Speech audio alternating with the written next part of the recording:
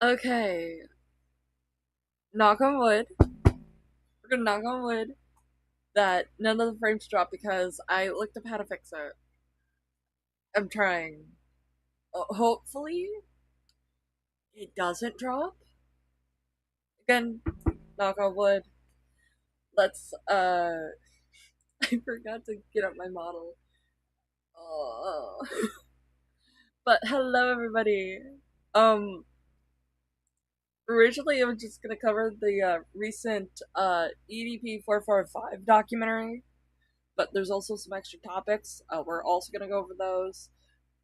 I do want to quickly say this about the EDP 445 stream or documentary, real quick. That's why we're in the just chatting area. Let me put on some music in the background. What music could I put on for the background? Oh, here we go. This one.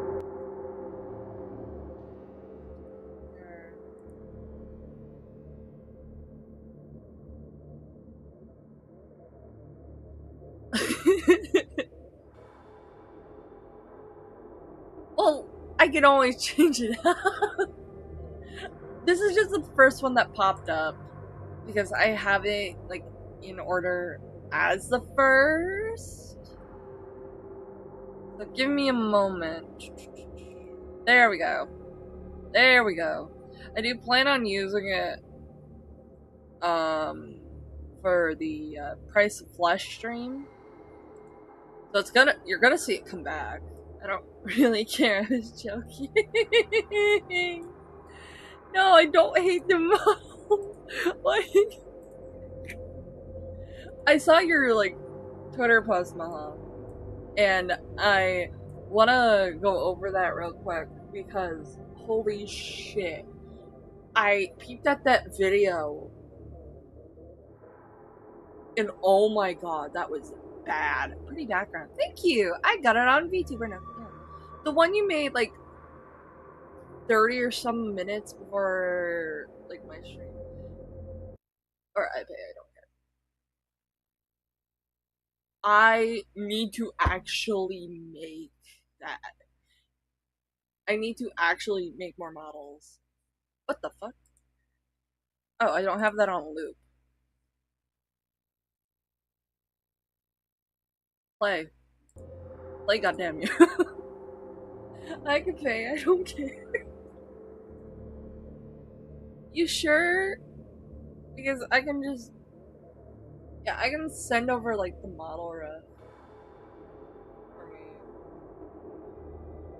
I know someone on Twitter who does amazing BTV style art. Ooh! Okay.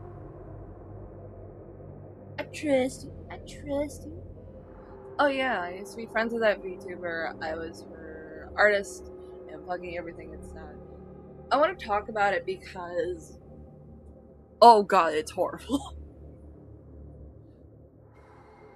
Yeah, give me a quick second.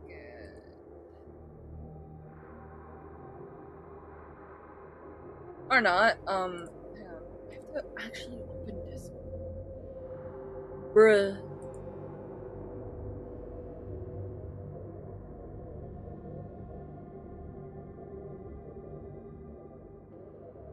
I have to hop in live room because Francis wants to hop on. I'm gonna go ahead and get my refs real quick. Send it over.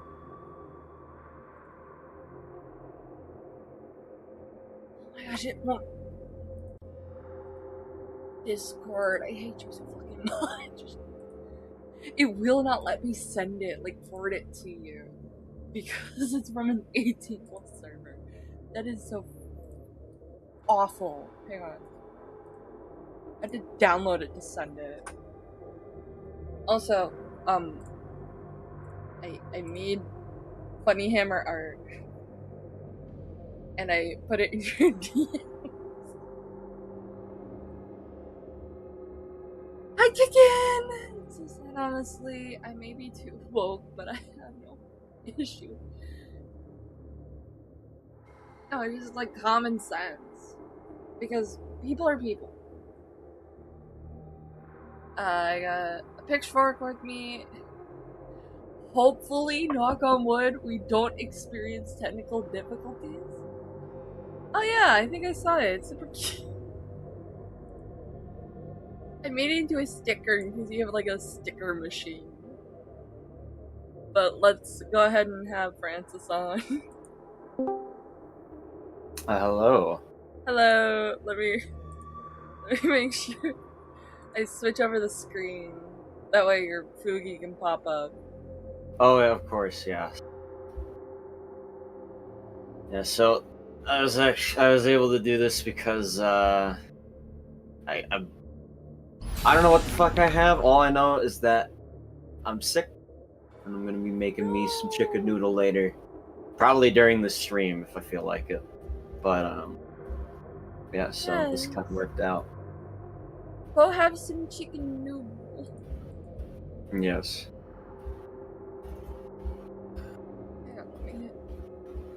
So, for the topics we're doing today, Francis, we're gonna go over a transphobic VTuber. Oh, great. Who's also a transphobic lowly VTuber. How could wait? Trans.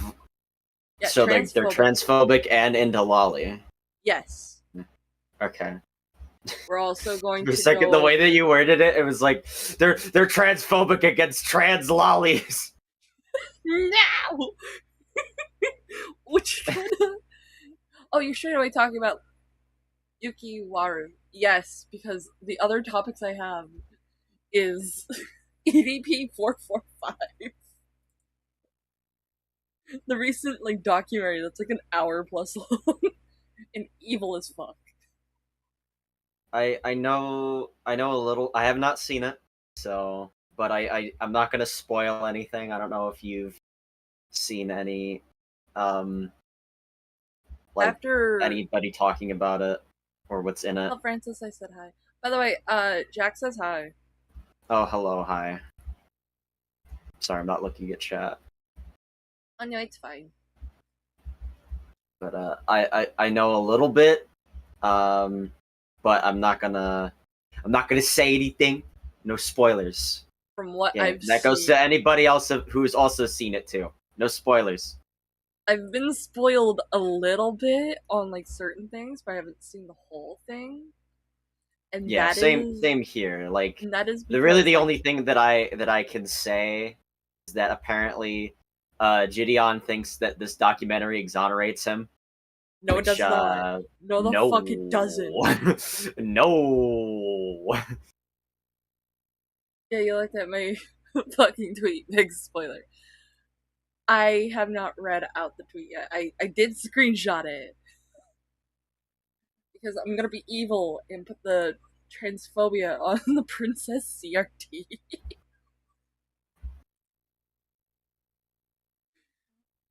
Which We're is gonna like make a the habit I do. Princess CRT transphobic today, chat. I Truly dark times are ahead of us. Why are you screenshotting my stuff? That way I can read it on stream. I tend to delete screenshots after I do that. Because it's easier than just going through Twitter and possibly like accidentally flashbanging my audience with Ukmet porn.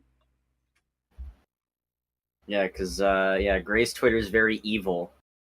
Uh, Everyone saw how much I really like Red. I already Hello? knew that, and I don't even need to go on your Twitter in order to know that. Man, I'm being directed over to Twitch for a second. Oh.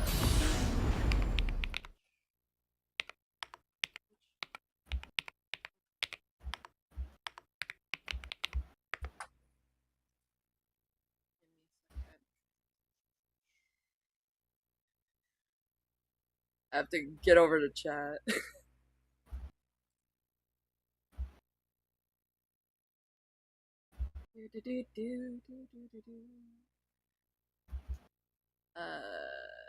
Creator dashboard. It's gonna take me a minute. Give me a second.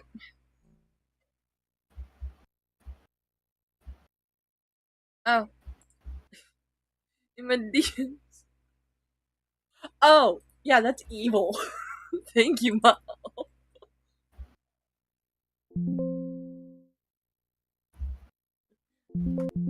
I gotta name the image because it won't let me save it. Somehow it just has a duplicate name. Evil S Lolly Tweet. Lolly Tweet. Okay, while I figure out what the fuck I'm doing. Okay. Let's get this image up. We're gonna go with what I was just saying. Oh no. This tweet is by the first person we're talking about, Yukiwaru, who says, I want lowly art of my model. Okay. Okay. Okay. Evil. Evil. This is Wow. Chibi Wow. Reviews bullshit. Okay. Okay. All right. Okay. All right. Evil. Evil. Evil. The fuck. That's why I, like, named it Evil Ass Lolly Tweet.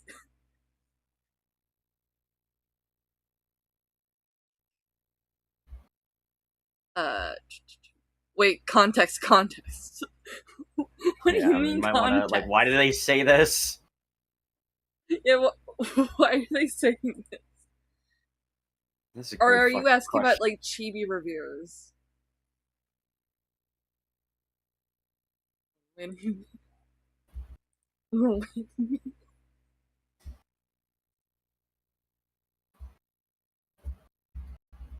gonna go ahead and.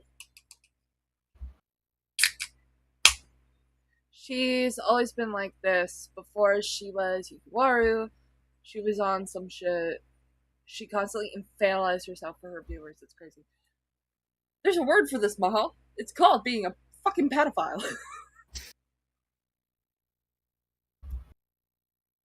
Yeah, normally people that are like that end up being like weird freaks. So, not surprising. Well, I didn't know she was still doing it. A lot of lolicons will actually hide their nature until they're comfortable enough. And it's just like they're they're like sleeper agents, but worse. But we're gonna go with this first one. I'm trying to go in order with these. So VTuber cat underscore cat VT, but cat has two T's. Posts this saying literally felt my stomach turn watching this watching through this video. Ew. Never thought I'd see the day I get involved in drama publicly, but I feel actually sick to my stomach knowing I once called this person friend. Felt it was worth sharing as a PSA. The Lolicon is a big surprise. I cut ties with her years ago, so I'm not hip with it right now. It's that sixth sense of I need to get the fuck out of here.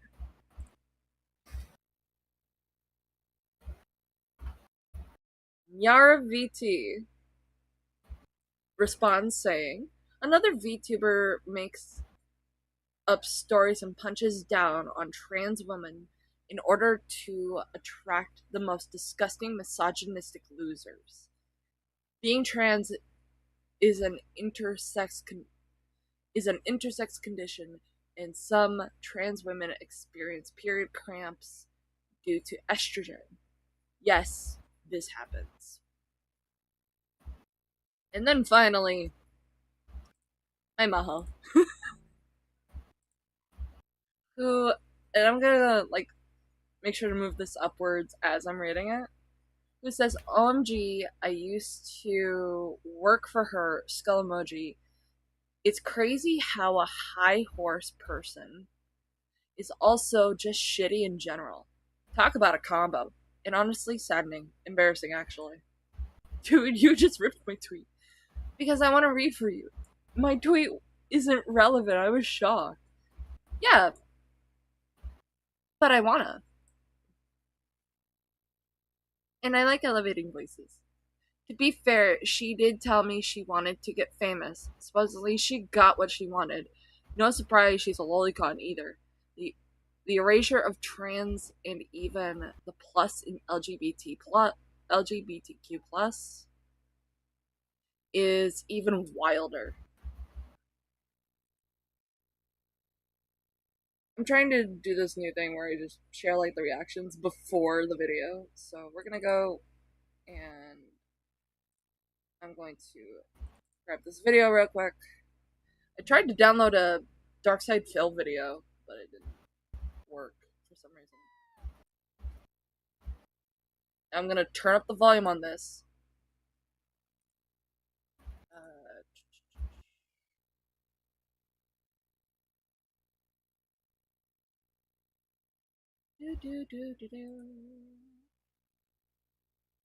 oh, it's not letting me. Why? There we go. She also allowed people to make AI art of her character, and allegedly she makes AI generated art of her character too. Ew! Oh no. I'm gonna move Francis a little closer.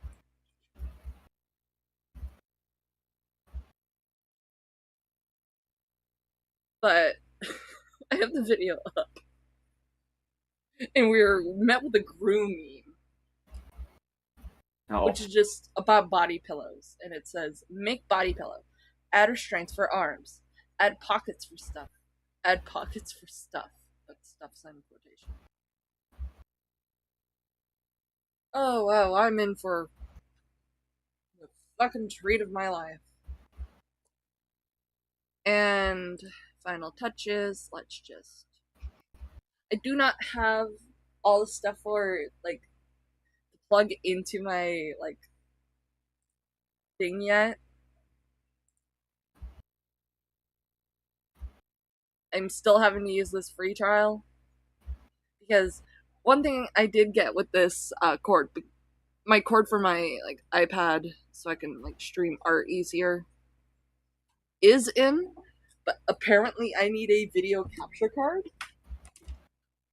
and the lowly model is just crazy to me. She literally just filled now. No, for real. For real. But other than that, I don't have a video capture card yet. Hopefully I can get that in coming up. But other than that, I'm just gonna because we're gonna be working on like models, little popcat models today. At least least relevant, but she used to also come into other streams and whisper their viewers into watching it. Oh, that is shitty. Draw me to me Kissing. Ooh, popcat. Yeah, I'll do that coming up.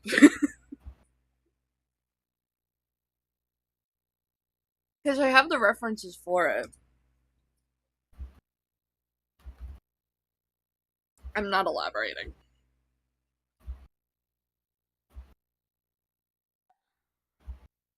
Oh my god, you guys are great. Please be your. Didn't I? Oh my gosh, the volume. Remember, No. remember, chat. Gray is a pro streamer. I am not a pro streamer. Lies and slander, lies and slander. No, no. You know I'm right. Come on, bestie. You know I'm right. Video settings. Where is my like?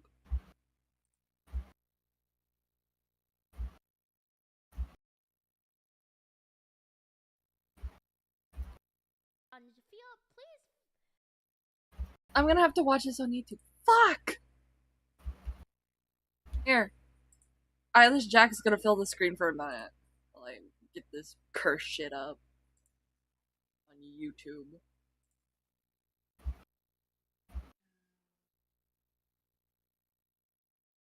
I also have to get me back up. Fuck my life.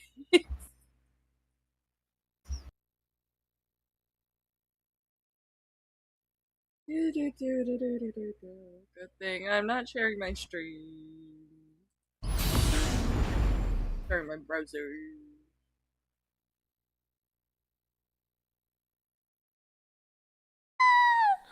Okay, volume's better. Oh my god, you guys are great. Oh. I don't like that sound that came out of them.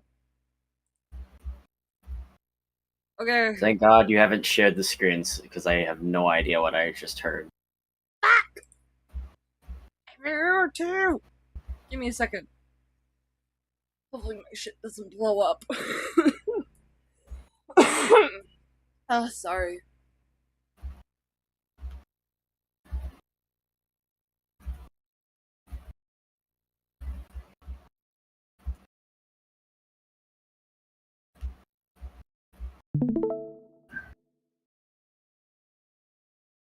Let me just I gotta...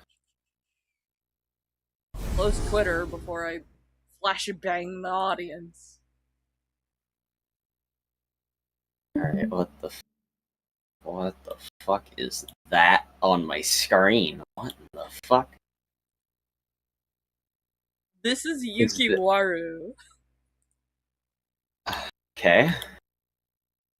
Evil. I know, evil as fuck. Please be your please. Savannah, thank you for your Man, Oh my god, you guys are great. Please be your please. Savannah, thank you for your prime. I appreciate it. I want to have a community where you all feel safe to be yourselves, where you all have a place where you feel like you can fit in. You know, I'm so I already don't like sick your voice. of trying to fit into what society. yeah, because she sounds like a fucking child. She sounds like a fucking child. Oh, she's a fucking freak.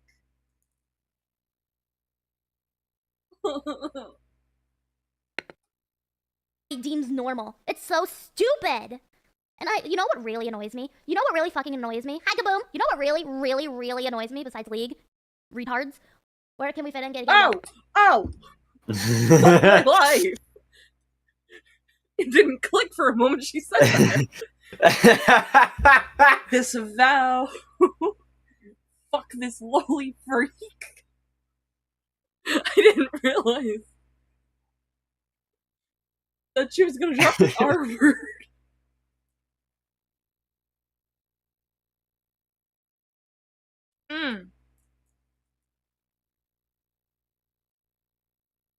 That was like a tactical nuke. Oh, fuck. Oh my god. yeah. That was- Oh, and she's playing fucking League. Yeah, she's... Oh. Yeah. I do have a Discord. You must be 18 plus to join my Discord. Chat, you know what really annoys me? I'm all for people living their best life. Buddy? Truly. Some of my bestest friends are gay, which isn't their whole identity, which is great. They just, they're gay. They fell in love with someone of the same gender, therefore Okay, I want to point out the Oh, that pitfall of fucking what argument. they don't make it their entire argument, their entire personality. They don't make it their entire identity. It's part of their identity. It's going to be part of their identity. It's part of who they are, yeah. I never understood that level of argumentation. I'm like, what do you mean by that? Like, I think most of them can't even articulate what they mean by that either. They can't because they won't. Because if they, like, elaborated on that, they're essentially just saying, I like you before you came out of the closet. Yeah, it's like, usually most of it is just like, they elaborate and then it's like, wait a minute. Like, Uh-huh. So you like the me that I had to be? Question Yeah. mark?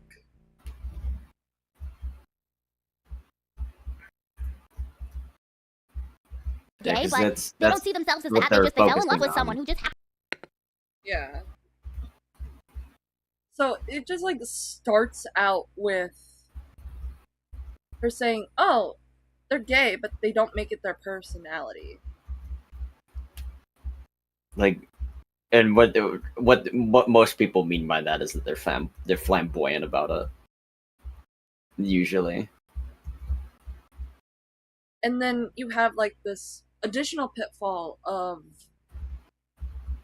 okay, so what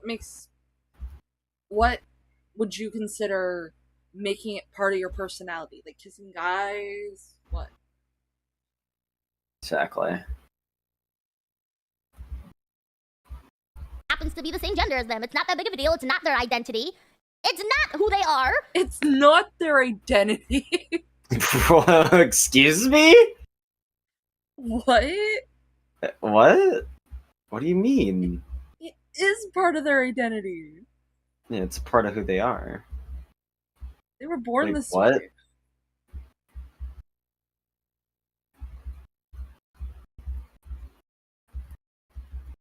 Like, I'm gonna point out what this is. This is like vague homophobia. Yeah, Like, vague as fuck comes homophobia. it comes across, it comes off like that. Because the only time I've heard it is from like straight people who do not like fundamentally understand what queer identities are. Like, I've heard it from my mom, who's like learned that that way of thinking is not correct. Just like saying, "Oh, don't make it your identity." You know what? You don't make your identity your hyperfixations. Yes, true, very true. Because you're a multifaceted person. I like how I did this hair. I started off with this hair, so I'm gonna do that there. Which is great. Hi, Frizzy, how are you? What drives me nuts as a full-born grown-ass woman with a goddamn uterus? Those people who are transitioning, the guys who transition to girls, and say they get their periods or say they can get pregnant. I'm fucking sorry. What? Unless you had a full transition where they gave you a uterus and a womb, you did not. Crispy, my sister's pansexual. I don't see that as a big deal. You just like who you like. Doesn't matter gender. You like who you like. You're not out here saying you're a guy. You're a guy turning into a girl who gets their period. That's estrogen. Oh. What you're describing is an effect of estrogen. You bigoted twat. Yeah, there are people who are like that. Like and also another weird thing, like when it comes to transphobia, like trans women turning into men, or trans mask individuals, like they act like they don't exist.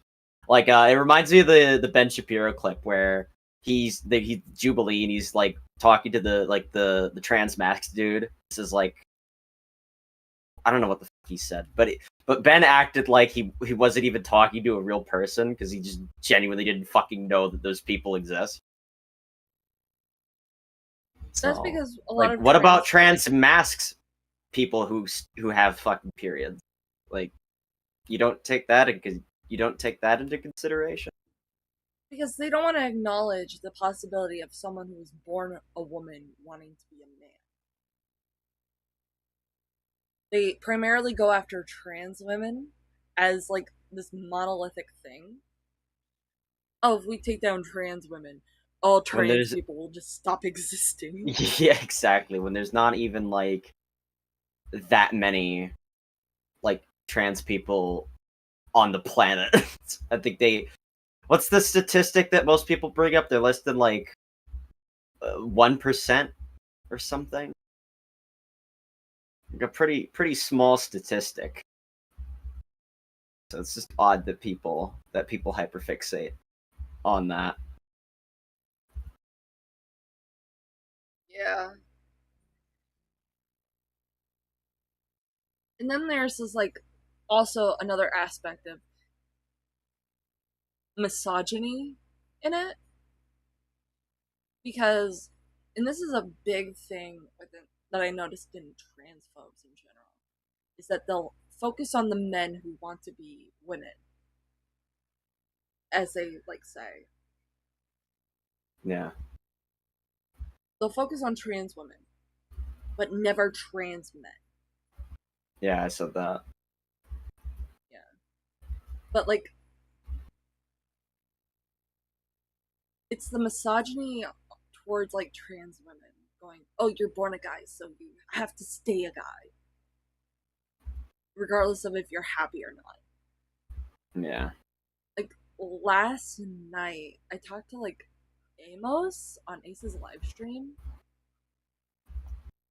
and kind of like debated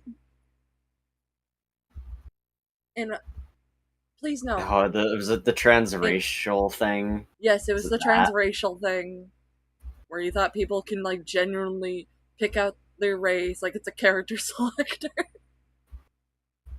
Yeah, that was fucking weird. Yeah, and for like a good while he didn't understand the quote utility of being non-binary and I'm like, okay, are you ACC or SCC? It was the most cursed question I could ask.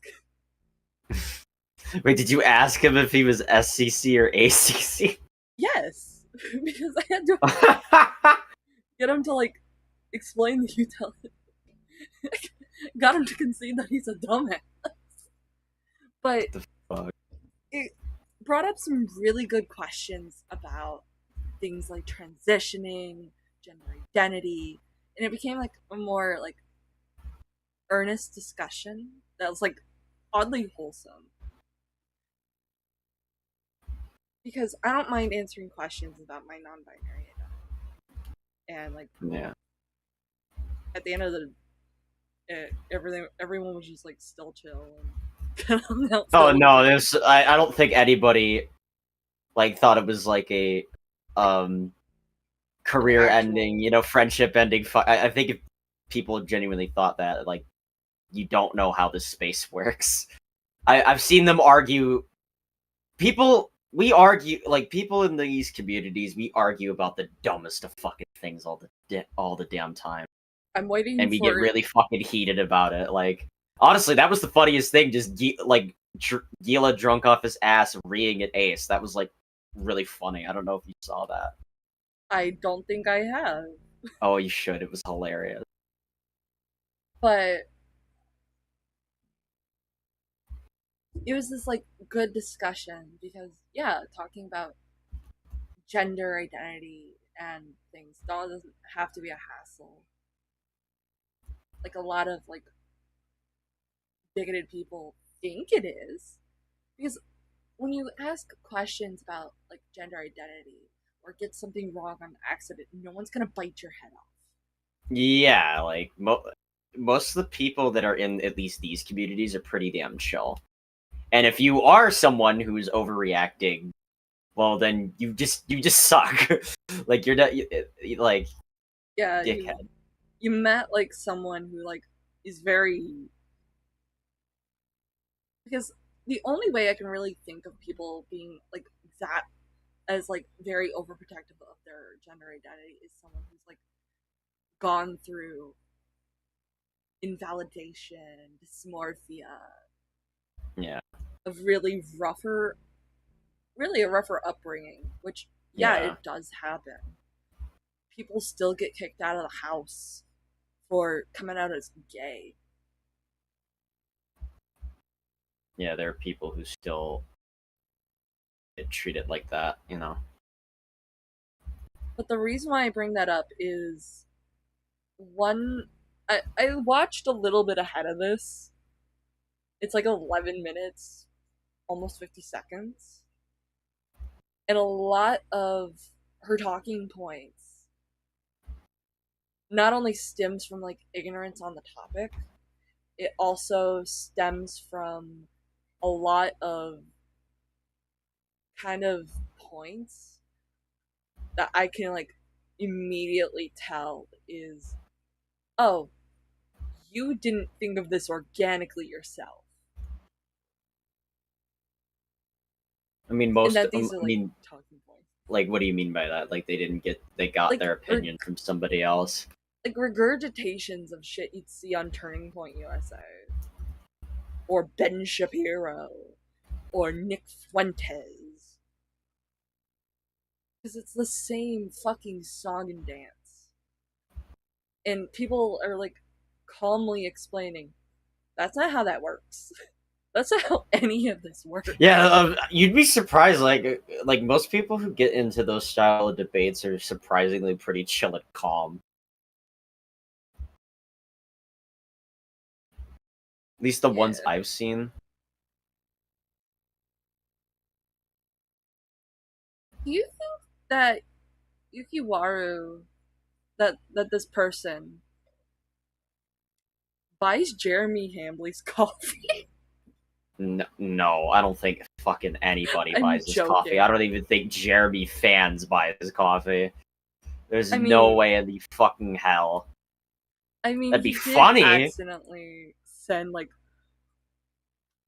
500 bags of coffee to people for free. He desperately needs to get rid of that fucking stock. That's probably why he did it.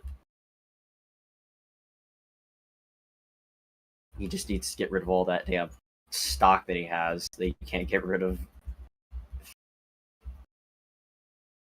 I'm not ignoring chat messages. Give me a moment. Great ignoring chat messages type shit. I don't have it up on my phone. I need to have it up on my phone. But I can't have like two chats up at the same time. So I have to like, hang on.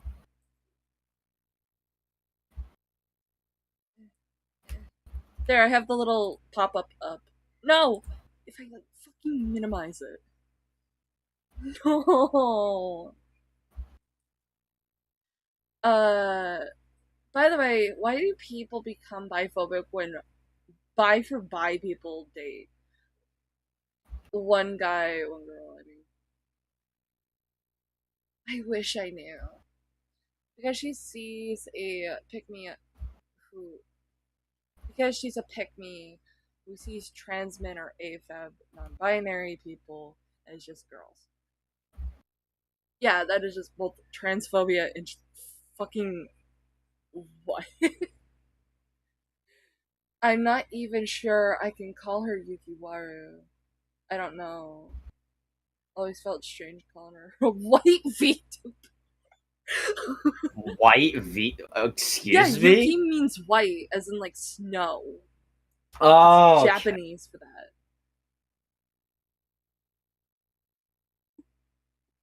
Maybe there's like hidden racism by very Doubt it. obvious Asian name. Doubt it. That are like, and I'm pointing this out like because like she's already into like stuff like yeah, like she's into like stuff like loli. Maybe she's like one of those weebs who you really shouldn't let around kindergartners. Maybe. Theory. Maybe, Theory yeah. for another day. No! Oh my god. Even her fucking League profile picture looks like a child. I just noticed that. I hate it. Stereotypical. At this point, they're not hiding it. I mean, the fucking like they're It's like Sam Candles. like fucking Fizdom levels of like I like lolly. Like, It's like I'm not Sam surprised Candles. I'm not surprised they didn't fucking retweet the one meme. No, this is my lolly. You can't have it. Oh, that's evil. Oh, Yeah, because yeah, why did I that hear whole- the guy from like Battle Block Theater say that in my? That's evil. That's yeah, Stamper. no like Mr. Hat something or other. Yeah. No, the guy who voices, he does all the narrations is Stamper. That's his name. Uh, I just keep Yeah, hearing he's like an Stamper. old school Newgrounds YouTuber. Oh, that's neat. I need to check him out later. Yeah. Oh, will get pregnant by me? I don't think you want to reproduce with me. I feel like that would be a danger to the entire world. I feel like Yeah, it wouldn't be a danger to the entire world, you massive Because you'd be idiot. spreading your rotten genes. We need to cleanse the gene pool of all lolicons. They should. Lolicon should suffer Yeah. through bitchlessness. Because the reason why, like, even, like, you know how, like, little Japanese children will have, like, personal alarms on them? Where they just pull Yeah. or press a button and it makes, like, this blaringly loud noise? Yeah. Because of, like, child abduction. That is legitimate what it is. I had to look it up. I think I did it on stream. And it was, like, explaining why, like, they would even need this. And I'm like, I wonder why the children need personal alarms when they're walking to school. Because it's fucking weird for lolicons to exist. And they, like, contribute to a net negative. I'm gonna pull a name list. There is no utility in a lolicon. that would be a danger to the entire world. What the fuck is this? I pressed the wrong button. What really grinds my gears is the people. I'm sorry, I'm hearing very things. Yeah. Whatever. I'm ranting. I'm going full unhinged right now. It's those men who are becoming women who say they get their periods. There was like a questionnaire of a guy saying they get their periods, estrogen? but they don't bleed. They just get like cramps and stuff. Fucking excuse me. Well, yeah, that's a part of Estrogen. getting periods. You cramp. And like, but what? That's also a part of Yeah. it. And it's part of like the gender transition process to like go through changes in your body because it's a Your body. You're replacing a natural born chemical in your body with another chemical at the end of the day. That's what you're doing.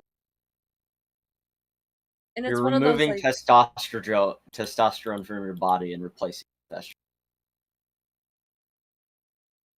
like some like trans girls and women who start like hormone replacement therapy and estrogen report having like chest aches that are associated with breasts. Yeah. And a Because lot they're of the like developing breasts. yeah, they're developing like breasts. They get like the added surgery to really encourage it. Otherwise that ache's gonna be perpetual. Yeah. And I'm saying this as someone who is born AFAB, who can like recognize this stuff. But my hormones are so out of whack I can't have kids naturally, you know, without the aid of adoption agencies and all that. Sometimes it just happens. A lot of Yukiwaru's thought process is misogynistic in nature, because not all women are gifted the ability of childbirth.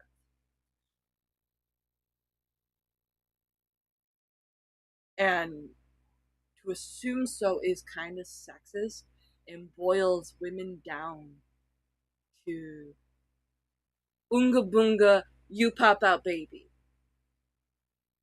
Yeah. Therefore, you're woman. Yeah, it's down to you have penis or you have vagina type shit. Is there surgeries coming out where it's like you get a uterus? Yes, there's uterine transplants where some women, living or otherwise, will donate.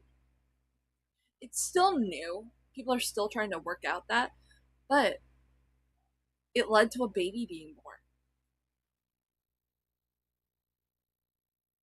And it works with both women who cannot naturally have children because that part of them doesn't work, or trans women. It's a newer surgery that I hope becomes wider in the future because it's an incredible thing that's now viable.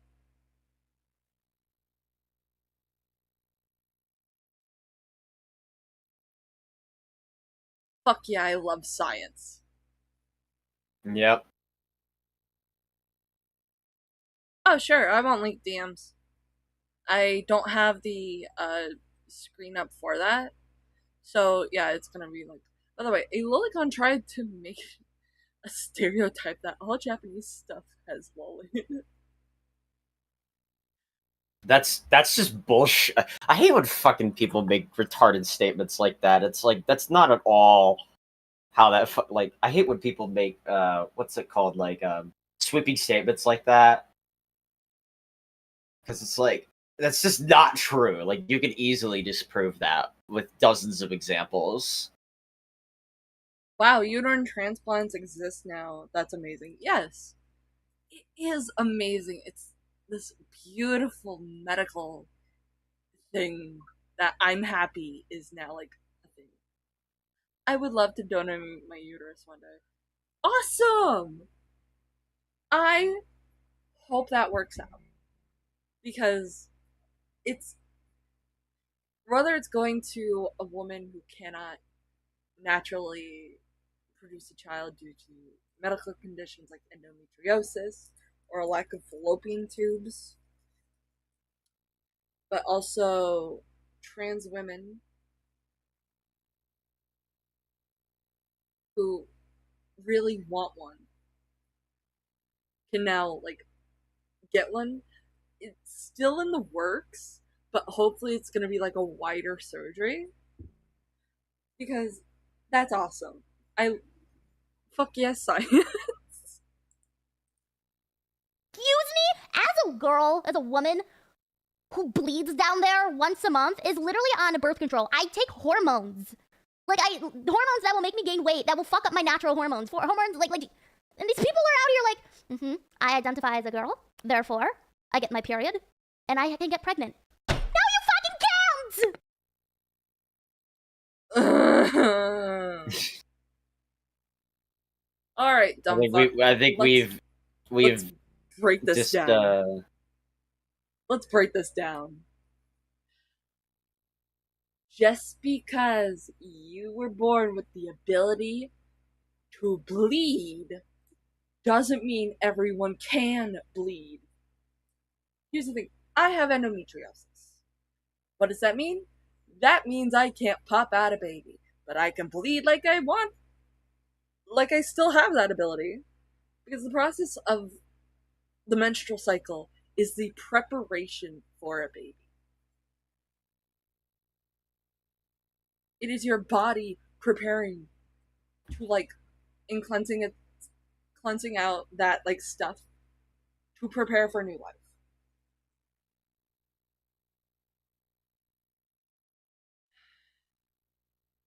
As someone who cannot have a child but still has that natural process, Yukiwaru, you're a fucking dumbass. Shut the fuck up.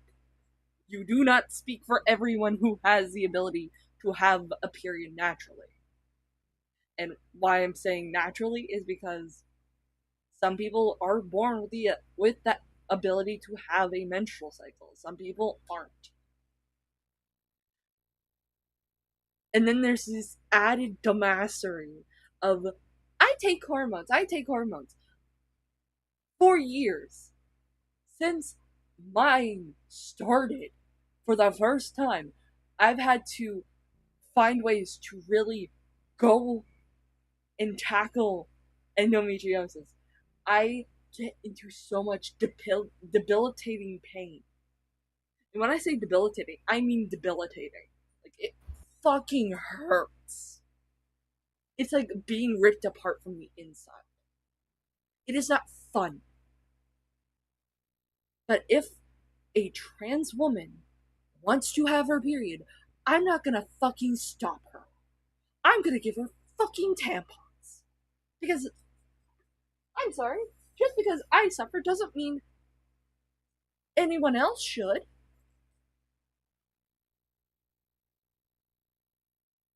I'm being sent something. Oh, no, never mind.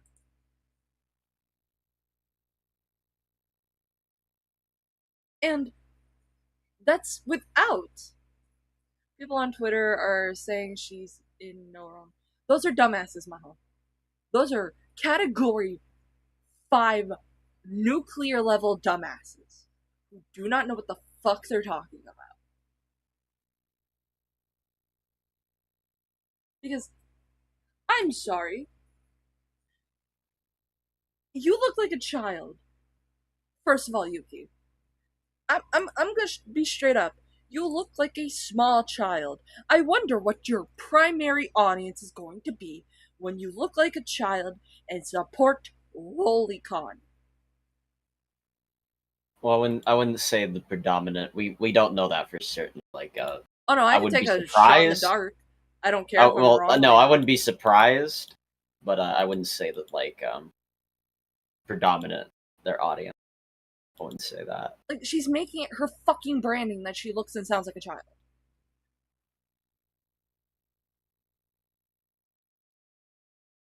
It wouldn't surprise me if there were like I said, it wouldn't surprise me if there were children in their audience. It wouldn't surprise me. If there's children in the audience, that's something she, like, can't really control. But at the same time, she should be appropriate if there's gonna be minors in her audience. Because Well, I yeah, don't see, like, absolutely. for me, personally, I have the giant stream is 18 plus MDNI for a reason. Yeah. Well, I know, yeah.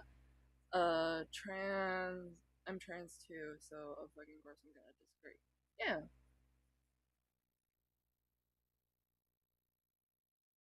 Ooh, I'm being sensitive. Bidding your streams.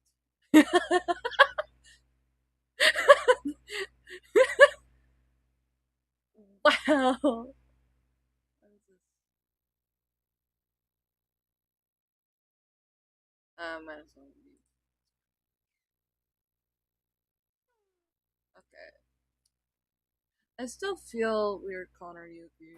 Need an alternative.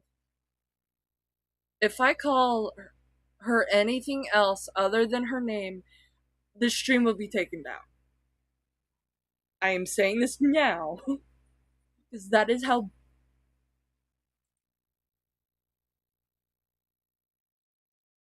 And then she's gonna probably complain. You can't! You can't! You And you don't have can. the right to You say can. that! They do have the right to say that. If a trans woman wants her period and gets excited at having period cramps, you know what you should say? Good for you. I'm happy for you. It is a polite way, regardless of if you disagree with the joy that a lot of trans women can feel when having her period.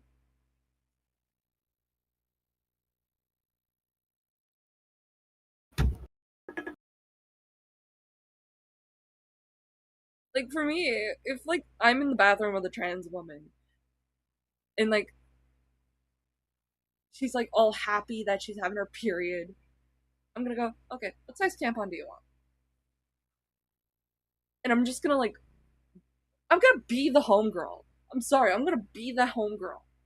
Because trans women already go through enough. Let them have this one thing, you motherfucker.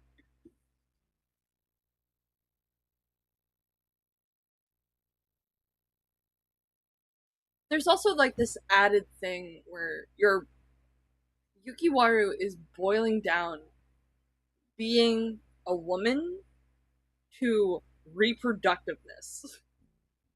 Yeah, when that's not at all what being a woman entails, or whatever the word idea, whatever word And it I'm trying to think opens of. the discussion for what is feminine and what isn't feminine, which is, like, not really good for her to do because that leads to people debating her on her opinions, which I'm going to take a wild shot in the dark, say she doesn't want to have her opinions challenged. She's a dumbass who thinks she's right when she's not. And then she's going to quickly find out that if she's like gatekeeping being a woman, that it also goes for her because a lot of things that people will consider feminine are never taken into account masculine women. Because when you think femininity, a lot of people, when you say like femininity to them, they're literally the average Joe. A very high likelihood you'll get is someone who thinks, oh yeah, someone who has like softer, more rounder features, tiny, polite,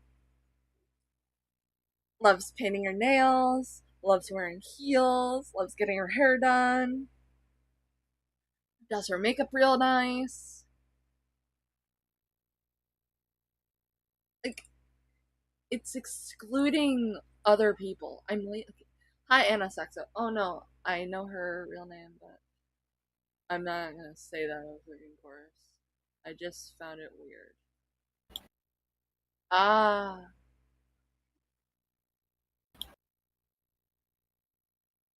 understand. Understand.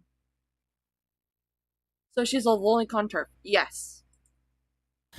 And for those who don't know what TERF is short for trans exclusionary feminist. Or trans exclusionary radical feminist. By the way, they're not real feminists. They're just trying to co-opt a movement to spread bigoted, misogynistic, and transphobic, like bigoted and all encompassing, but it's mainly transphobic and misogynistic talking points and views. You don't! You don't have the right to say that! You don't! Like, fall in love with whoever you want to fall in love with. But when you're at a pride parade and you're in full, like, BDSM dog wear and greeting kids, there's something wrong with you. If you're a teacher teaching kids to be transgender, to transition, to be gay, to do that so young. Notice how, like, yeah, we went from we're on a completely different thing now. Yeah, she's sprinkling in homophobic points while saying, I don't have a problem with gay people. I don't have a problem with gay people. Love who you want to love. But yeah, they went from that to I have an issue with trans people having periods to now don't wear BDSM and pride parade bullshit. we're like we're moving down the slope. yeah, as she continues to talk, as she continues to lose her fucking shit over something that doesn't affect her.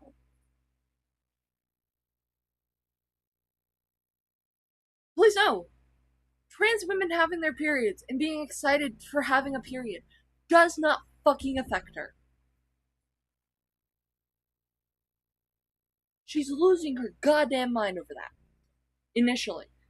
But as she's like losing her shit, she's adding gay people into it. Oh, I have a problem with you.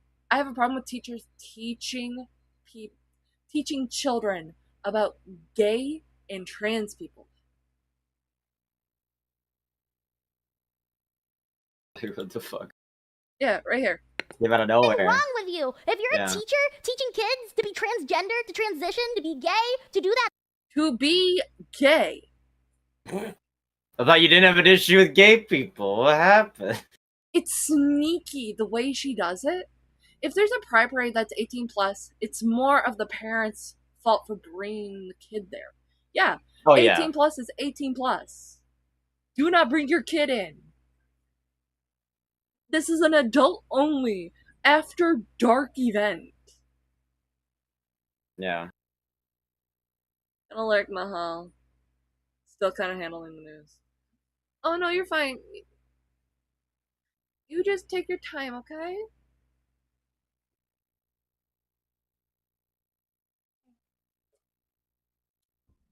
I also got like mochi.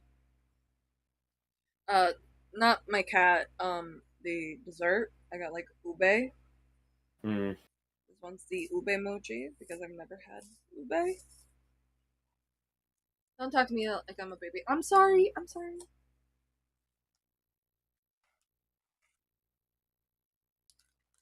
So I'm just gonna pop one in my mouth before I unpause. Really try it. Gabby, no, you're not getting one. This is not for you for a reason. I don't think. Well, you see, kids can't express feelings. That's why we teach her.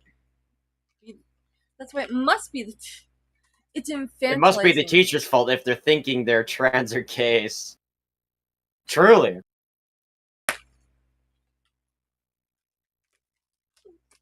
Mwah.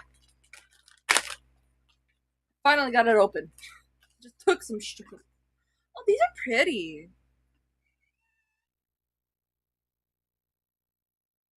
Smells like potato too. No, Gabby, you're not getting mochi. Go play with your sister. No,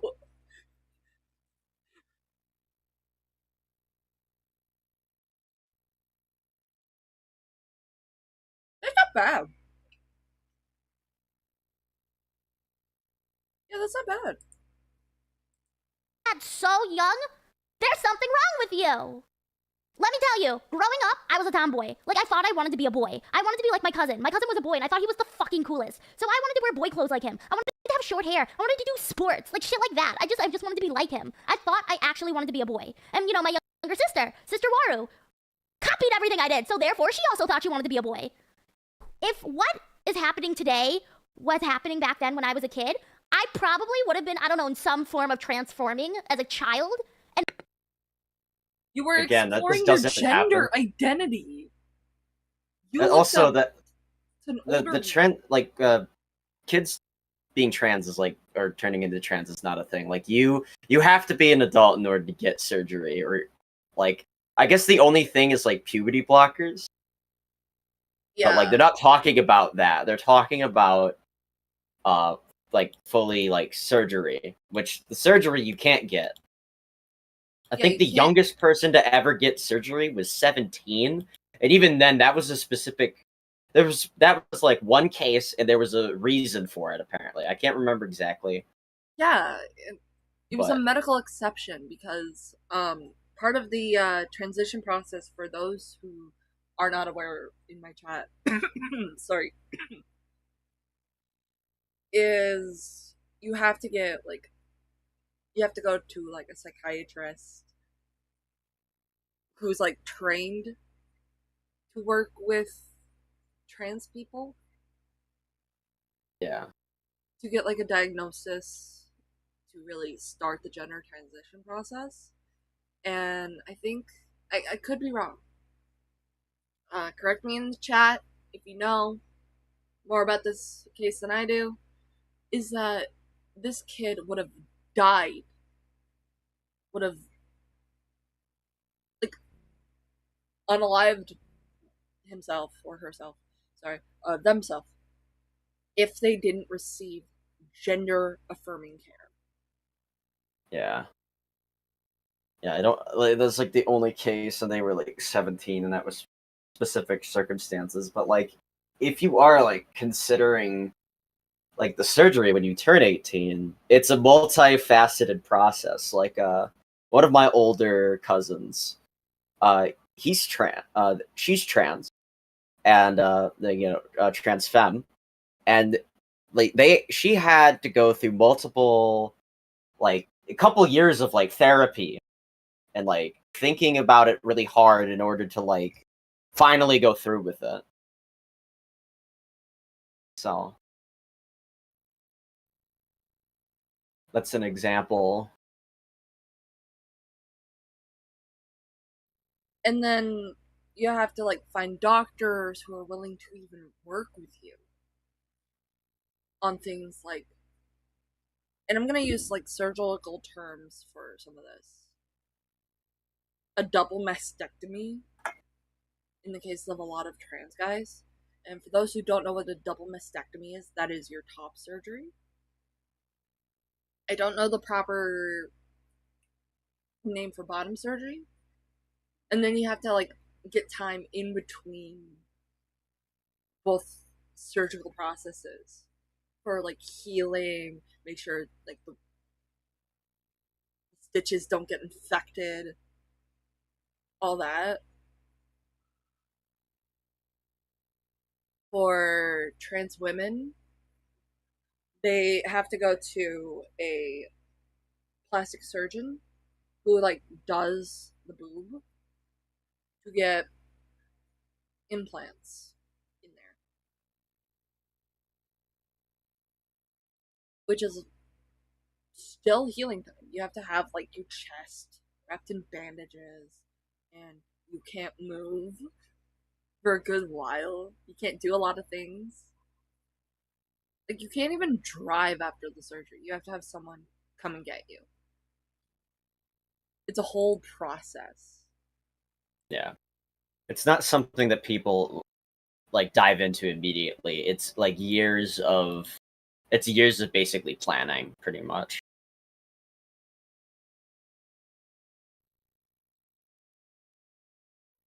When she found out minors were in her 18 plus streams, allegedly, she let them stay. What the fuck?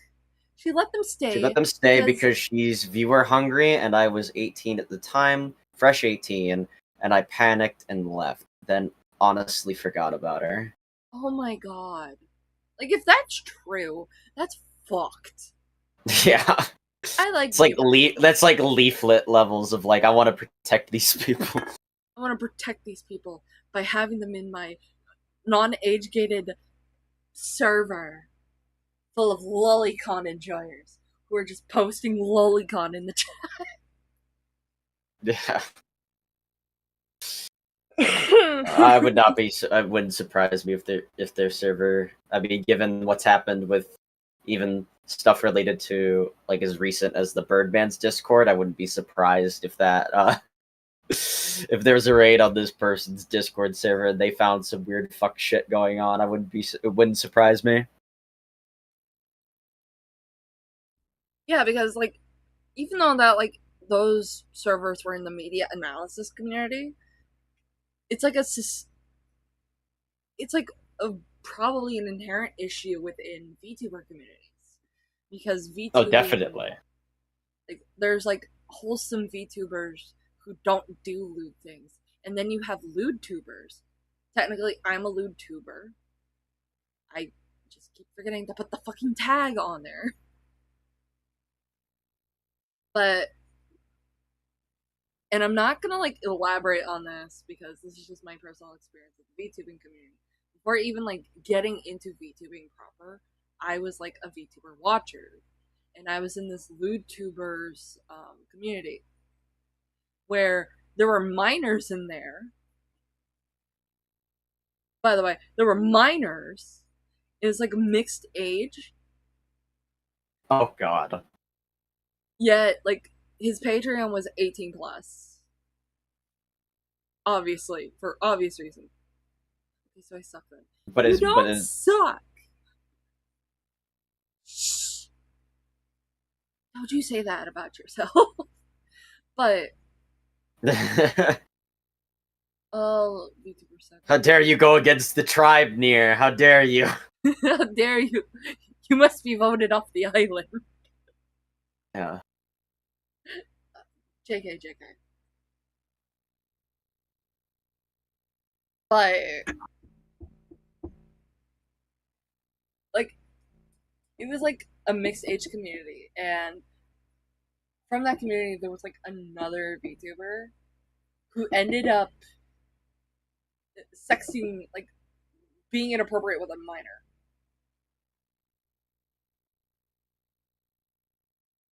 I had my ovaries to prevent me from getting cancer, and I need HRT because of it. I've been in many debates with people about what a woman is. Awesome, kick in. Based.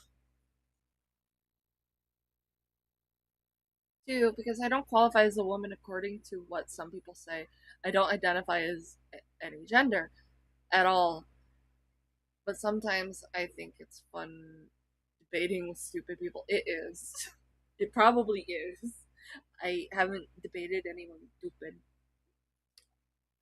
Listen, after dating a VTuber who ended up being a psychopath, after already being convinced they're all psychopaths, I'm dead set on that. VTubers are either weird, pedos, or psychos. Please be none. I'm weird in the fun way. I'm No, weird in the fun way. you could say near that Gray's one of the good ones. One of the me and Jack are like some of the good ones. There are good ones who aren't evil and freaks with kids. It's like Gila. It's like Gila the Blood Spiller, but Yeah, it's Gil like is like a it's really furry instead of a VTuber. Like he's the only exception.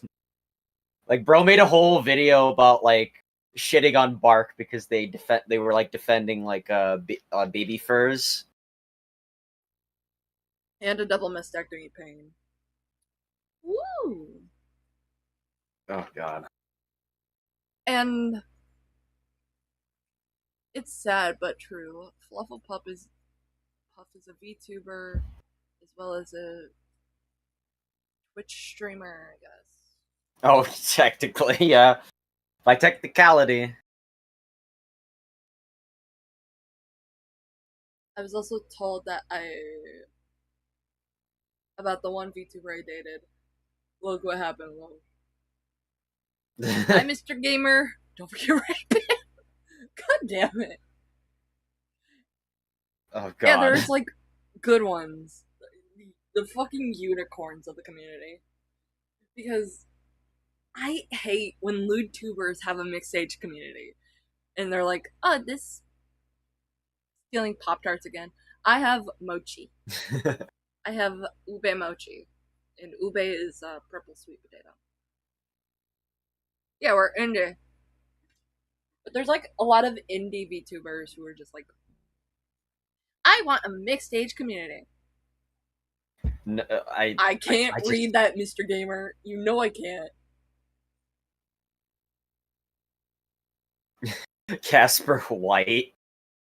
I am Bruh, unironically Casper Wyatt. down. I got mistaken as a Mexican once because I Oh, you want me tan to way too mod you, easily. Negolas? Yeah, I guess they want to be blue. Yeah. Give me a second to go in my chat. Hang on.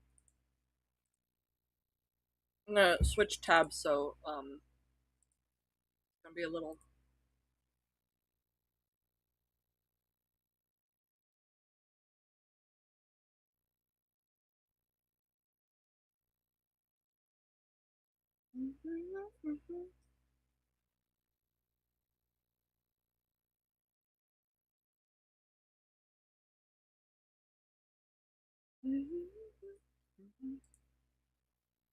With that, it's gonna take a minute on my end.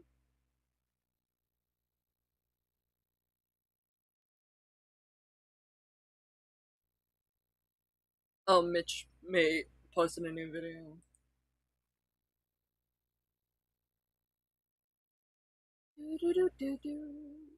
Nevertheless, get your ass over here. Can it actually?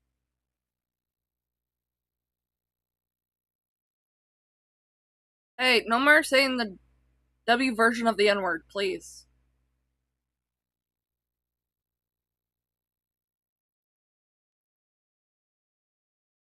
Gray is part of a big VTuber group known as the Graveyard.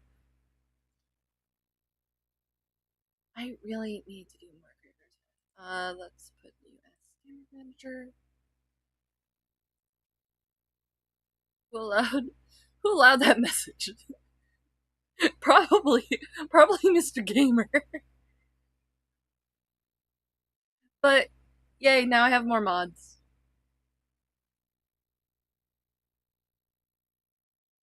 You heard my husband slash wife. No more W versions of anyone, please. That is, it's just for like my personal comfort stuff. Because I know what that is. Like, unless you have like the specific pass, you can say it. Otherwise, just don't put it in my chat because technically I'm cookie jar no touchy, y'all. Yeah, kind of like that. I like cookies. What's the rule against slurs in general, even if you can reclaim them? Yeah, just don't say them here. You can say them in other people's chats. Blue, da, blue, da, da. Yeah, just don't say it in this chat. No, I don't want to rewind this fucking video. We're gonna. I mean, at this point, I feel like we kind of get the idea. At least I get the idea. Yeah, now we gotta go to Person's a weirdo. the cursed EDP video. Oh. I could not. Hang on, pause. Here we go. Now I have I don't know anything about Mike Glum. All I know is that this a hyped documentary. Okay, I'm going back to lurk. If you have any more questions on Yuki, you can DM me. Sure thing. This is the most cursed fucking documentary. You're going to hear a lot of things. I'm probably going to have Eilish jack up a lot. By the way, Greg, do you know how horrifying the Jurassic Park books are? Jurassic Park as like a whole is horrifying because you're taking like preserved dinosaur DNA and bringing it back from the dead, only for it to go horrifically wrong.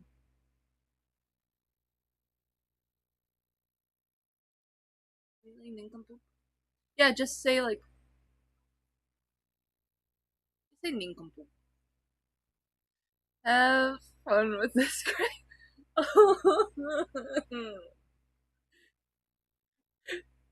Like, I couldn't download this video to watch without ads. Wanna know why? Age restricted, based on community guidelines. What YouTube downloader do you use? I'll DM it to you. Okay. Because I don't think it matters if the video's age restricted. For mine, you could just like download it, but like with that one, it's very inconsistent. Like, I don't know. Like most of the ones I use are like Y2Mate knockoffs, and a lot of those get taken down. Oh, okay. We're going to put this on 1.5 speed with captions on. You gonna make them cyan like you usually do? As I remember, anytime you would like stream a video, you'd do the captions in a specific way. Just don't say it in the chat. Just don't. Yeah. Mr. Gamer, why are you making fun of me?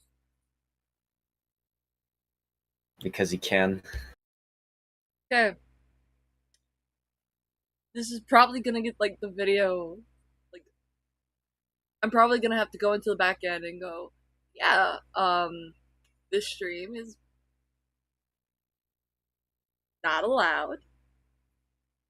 That way I don't get hit with it by the community guidelines. Yeah, we'll see.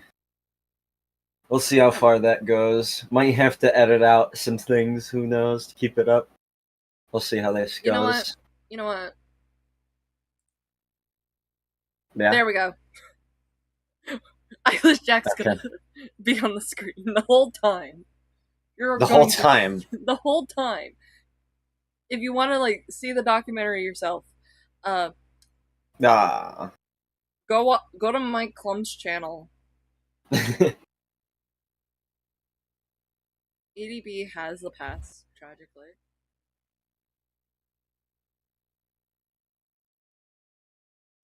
this documentary, I want you guys to take away and come away with, I am not what the fuck they say that I am. I'm a strong ass mother. Voice critical. This fucking thing. I already like the editing. Oh, I already like the Netflix editing already. This not being on Netflix is a fucking tragedy. It's like a professional documentary, but you can watch it free on YouTube. It's insane. Yeah, just go to Mike Klum over on YouTube to like see it. Yeah. Motherfucking soldier, and none of you fucking faggots can break my ass because I'm still standing, bitch. If you haven't got problems, I feel bad for your son. I got 99 problems and a bitch ain't one. What a choice of music.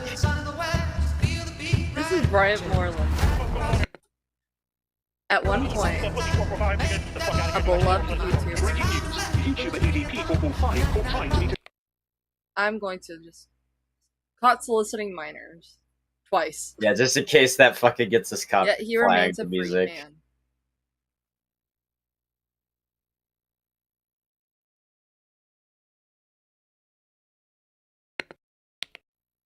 Alright. Yeah, maybe scroll back a bit. See, this is the shit you have to watch out for, man. You got motherfuckers, shit, little young ass high school motherfuckers, you know what I mean? Little fucking fags and shit. God damn it! Fuck. This is not staying up on Twitch. This is not staying up on Twitch. I'm No. sorry, guys. This is gonna be the one stream that stays lost fucking media. Fuck.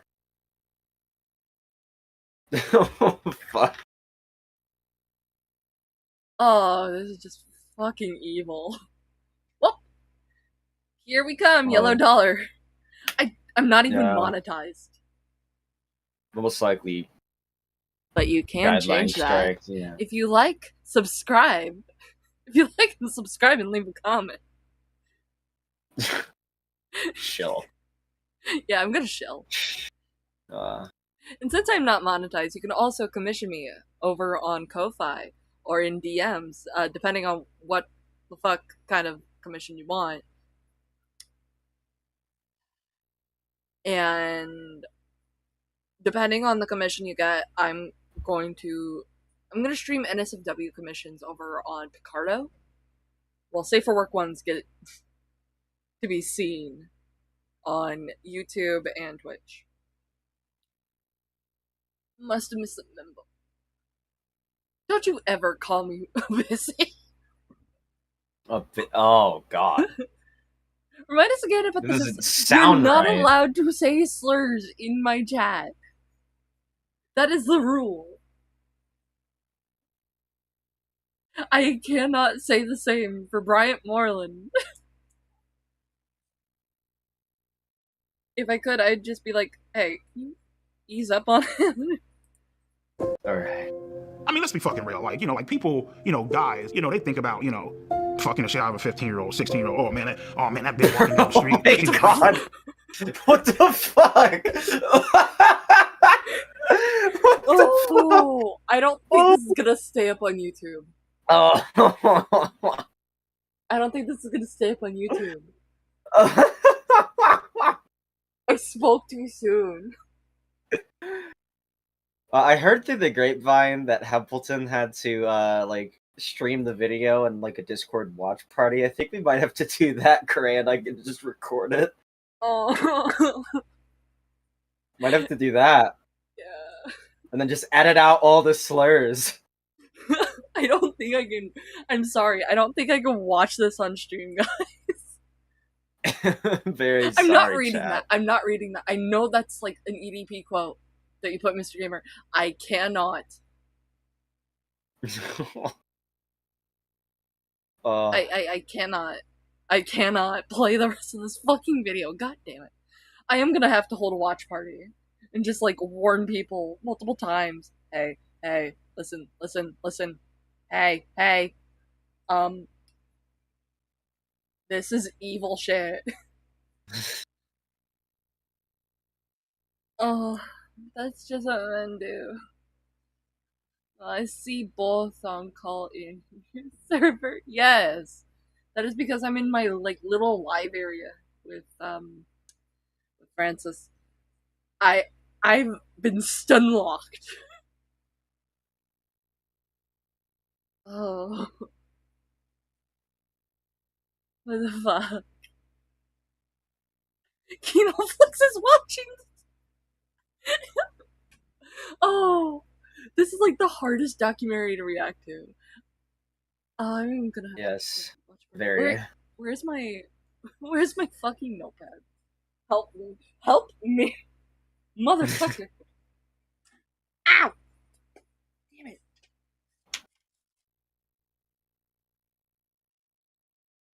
Discord.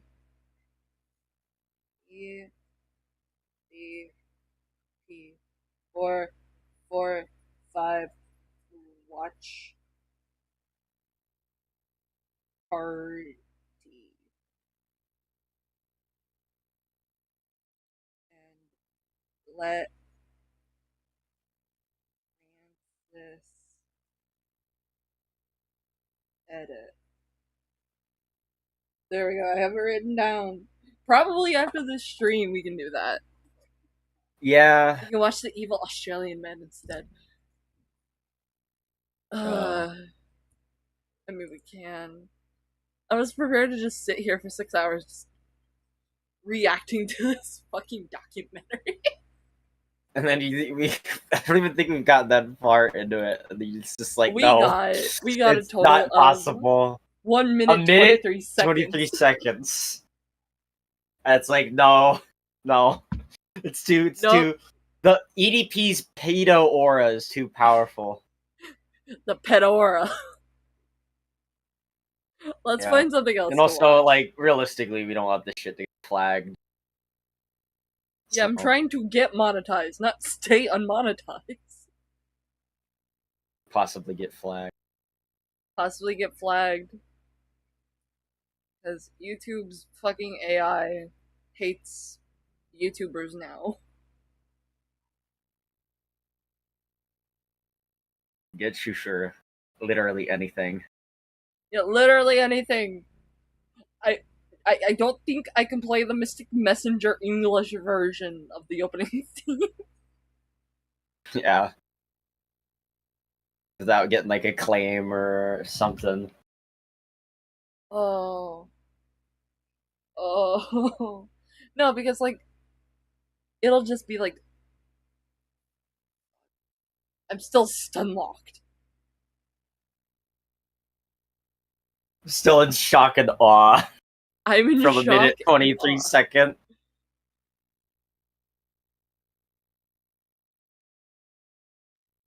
Here.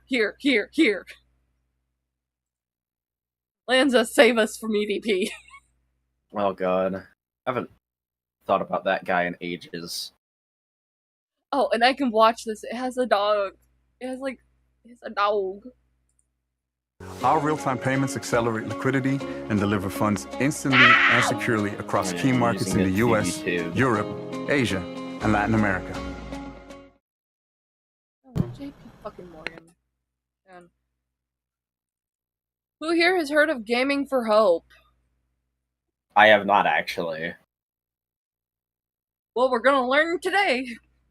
Oh. Because we can't watch the EDP document. Oh,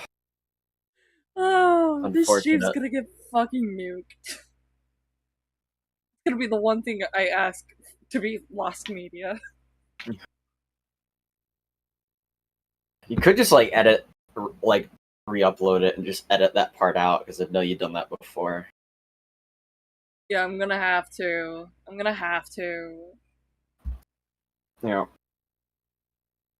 Anyway, I'm gonna be right back. Okay. If anyone else wants to join in, let me know, because I don't know how to lock my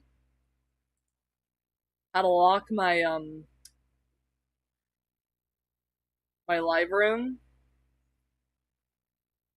other than have it limited. So if anyone else wants to join, let me know. Holy shit.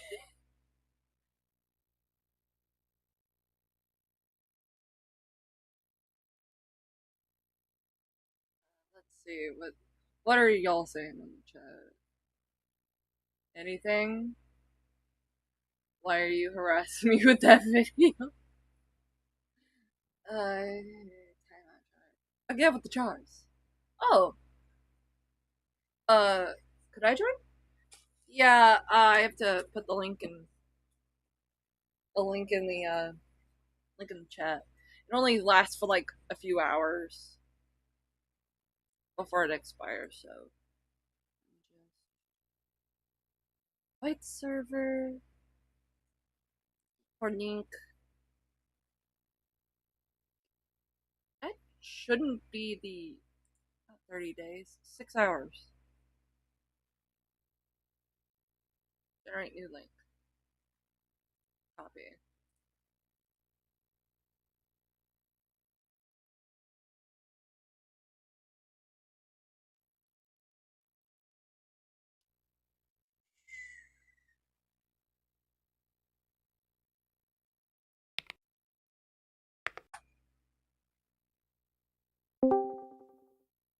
Hello? Hello? Who there? Hello? Who's in here? Oh, it's Jack of Slades and me's. Hello.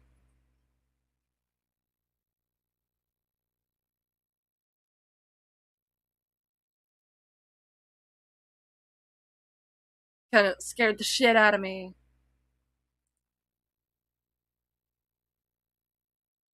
And you're muted.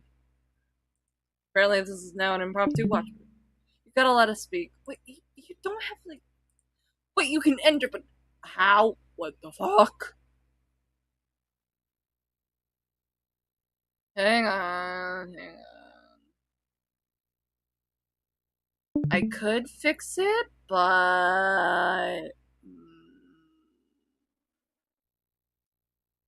And my voice is just like fucking up.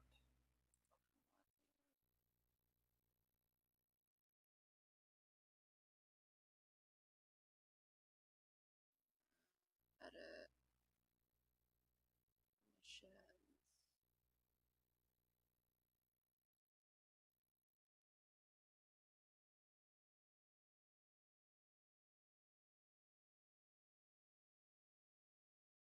I need to fix this later.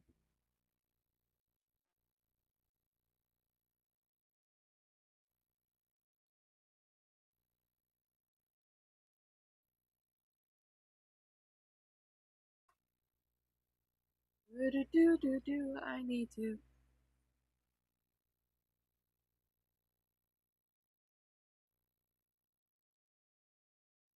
You and I'll just remove these later once I figure it out. Okay, you should be allowed to unmute now.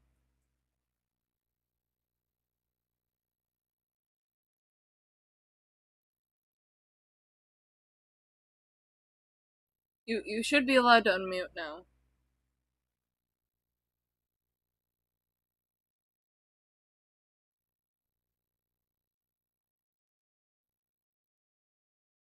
Oh my god. I'm about ready to just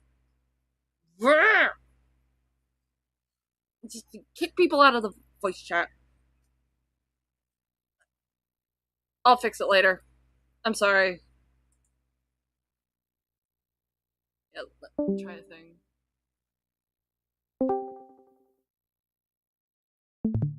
Are you still able to unmute? Are you able to unmute at all?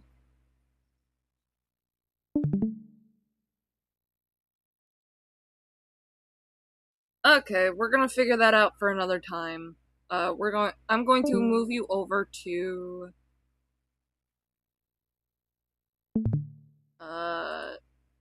this area.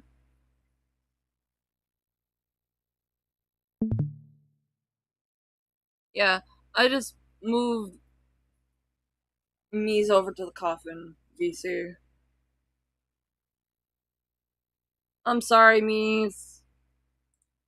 I'll figure it out later. How come Francis?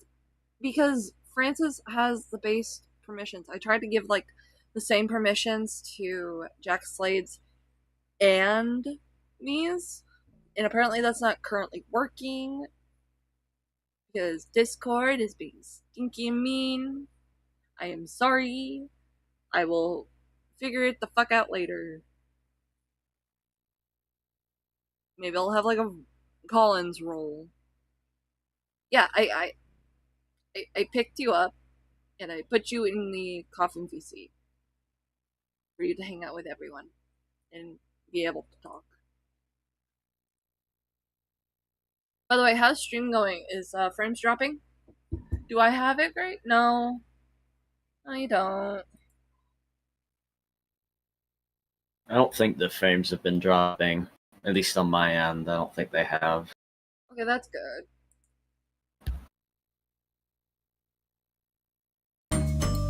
Her quantum fiber internet was a great deal too. Which quantum fiber? The Colonel has a buck. Ow!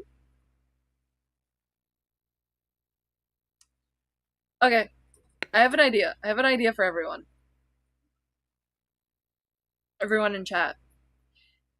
If people, if I get to 200 followers on YouTube and manage to get affiliate on Twitch, which is like the only requirement that's like really left is that 4 or more people on like 4 different days has to watch my Twitch streams.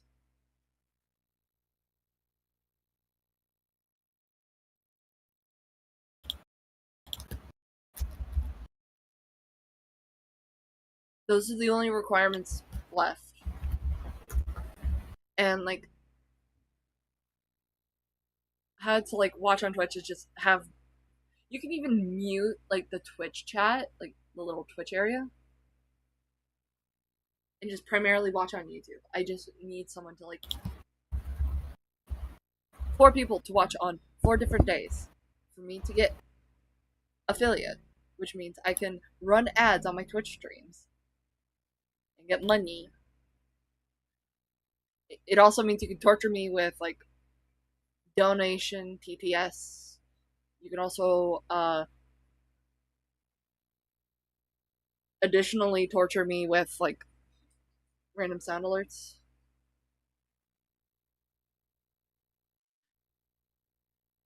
I'll also do self-ship picks.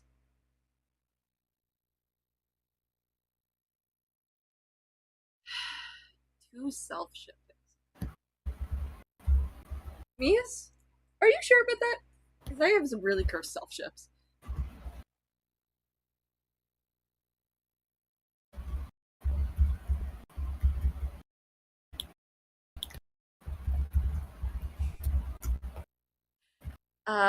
The reason why I want like to be able to be affiliate on Twitch is because that's more money that goes into getting a new computer.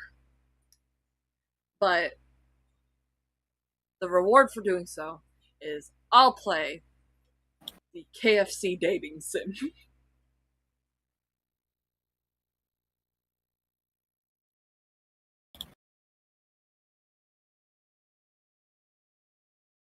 I'll play the Kentucky Fried Chicken dating sim where you date Colonel Sanders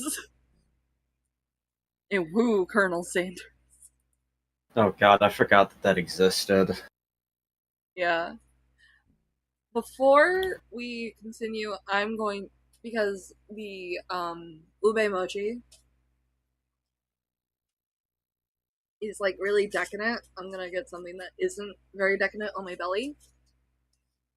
And I will be right back. I'm going to leave Francis with y'all for a moment. Hello.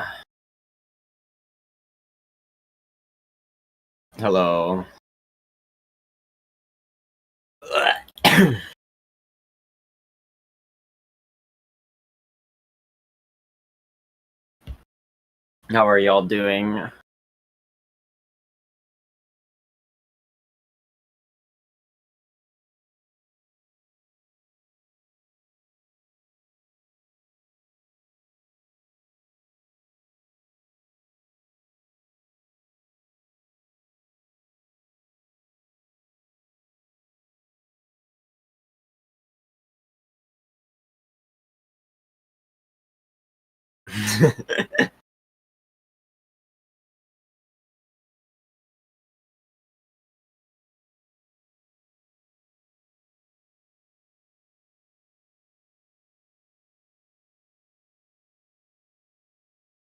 Yeah, yeah. I don't know why that wasn't working. I think she's gonna work on the um Discord shit or whatever.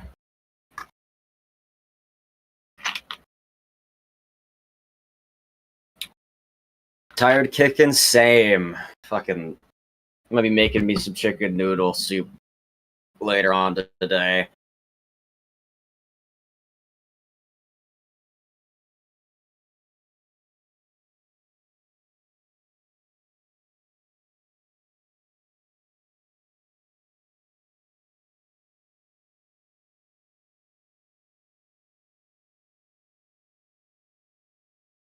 Then the timeout chart. What on earth for?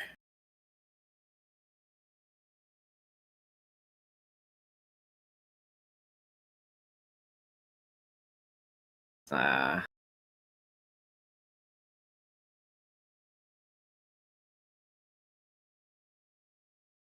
you want to turn into a cat?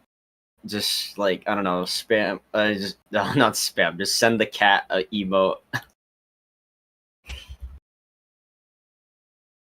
This.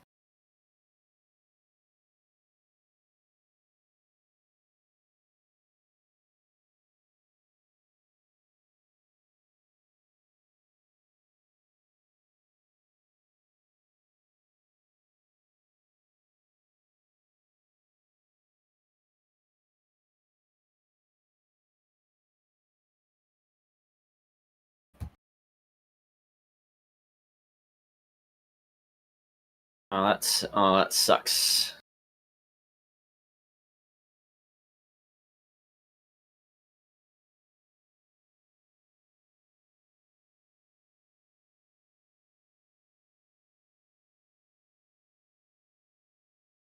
Uh, yes, that sucks.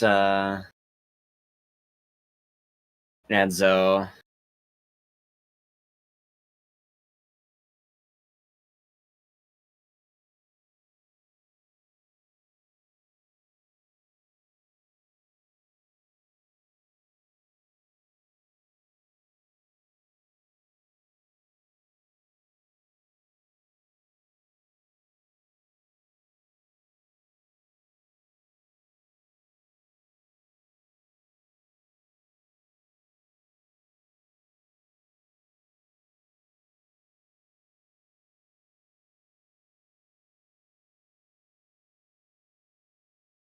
Hmm.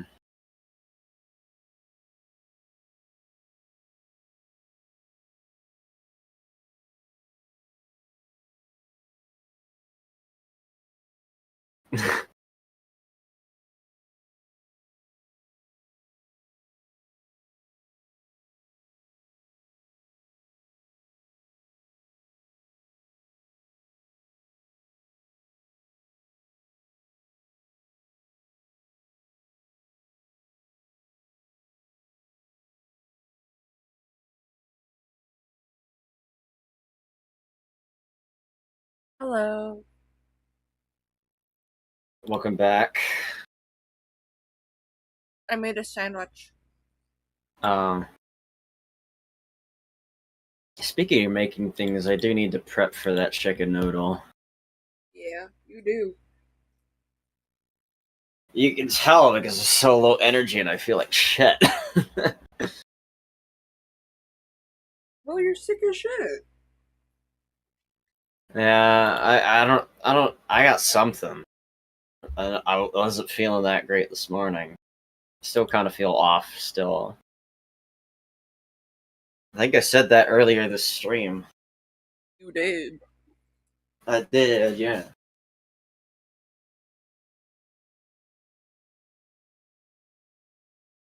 But let's get started.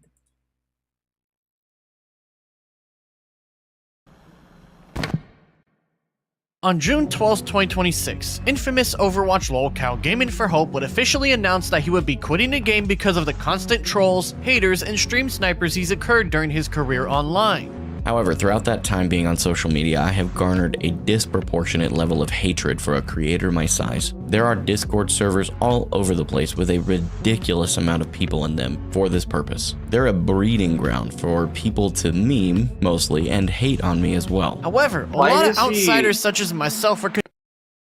Why does he look like... I don't know why. He reminds me of somebody. I can't put my finger on it. It'll come to mind. Okay. But he reminds me of someone. Looks very familiar to someone I know. Kinda looks like Dankula. Yeah, that's what I was thinking. He does look like Dankula. I think it's the facial hair. Yeah. Thank you, Gray. Best. I only know what Dankula looks like because of the Bearings video. Well, he's always like shown his face on YouTube. So, by the way, we're not going over the Bearings video. I know what's in it. I know what Jeremy says. I do need to watch that at some point. Oh no, I already did. I refuse to on stream. Yeah. Because what Jeremy says is gonna have me losing my shit. Yeah, you wouldn't want to crash out on stream. No, really, I really don't need to crash out on stream.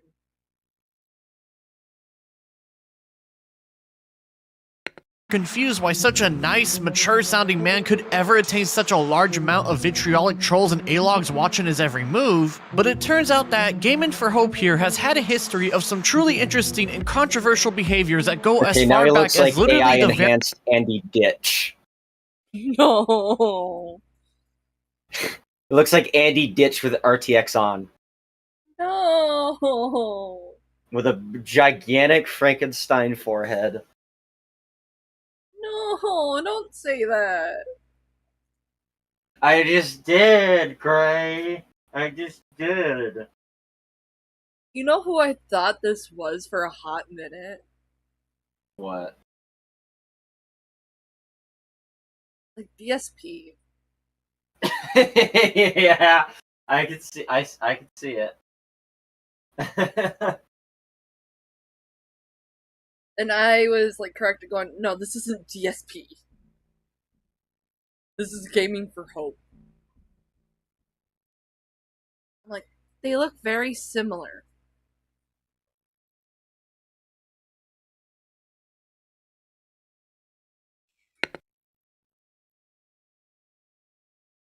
very day he started his career in the Overwatch scene.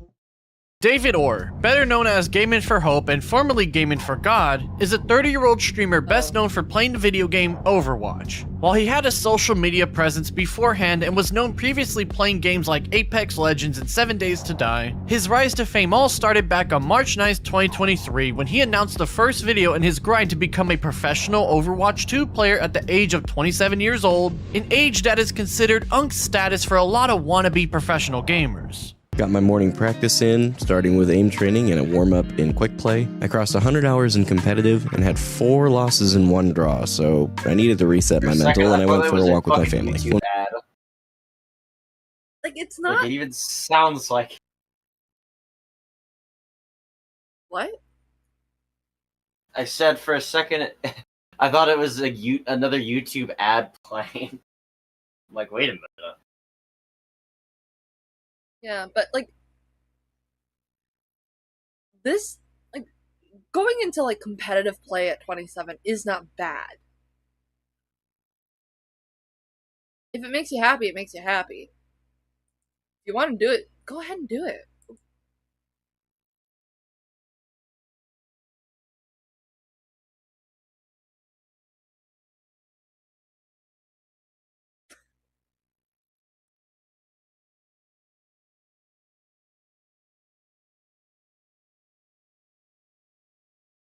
Hang on, give me a second.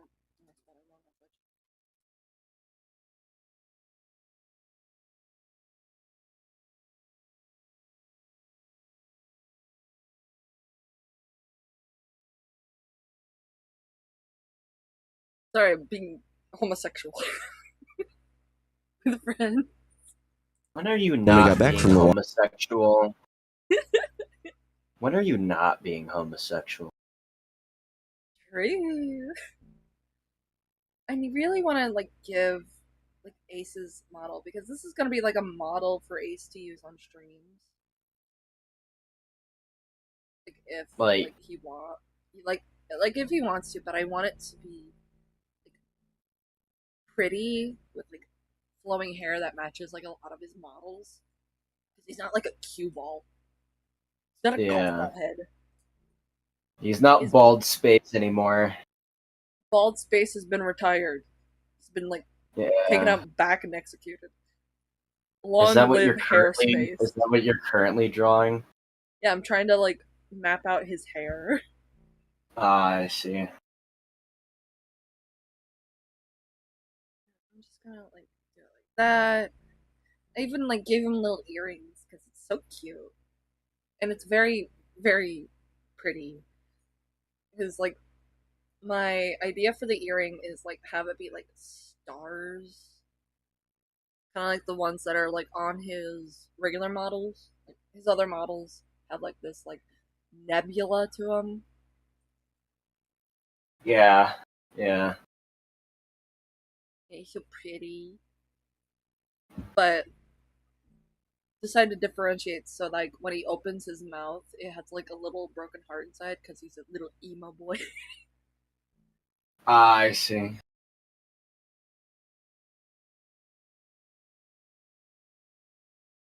walk, I set up my YouTube stream for the night. After that break, I got some serious learning motivation and watched Awkward's YouTube video, Unranked to GM Baptiste, and learned I needed to focus more on my damage and off-angle Baptiste gameplay. I then streamed on YouTube for about 2 hours and achieved 8 concurrent viewers. Overall, I stayed Platinum 5 today after playing 15 games and winning 7. Today's play of the day was a clean window with some really bad aim that I don't want to talk about. After I put my kids to bed, I edited this video and went to sleep. Be sure to follow me here on TikTok to keep up with my journey. Now, as you may have noticed while watching, he sounds like a very positive person overall. Really upbeat, happy, not letting his bad skill or losses affect him that much when talking about him. Basically just somebody that a person would gravitate to due to their positive attitude and outlook on the current journey he's finding himself in. As a matter of fact, every single short form video that he's created all have this same positive overall vibe to him, meaning that Gaming for Hope here was clearly trying to build part of his brand as this happy-go-lucky guy with a big dream that he believes he could achieve one day. Oh, little baby. Like, from like the little I've seen so far, his kids aren't really mentioned all that much. He's like a dad. Pipe dream, Well, no if he's- doubt, given just how incredibly Oh, sorry. Well, if his kids aren't related to like his internet drama, there's really no reason to bring up his kids. Yeah, but like kids are seen on camera. Oh. I'm saying like, it's just not something that I talk about because like, unless they're abusive, because I've seen that before. I watched a really fucking like cursed video that was posted in Ace's server yesterday.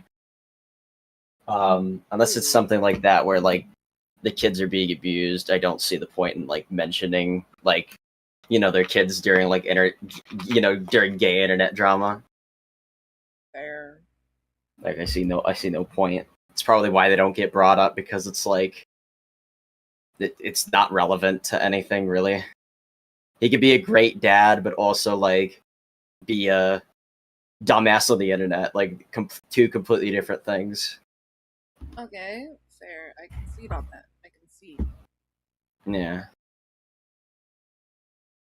skilled one must be to become a professional Overwatch player vying against thousands of others with the same goal, but still something an ordinary onlooker could root for at a first glance. Now for the next year, Gaming for Hope wouldn't really gain too much momentum in the Overwatch scene, but just enough where those who were big fans of the game and followed it on social media probably heard his name thrown about in his journey to becoming a professional player. His content mainly just consisted of daily updates on what he was doing to get better at a certain character, such as learning to play Tracer and getting a 60% win rate and going from Gold 3 to Gold 2 in the process. Hey, It's that's not the bad. most I used to play Overwatch and I would main Genji, Sombra, and Bastion. You know, before they released Overwatch 2 and fucked it up. Yeah. I forget that ever got a sequel at all. I forget that Overwatch 2 exists. You could just add more characters. That's what they were doing. That's what they should have done. They should have added more characters. But, like, I get it. They want that sweet, sweet microtransactions. Evil. Evil. Fucking hate microtransactions. Blame Epstein, because apparently he was behind the microtransactions.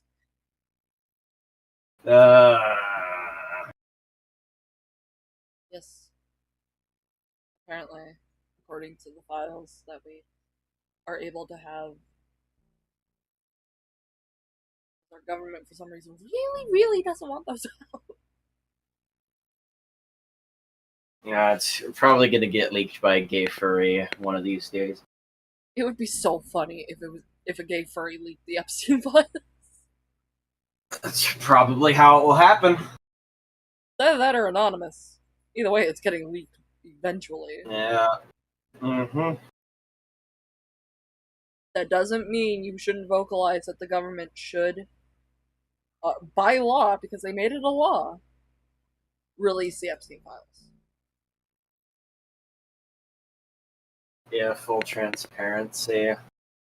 Yeah, the Epstein, well, the newest Epstein law, where, like, the government's like, we need to release the Epstein files, and then at the same time they're like, no, let's not. Let's stall and delay. And all that shit. Yeah.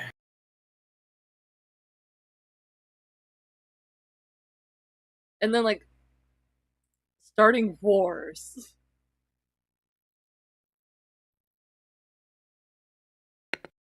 Anyway. Riveting content was again mostly just him giving updates on his skill progress or progress on other things he was seeing in the Overwatch scene and what he likes and dislikes about it. Just your normal gaming influencer kind of content. However, Gaming for Hope here would garner some negative attention one day as on March 30th, 2024, he would upload episode 182 of his Overwatch Pro series, in which he would talk about the character Venture and how despite being a Christian man who doesn't believe in the character's identity as a non-binary they-them person, he would still respect it because he believes in being respectful to others as much as he can thanks to his religion. Oh, that's why it's called Gaming from God and Hope? Okay, that makes more sense now. It was called Gaming for God at one point. Yeah, that makes sense. That's how you know how fucking stupid I am. I completely just ignored that.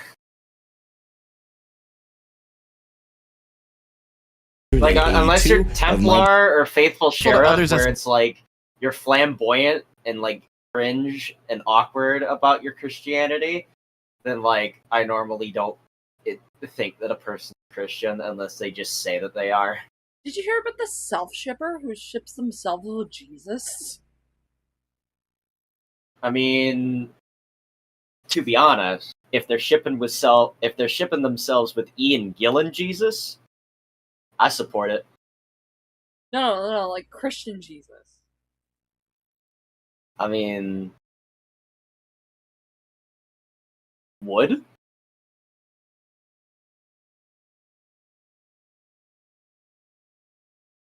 A lot of people have like problems with it. I'm like, okay, this is. I mean, I don't.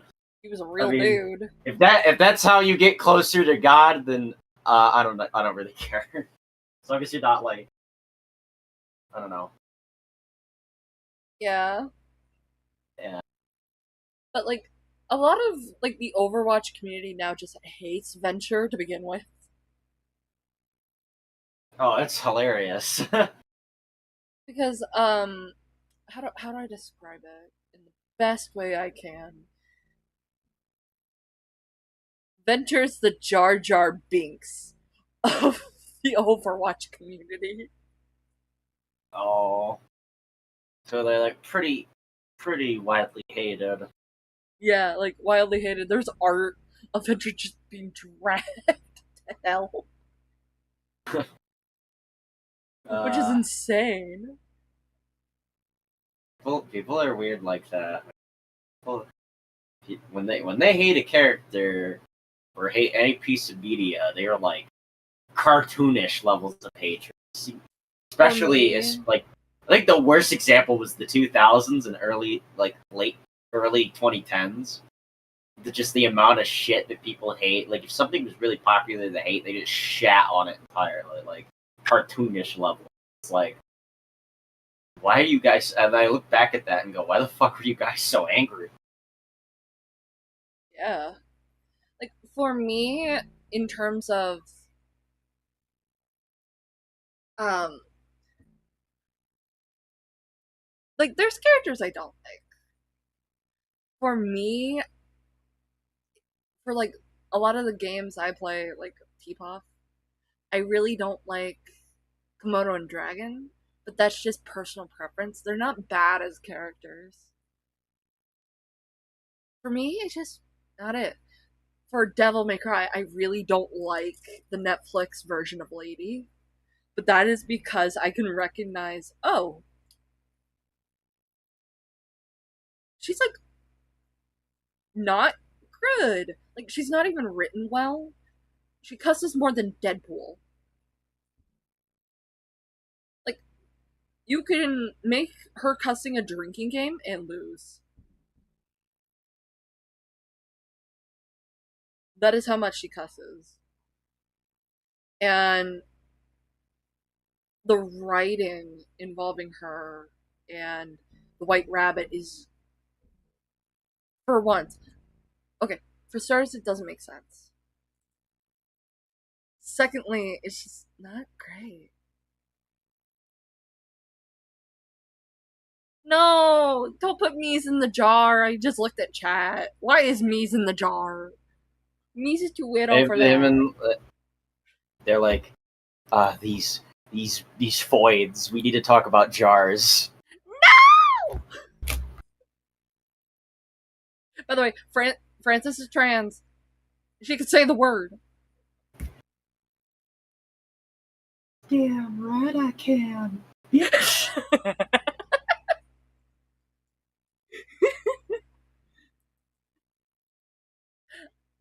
I like characters like Strayed from Boyfriend to Death. Yeah, some people really like the Youthmint version of Strayed better than Boyfriend to Death Strayed. Some people really love the BTV version of Strayed, but still want the design of and Harvey Harvington from Blood Money and Simon from Lion. Yeah, there are characters you can hate. There are characters you can love. You just gotta be normal about it.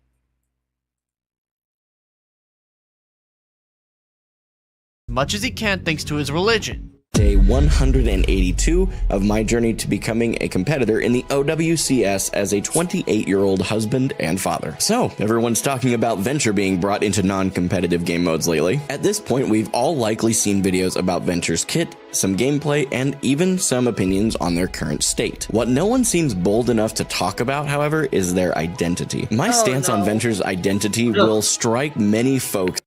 Oh no. You can tell it's all gonna go wrong.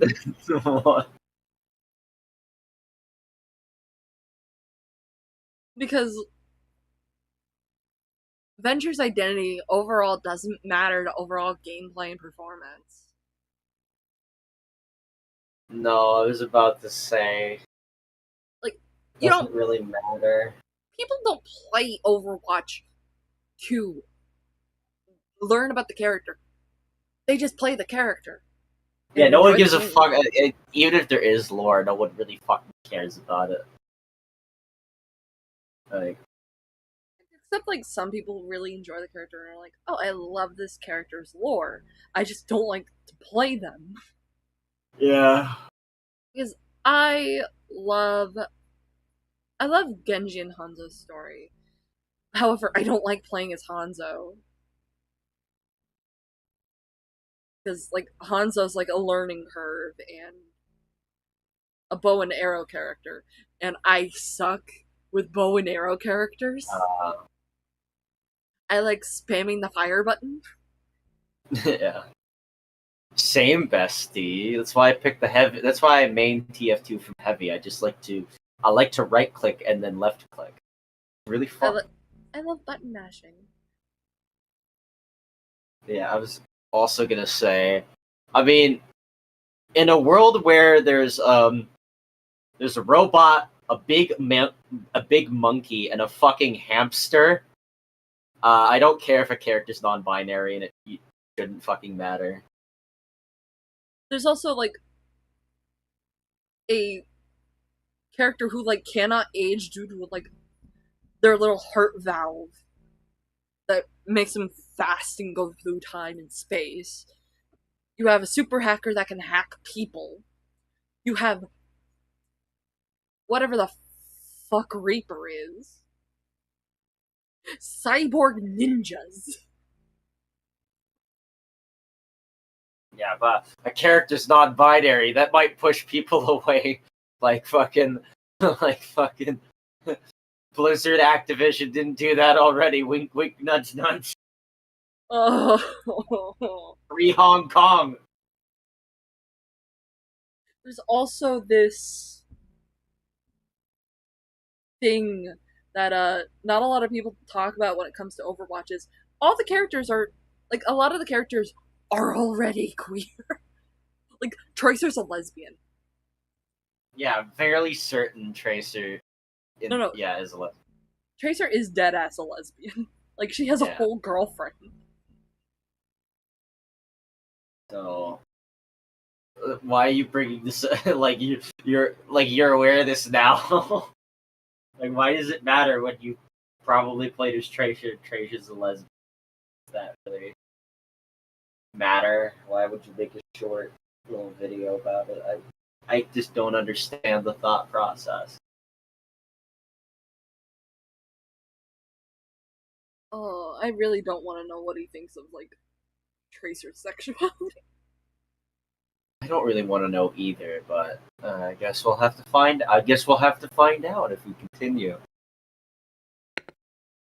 As probably odd, as I'm personally a Christian. Don't worry, my opinion will also frustrate some Christians as well. I'm sure you've noticed at this point in the video that I have been using Venture's preferred pronouns. I personally don't agree with the concept of gender fluidity, as I think God was very clear when he said that he created us both man and woman. However, for both Venture as a character in a video game and people that I know in my personal life, I will continue to go out of my way to be humble, kind, respectful, and loving to everyone I meet. That includes using preferred pronouns, even though I don't agree with the basis of their use. Now, for those that didn't know, Gaming for Hope had been an open Christian online even before he started making Overwatch content, and the Overwatch community is full of some of the most left-leaning people on the planet, arguably being even the most leftist mainstream competitive FPS on the market depending on who you're asking.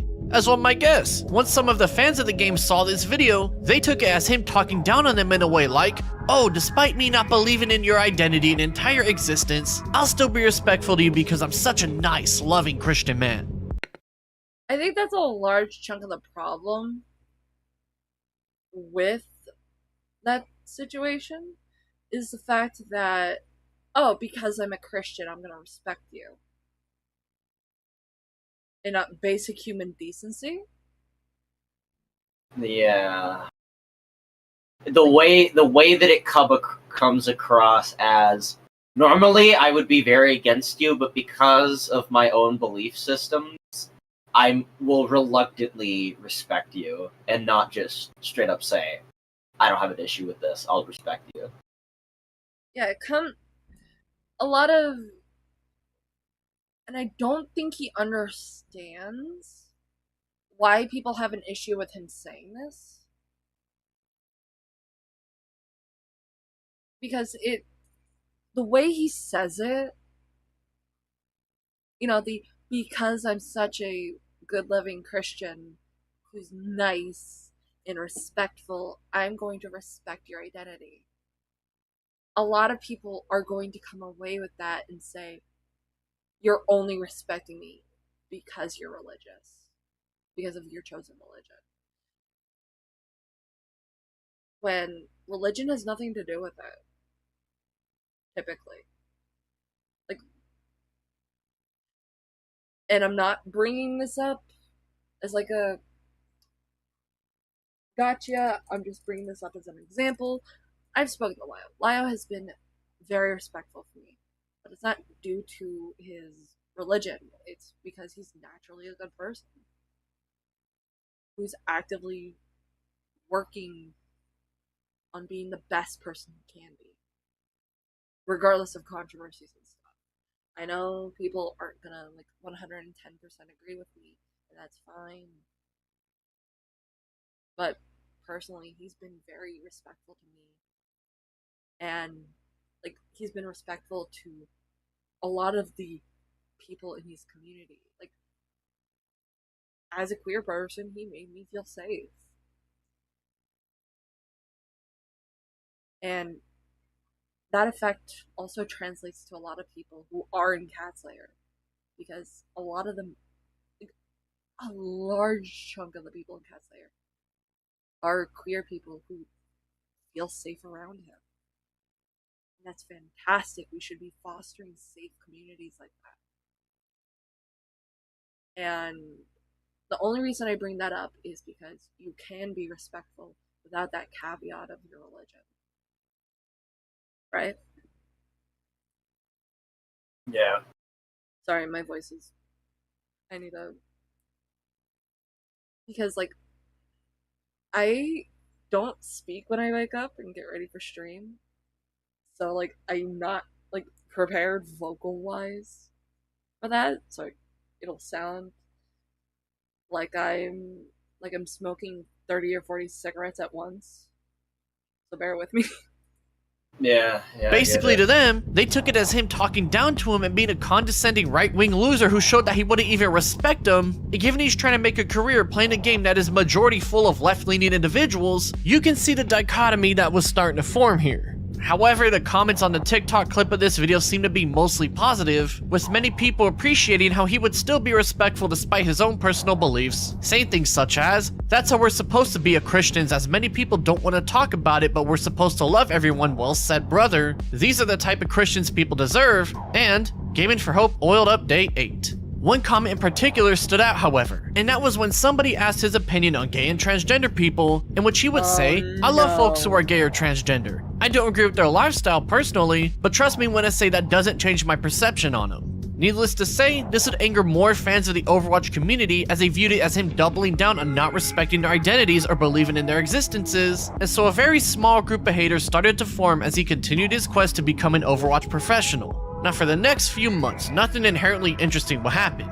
Gaming for Hope will upload more videos of his journey to become a pro and the progress he's made and all that, with a handful of these uploads including more personal looks into his life, such as various videos of him hanging out with his family and doing things with his kids. By the looks of it on the surface here, he was just an ordinary dude who was pretty active in keeping people up to date with his Overwatch pro journey, and even though his online presence was still relatively small, he had a new plan up his sleeve come fall 2024 that would surely get the attention of many.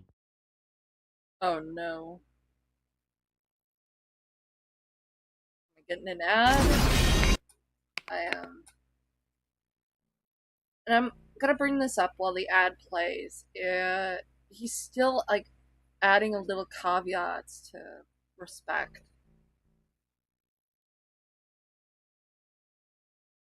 He's like, "Oh, I don't agree with your lifestyle, but I'm still gonna respect you." Well, what about the lifestyle you don't agree with? You're not the one who's kissing men. You're not the one who's going through gender transition, so what do you have to agree with?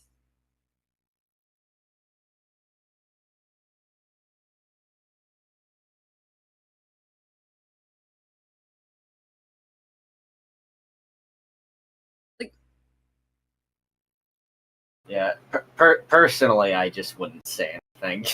Like, if Yeah, it you were could have me, just like. I wouldn't engage with that entire discourse. There are, there are going to be some people who are just going to be completely fucking uncharitable and take it the wrong, completely like ass Yeah. backwards in the wrong way. Because And then sadly, there's also the caveat is that you're just gonna be dumb and make an ass out of yourself, and there's no reason for that. there is like this also added issue of. I'm gonna try and like explain this as much as possible. There's this added issue of there being like, and not a lot of people are gonna like know who this is, but you know that one trans woman who like made content off of being um triggered at restaurants? One with the Disneyland cake pop stuff. I have no idea who you're talking about. Hang on. Going on a trip. Yay, another derail, and you don't even need to pay grade to do a derail, unlike some people. I would love to do that, but I don't have the ability to do that, so that's why it's gone for free. Oh, here it is, Lily Tino.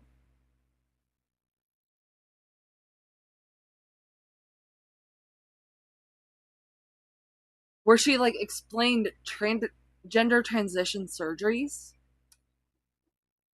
through Disneyland desserts. Lily. What the fuck? No, Disney.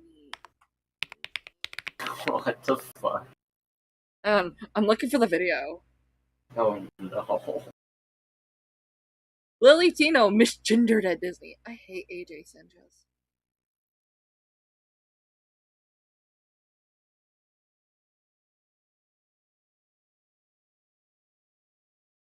Ah, here it is.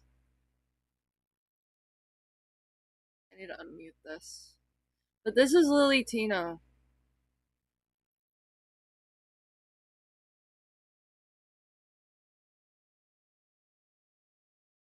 I'm gonna get banned from Disney. I swear, we're about to get banned from Disney. Last summer, I got my cake pops removed, and the plan up until recently was to get my marshmallow wand reconfigured into a marshmallow tunnel. Unfortunately, a few weeks ago, I noticed some hair regrowth on my marshmallow wand. That's bad because the outside of the wand is what becomes the inside of the tunnel, so you don't want hair growing there, or else it's very uncomfortable. So I talked to my surgeon and he said that it would be best to postpone the procedure until after hair removal is complete. This is obviously disappointing because I was really excited to have a marshmallow tunnel sooner. That being said, it is still happening. We're just not sure when it's happening. Hair removal is a fickle thing and it's really hard to predict when it will finish. But my hair removal technician thinks it will be before the end of the year. So, fingers crossed. Oh, go. Want some? My mom's here, by the way. No! No! that was... No! Bro, Okay. no! The way Lily Tino like described it, what she's describing is bottom surgery. And like the process of bottom surgery. Oh. The way she does it is so fucking creepy. Like, it's nothing against her. Oh my god. But why the fuck would you describe it like that? Why? That's so fucking weird. And with children in the background. What is... Come on, man. Have some common decency, man. And sense, too, while you're at it. Jeez. What are the comments? I'm scared. Because you see families in the background. This is the person who said, what? Wait, what? This is the person who said Kurt Cobain was trans, by the way. I don't personally, I don't understand I don't believe Kurt trans theory. Like, Kurt Kurt was a like very open and proud like feminist. He was very openly proud of that. And like I don't think that he ever really cared like that much, apart from like some I think personal diary stuff that people found and a few lyrics here or there. There isn't anything concrete that he was like trans or even like non-binary. Like if he was, Um, good for him. But yeah. he doesn't have the ability to really come out of the closet. Yeah, he's just fucking as a dead. dead guy. He's a dead. So, Yeah. so it's kind of weird to like speculate on the gender of a dead person. Yeah, and especially when there's not like a whole lot of concrete evidence of that. To even insinuate that he's trans or even non-binary. So I personally, for me, I'm just like, no, I when the conversation gets brought up, I'm just like, if he was, great, and if you think that he was, okay.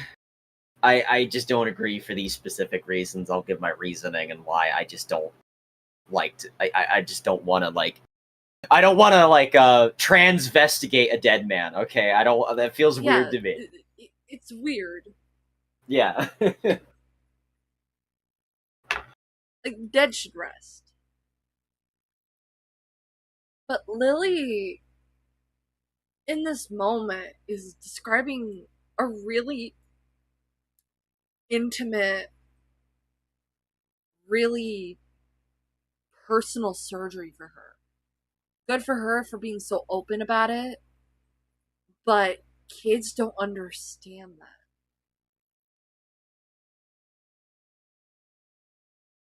Kids don't know what bottom surgery is, so why are you describing it like you would for a child? Yeah, because you can explain it to an adult what bottom surgery is. Why are you like talking in code? Because when you listen again, I'm gonna get banned from Disney. yeah, I'm gonna get banned from Disney. I swear we're about to get banned from Disney. So they know, she knows that what she's about to say and do could possibly get her banned from a family-friendly establishment that is Disney World or Disneyland. Last summer, I got my cake pops removed. Yeah, this is part of bottom surgery. I still don't like the way that he describes it. It's so fucking cringe. Yeah, she describes it in a way that's like trying. It's like when people say sewer slide or like what is it? Unalive. Yeah, I'm I like, had to say that because of YouTube and Twitch's moderation. But notice like the food she brings up and the way she's angling it. And I'm gonna rewind. Stop making yourself up, please. What did I do? Cake pops are like touching together. And then she busts out the marshmallow wand. What she's describing is what happens to the. Now I'm gonna speak in medical terms. YouTube, don't fucking smack me, please. It shouldn't, but part of gender transition, what bottom surgery is you get your testicles removed and your dick gets reconfigured into a vagina or a vaginal cavity. Like, it's not throwing away the parts, it's just surgically reconfiguring pre-existing parts into like a proper thing. The whole surgery.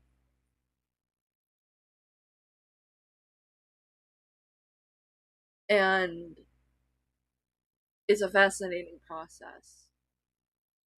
The way Lily is describing this very intense process.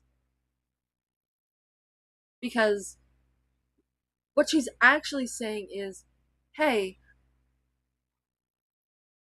no, kicking, you're not allowed to smack me.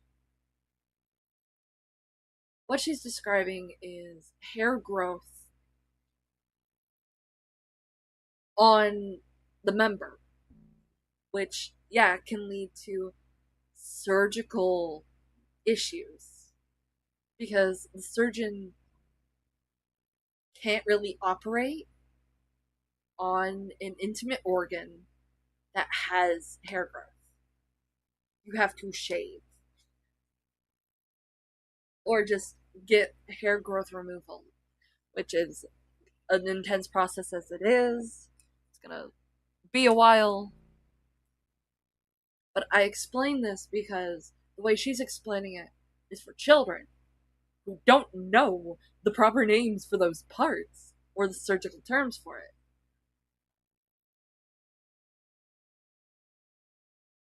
She's describing bottom surgery through Disney treats because kids can comprehend cake pops and marshmallow ones a lot better than,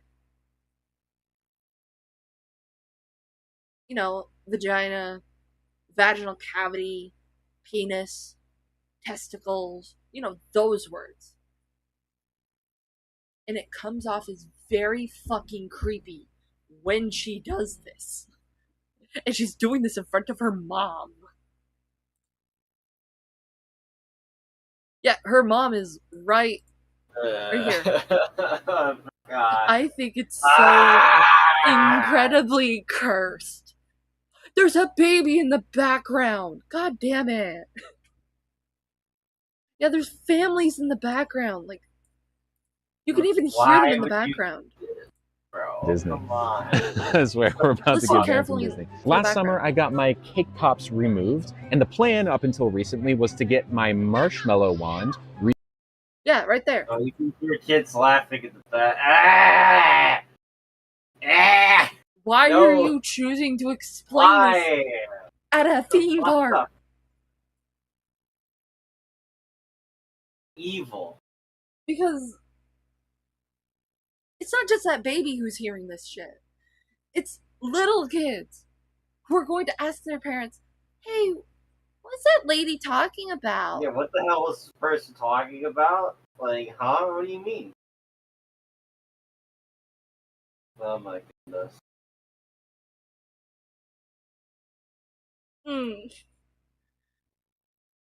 Oh, I need I to need make a a break for a bit. I'll be right back. Okay. Go make your soup, queen. I might actually. Yeah, come back when you're, like, ready. I will. And this is, like, on Lily Tino's channel. Yeah, here is Lily Contino.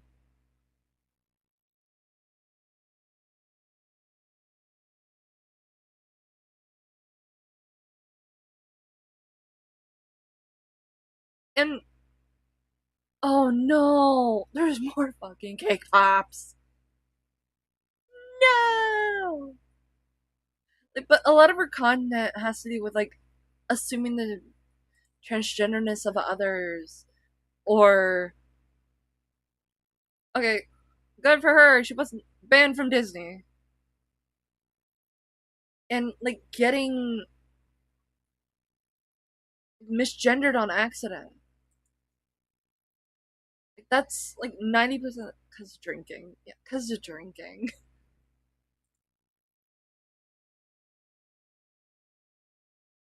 But this is like a lot of the content.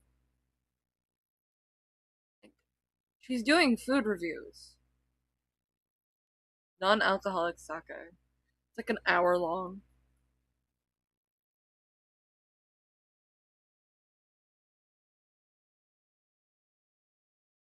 Like, I hope her gender transition works out.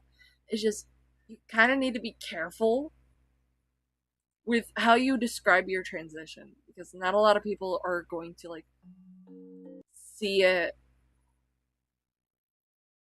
as like this. I don't know why I did that. Not a lot of people are going to understand where you're coming from, that you're trying to educate those around you about trans identity and the process of going from an AFAB man, like being like yourself. Like, not a lot of people are going to understand that. And a lot of trans people, a lot of like trans people would be like not like this. She should have been banned from Disney for that. I don't think a lot of people like clocked what she was doing in the moment. Otherwise, like, parents who were like cognizant of what Lily was like talking about would have caught that and let like a staff member know.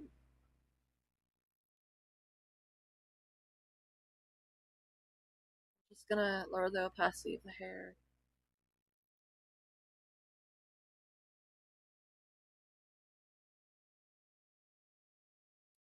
But sorry, just gonna readjust my headphones.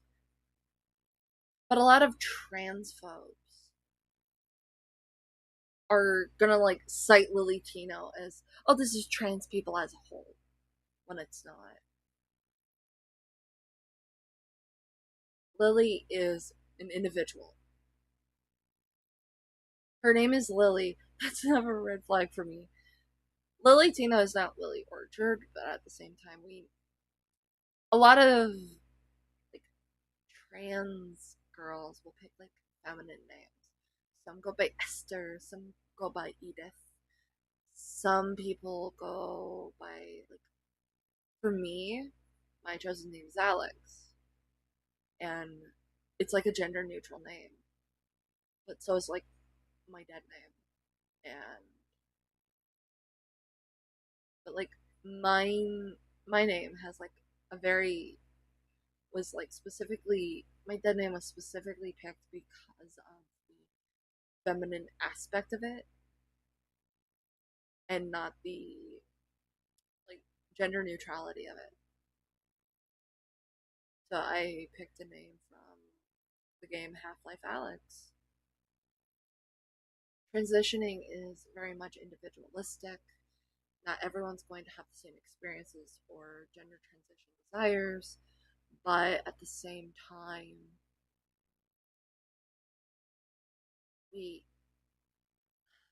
I learned that I can't really speak openly about my gender identity like offline. Like, I could do it here. That is because nobody's gonna like bust into my house and physically hurt me. But I can't talk about this at like places like the grocery store because you can't guarantee that same level of safety. And you need to be like really careful about that because you don't know who's like just so happens to like not like trans people. And that's mainly my concern. But derail over.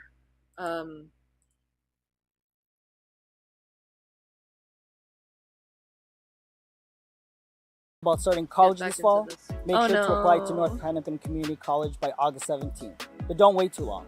The sooner you apply, the more time you get to choose your classes. Plus, if you talk to one of the admissions reps, we can waive your application fee. So apply today, and we'll see you on campus this fall.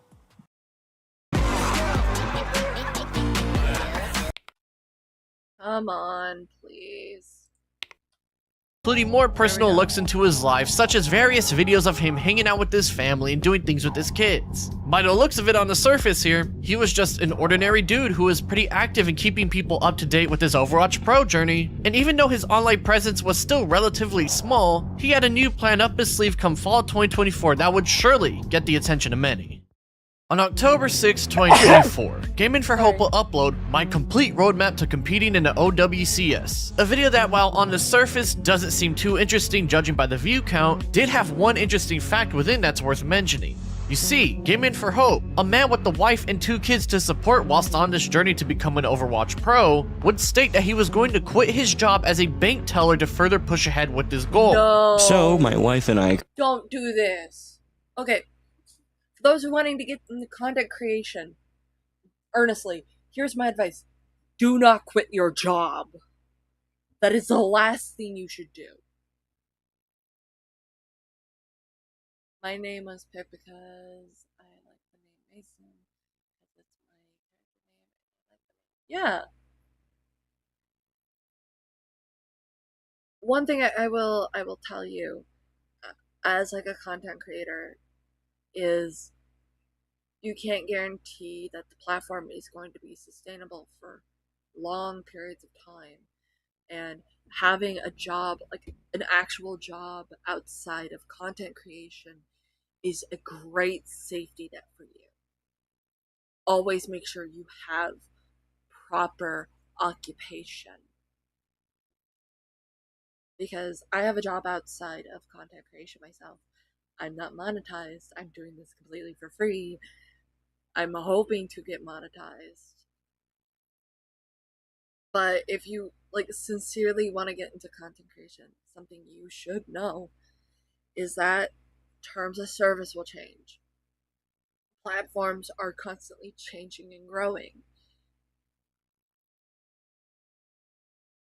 Treat it like a hobby, not an occupation. Because you can't guarantee long-term growth. Is Markiplier able to do it? Yes. But at the same time, that's not the only place he's making his money. He's also making his money off being a director. He's making his money off of merchandising.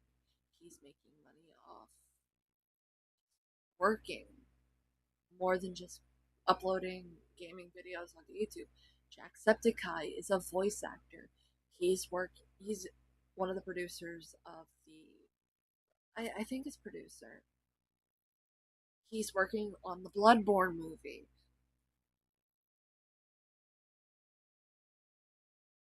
He owns a coffee company. He worked for a period of time on a clothing company, I think. But for me, in my little niche, I don't make a lot of money unless it's on commissions or Patreon.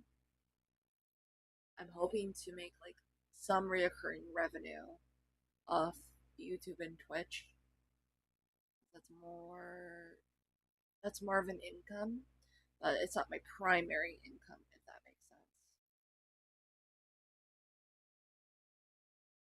Created a financial plan to give ourselves a year-long runway of sorts. First, we'll focus on paying off our debts, which fortunately consist of just a couple of car loans and some credit card bills. Once that's sorted, we'll build an emergency fund that can cover a full year of our expenses. After we accomplish these goals, I plan to quit my teller job and use that extra time to focus on creating content and improving my skills as an Overwatch competitor. Now this is where things started to get to concerning territory, because despite starting his journey around a year and a half ago, Gaming for Hope had only managed to get himself to around Platinum rank in the game, the second most populated rank by the end of Season 12, a season that ended on October 15th, about a week after his video dropped. This means that he was basically in the slightly above upper tier of average, but nowhere near a legitimate player who was a force to be reckoned with or had a higher skill gap than other streamers, let alone pro players. It was here when that dream of becoming an Overwatch pro was starting to attract more negative attention, because it's one thing if he and his family were well off and he had the time to focus on streaming, but he was now running low on money for this dream of his, and in the past year and a half had only become an above average player at the very best. Instead of taking a step back to reality and thinking his plan through, Gaming for Hope decided to instead double down and quit his job at the bank to continue this dream of his, a dream that could now directly negatively affect his family, as he said so himself. Now, he does say in the video that he and his wife came to this plan together, so clearly they knew what they were getting themselves into, but the internet still had their own piece to say, and while many of the comments are giving him their well wishes on his journey, when the most popular is a simple one telling him to not quit his job for Overwatch, I think you can see that majority of those keeping up with him by this point were not agreeing with the choices he was making. Come on. So many fucking ads. Lanta! As a matter of fact, Gaming for Hope himself by this point were don't quit your job. Don't quit your job for Overwatch, skull emoji, skull emoji. It's a job as a teller, which he can get again. It's not like he's working for Apple and has stocks in the company.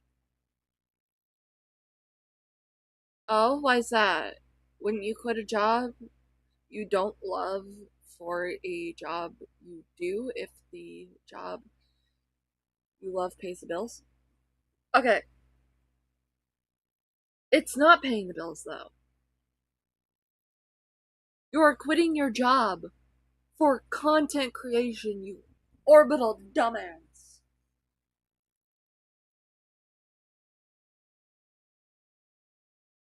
And, like, don't quit your primary job. Please, please, please. We are not in the economy where you can be doing that. Use YouTube as a side job, not a full job. Exactly. Because the job you love isn't paying squat.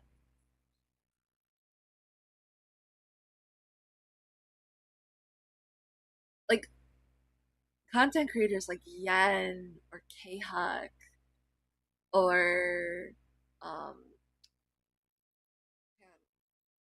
like, oh crap, my iPad died, so I'm just gonna turn off the display capture while we charge this bad boy. It died.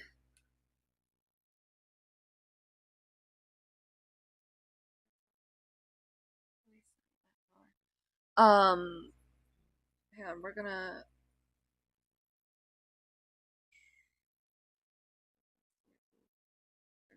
yeah, Beckett has a job outside of content creation. K-Huck has a job outside of content creation. Everyone has a job outside of content creation. That is because YouTube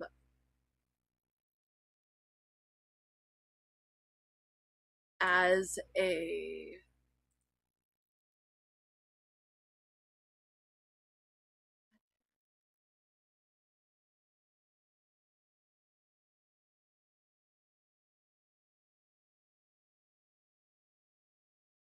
there we go. Content creation as a hang on. I need to. Where's my phone? Where is my fucking phone? I need to switch the little art thing.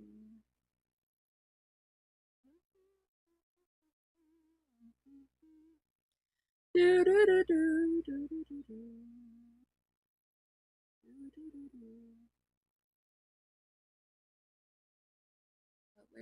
thing? There we go. I need to, at least for a period of time, switch the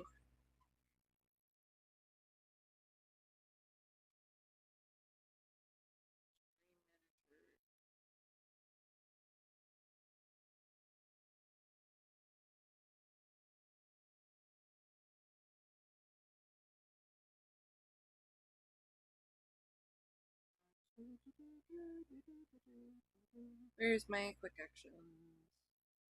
There we go. Edit stream info.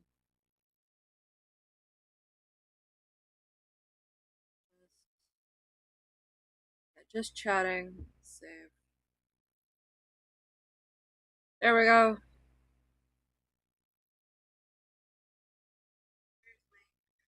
Oh, I just scared the shit out of myself. But like the issue with YouTube as a source of income isn't reliable. Fundamentally, it's not. not agreeing with the choices he was making. As a matter of fact, Gaming for Hope himself saw this rhetoric starting to gain traction. Answers about my Overwatch journey that make you believe. You're too old. You'll be broke. Game is dead. The first one is like something you can ignore, but the last two are very like prevalent points.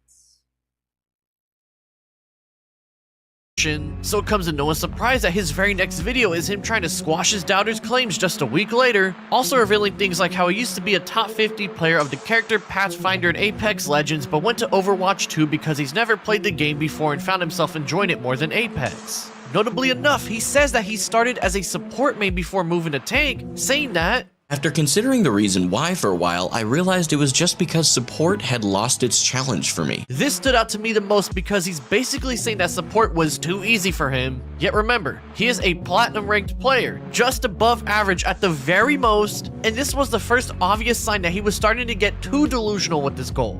He actually showed a sign of that in the last video when he said he wanted to become a top 25 tank player in North America, but given it was part of a hype up video, I figured it was him just trying to get into the zone, as after all, anyone who's ever played any sort of competitive sport or game or event in their life and taken it super serious can agree that if you want to become one of the best, you need some level of self-confidence and some delusion to keep pushing yourself further. However, this quote saying that he found support not challenging was a sign that he was starting to get too delusional, because it's one thing if he said he figured out he just sucked at support or even found it boring, but to play it off as if he was too good for the role was him just trying to satiate his ego without letting it get to the best of him. He also states that his plan to pay the bills is going fully into content creation, which with somebody who didn't even have much of a presence within the Overwatch scene and whose views outside TikTok were rather poor at best, was certainly more of that delusion seeping through. Now by this point in time, while Gaming for Hope had his fair share of detractors, none of them were making much of a dent in his journey to the pros despite this, and so as the rest of 2024 came and went, and as 2025 was moving along smoothly, he would continue to lock in on streaming and content creation, even hitting Diamond 4 after getting boosted by running duos or group matches with better players than him before heading back down to Platinum. As more and more people in the scene started to become aware of his dream to become an Overwatch pro, in mid-2025 he would get the biggest boost of attention he had ever seen in his career up to that point. On June 13th, 2025, Overwatch Pro applied. Overwatch player spectates Gaming for Hope. I would overwatch a gameplay video of his he sent in for review. In said video, a huge influx of people would discover that Gaming for Hope is pretty daft when it comes to playing the game, with many clips highlighting the stupid plays he was making throughout a match on his low-ranked ult account as well, meaning he was playing with scrubs to put it bluntly. They can't shoot your team, and they can't go for nades, and they can't do all these things to your teammates if you're the one drawing the aggro and you're setting the tempo on their team. But right now, you're a spectator. You're 23% to ult. The game's been going on for a minute. Where are we going? Gathered a bunch of attention. No, you didn't. You didn't gather any attention. They're about to cap the point. Hang on. Turn down the volume a little bit. Oh. Yeah. Yep, my fault. I thought I could punch them off. I missed. The Kiriko and the Ana are both healing him. Look at this. They're both healing him. They're still healing him. You hear the Ana. You can hear Ana healing him, and you can hear Kiriko healing him. Ana and He Kiriko. turns his back away. I'm obsessed. Oh, come on.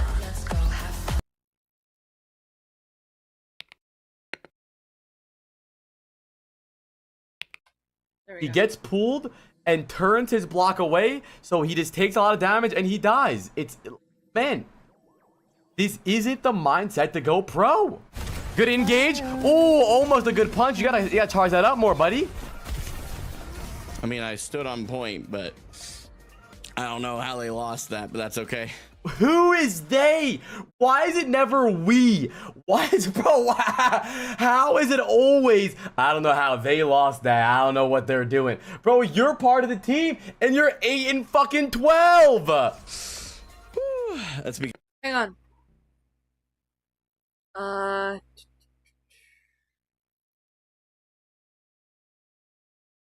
8 eliminations. Okay, 8 Rocket Punch kills, 1 Seismic Slam kill. So that's 9 kills in total.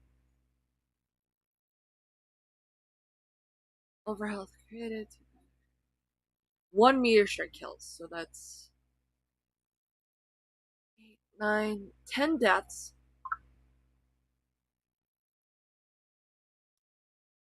And like 12 like eliminations. Or like kills. 23% weapon accuracy. Meanwhile, the opponents, meanwhile, the rest of his team are getting 19 eliminations. That's the max his team is going for.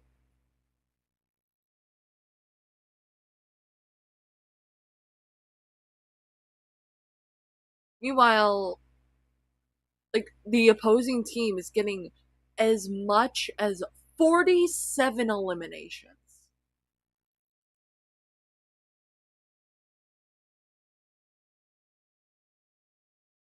Because our Moira and Bap have decided to play DPS. That's what happened.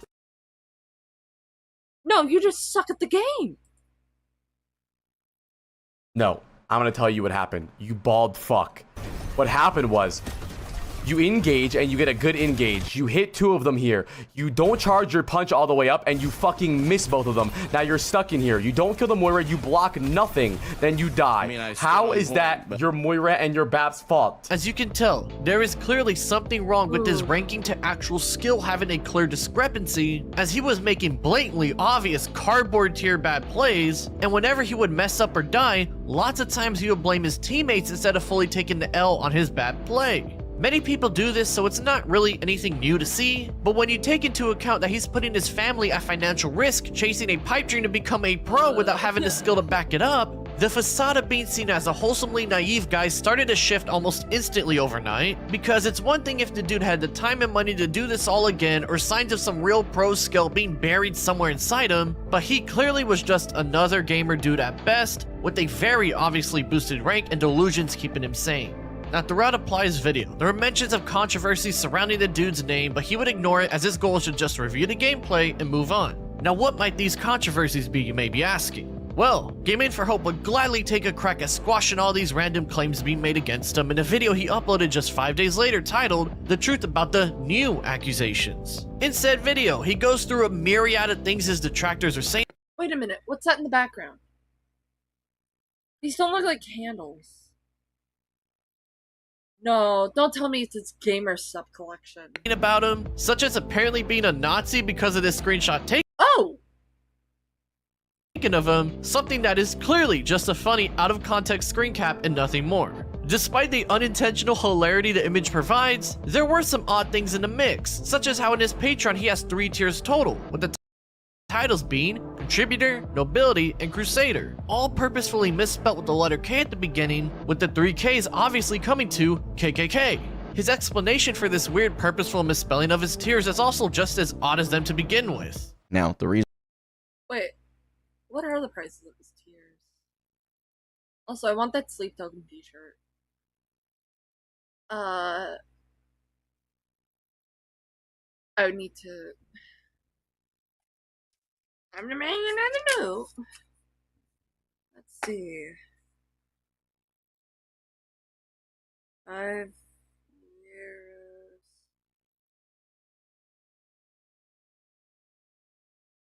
10.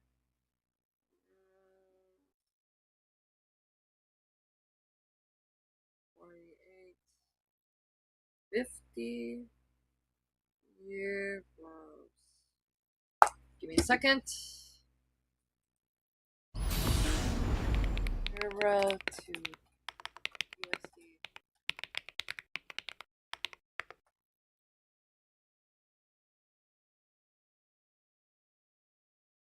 Okay, let's go with 5 euros, which is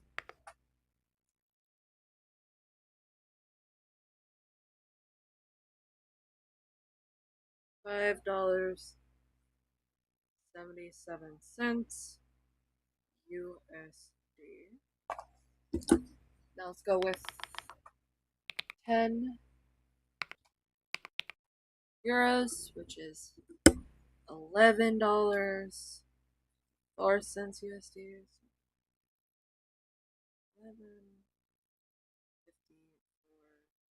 11.54 USD. Finally, 8. 50 euros is 55.98 USD. Not including the cut that both Patreon and PayPal take when you get paid every month.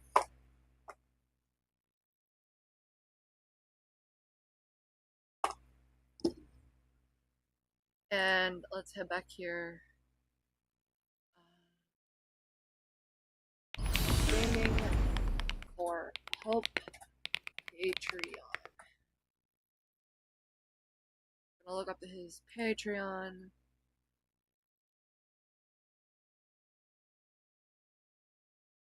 How many patrons?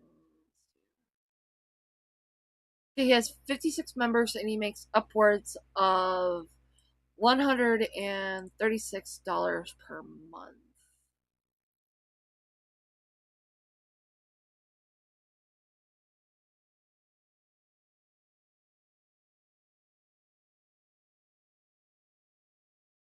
Now, how much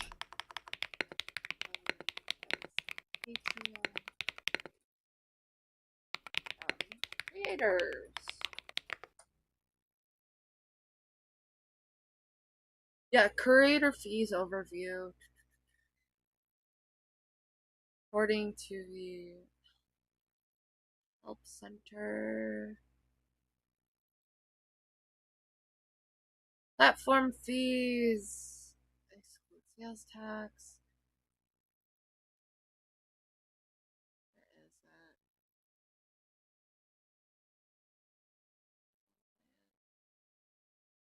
How much do you take per month? I need that information. Creator fees.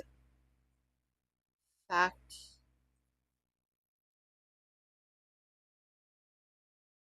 Yeah, platform fees are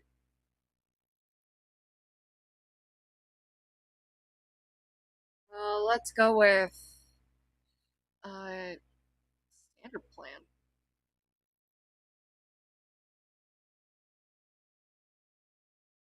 Okay, here it is.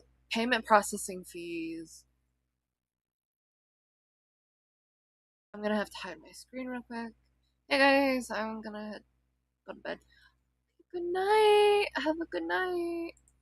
I'm gonna hide my screen real quick because I'm gonna have to go to my Patreon.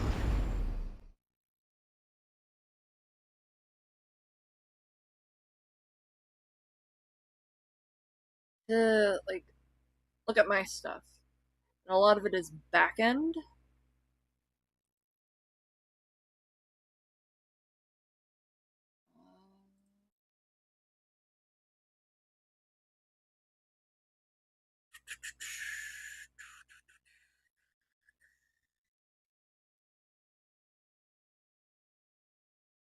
Yeah, because on my thing it'll just tell you how much I get per month.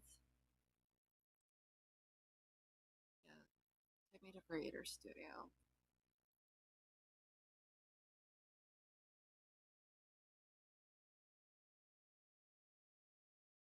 Why is my recommendations up?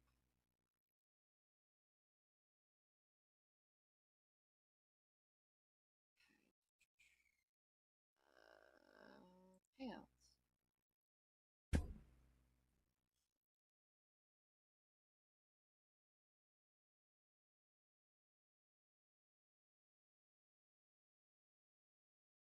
View details.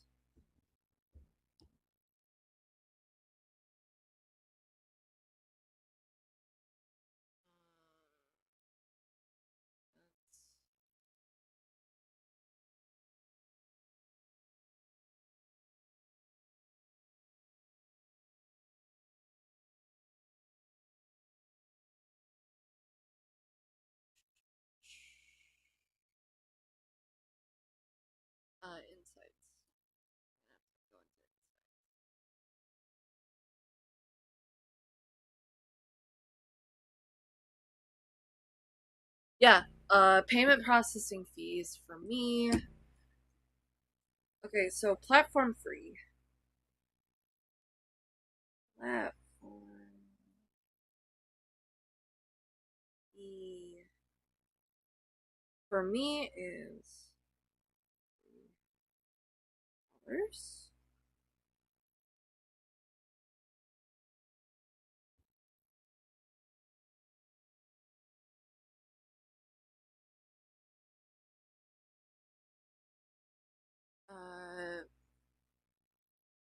Payment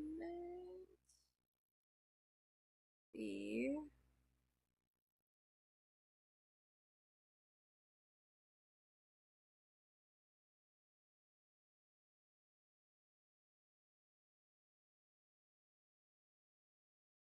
Yeah, because you have like payment processor fees, and I think this is just like individualistic due to like geolocation. I'm gonna go ahead and just go back to my page so I can just break this down a little better for those who like aren't aware of like how creators make specific money on Patreon. His lowest tier is $5, but his highest tier is $50. But he's not gonna see $50 in total. That is because payment processors like PayPal and and methods of financial support like Patreon take a cut of money. For me, on Patreon, if you pay like for one of the tiers, it'll just take around $5 away for like operational fees. It's how Patreon makes their money. It's not evil. It's a fee. But you're not gonna see like 50 in total. So $50 minus 5. So 49, 48, 47, 46, 45. He's saying around $46 to $45 per month, depending on how many people are subscribed to that tier. If you like catch my drift, it's just like minus $5. But we're gonna go back to the video.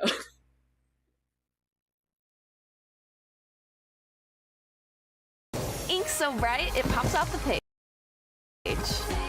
Feel the joy of Inkjoy. Gel pens by Papermate. No! Ad!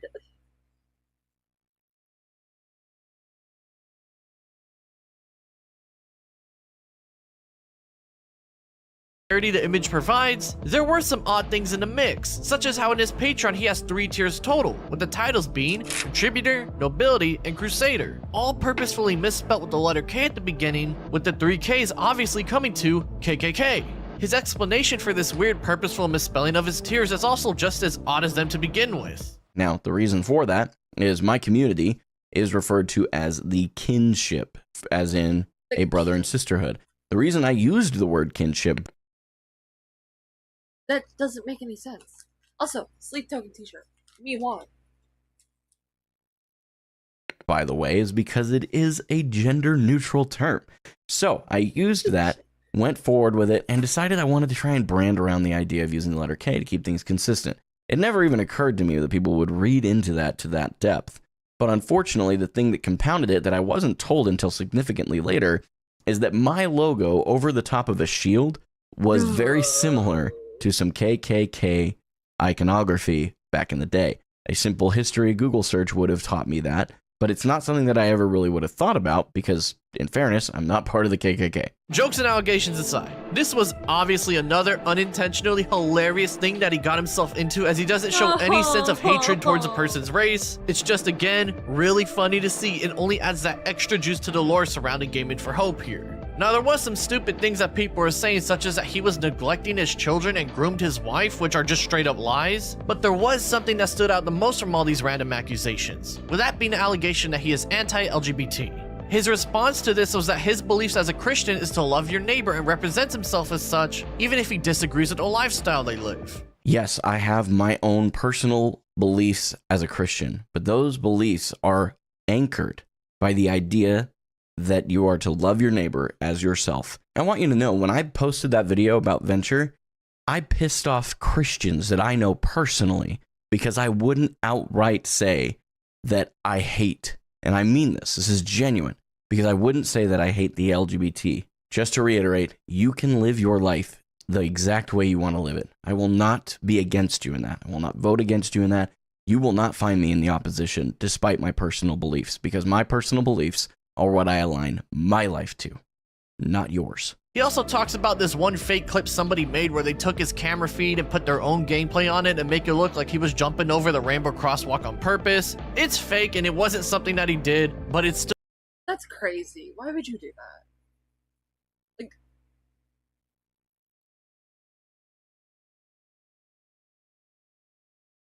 why would you go through the effort to do this? Like, it makes no fucking sense to do that.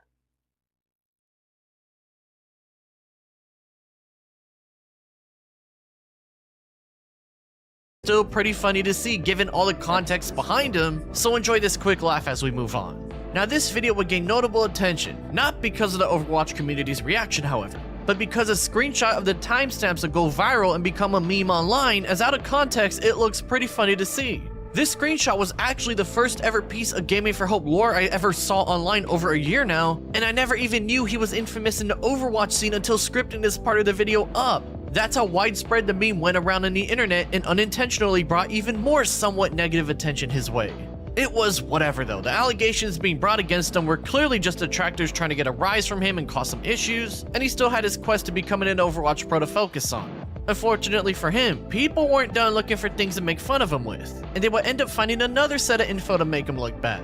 You see, it turns out that Gaming for Hope here has had a history of e-begging people for money online going as far back as May 2019. Now granted, there was almost a 4-year gap between May 2019 to the next one in December 2022. After that December one, he would go on to e-beg another 4 times going into December 2023, and then one more time in December 2024. Most of these have to do with him needing car repairs after some issues arose, but it was clear that his journey to become a pro in Overwatch was something he could not afford to do even before he started it, and it further adds to the notion that the guy is being extremely stupid and putting his family in serious financial risk because of that stupidity. As a— what we're going to do... Okay. I know it's kind of annoying pausing in the middle, but I'm going to go on BRB, gonna do some stuff real quick, message my dad back. We're gonna put on some music while I mute. Let's go with...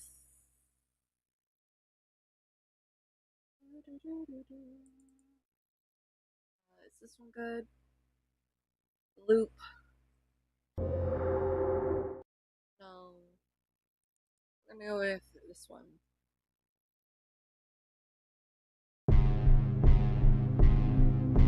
Wait, no, that's the ending one.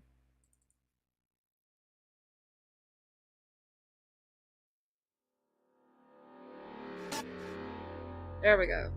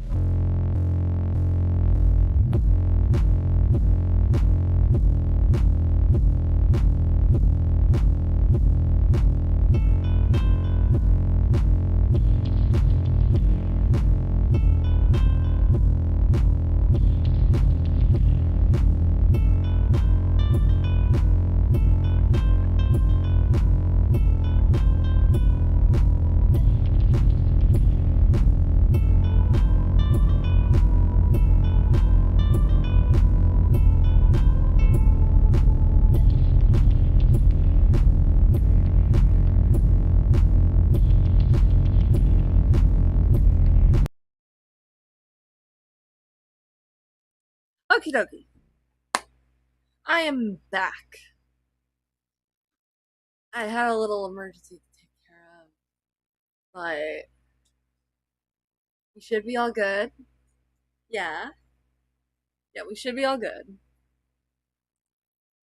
As a matter of fact, in an interview with somebody named Gag on July 3rd, just a few weeks after his response video and days after this stuff was discovered about him, Gaming for Hope would say that people are welcome to believe that he's an e-beggar or grifter as he doesn't care about their opinion, and that his community understands that he's not trying to grift but that life is difficult to do alone, saying that he tries to build a community of like-minded individuals who are all willing to help one another, not one full of grifters just trying to use people for personal gain. Anybody that has watched any of my live streams at the very beginning would know that when I've done these things, they were an extension of what we call the mantra in our community. I call it that. I don't know that anybody else has called it that, let's be fair. But the thing that I say at the beginning of every single stream is that life is difficult. Don't do it alone. We have it on a t-shirt. It's literally a big deal. The things that I say after that, I say everybody in this community aligns on that regardless of our individual differences and beliefs. We all agree that life is way too difficult to do alone. What would you say to those who believe you are a grifter? Oh, hello. I'm Parker Posey. Hi, Parker Posey.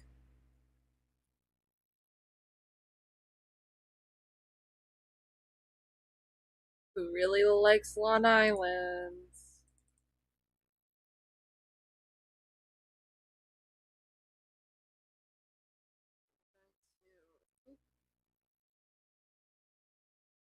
Jack. Back up. Show me the proof. Don't look at the circumstances. It's very easy to look at all of the circumstances like you just listed and assume and fill in the gaps. The reality is it's a stretch. It didn't happen. I'm going to outright say it.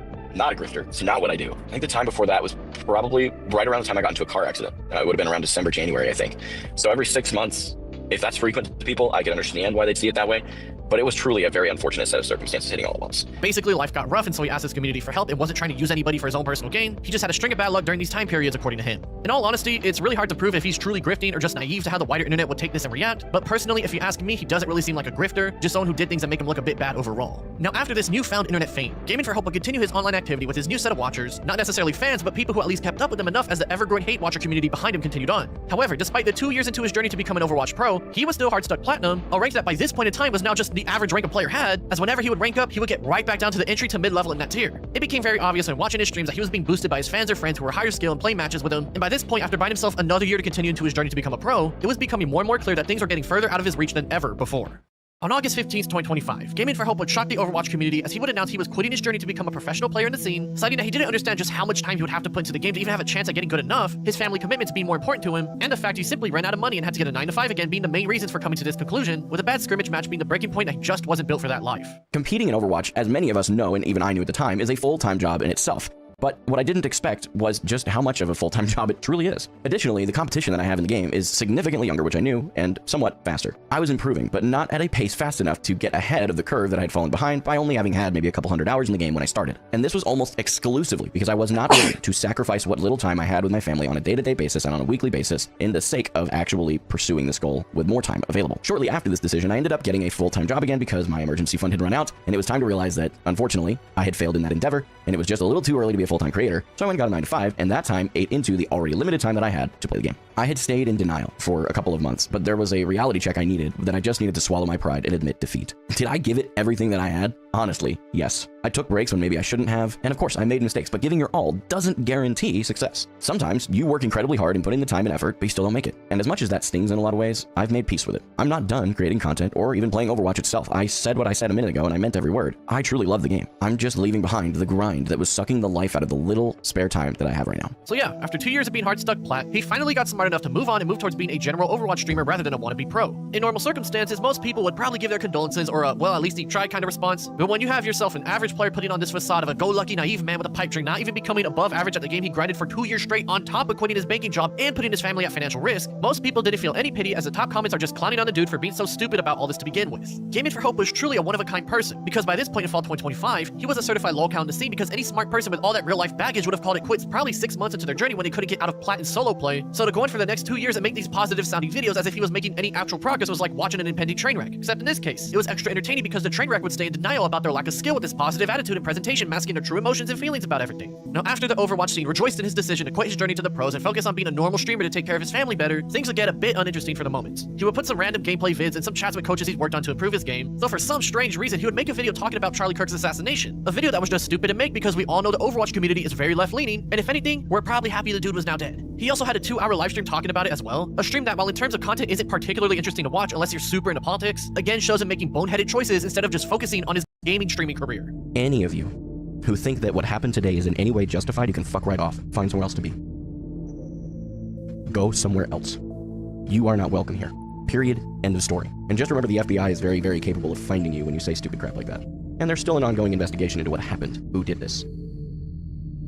So I'd suggest you think very carefully about what you type on the internet right now. Any of you that come into my stream, I'm going to restate this. That in any way justify this situation today, you are gone. There's no hesitation. I don't care if you didn't mean it or not. See you later. I don't need you here. I'd rather go back to streaming for 3 people than have any of you here. Straight up. If you are one of these ignorant morons that is saying, he had it coming, or he deserved this, or I'm glad this happened, you deserve to be in an asylum for the rest of your godforsaken life.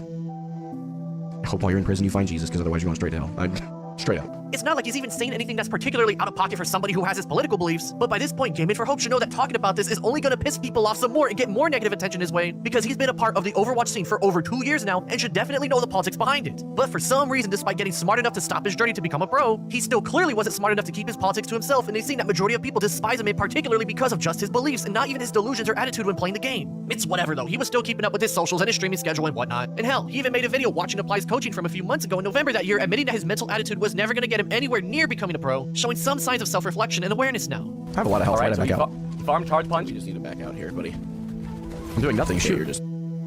Oh no. He's not going pro. See, this is crazy. People who still believe this and this are just the trolls on Twitter. Anybody who actually believes that either of those things is accurate is just wild. This guy cheated through tutorial.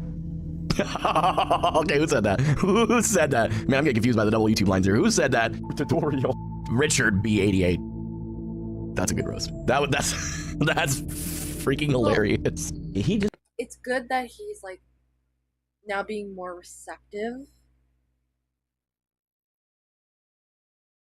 He really just needs to be a lot more careful with what he says online.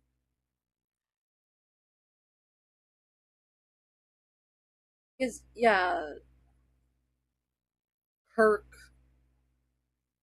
had what happened to him happen to him, but no one deserves to die in the way he had. You can hate him, but still go, yeah, how he went is just really screwed up. For me, I really don't like people celebrating the death of somebody without, like, I get it why people would celebrate Funny Mustache Man's death, but, and Charlie died as, like, a consequence of the shit he was spewing. But he's not a martyr. He's not this innocent guy. He was an awful person. He was a terrible human being.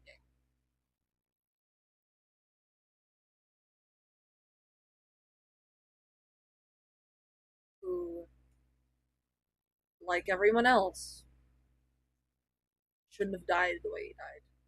Because he died in one of the most painful deaths anyone can imagine.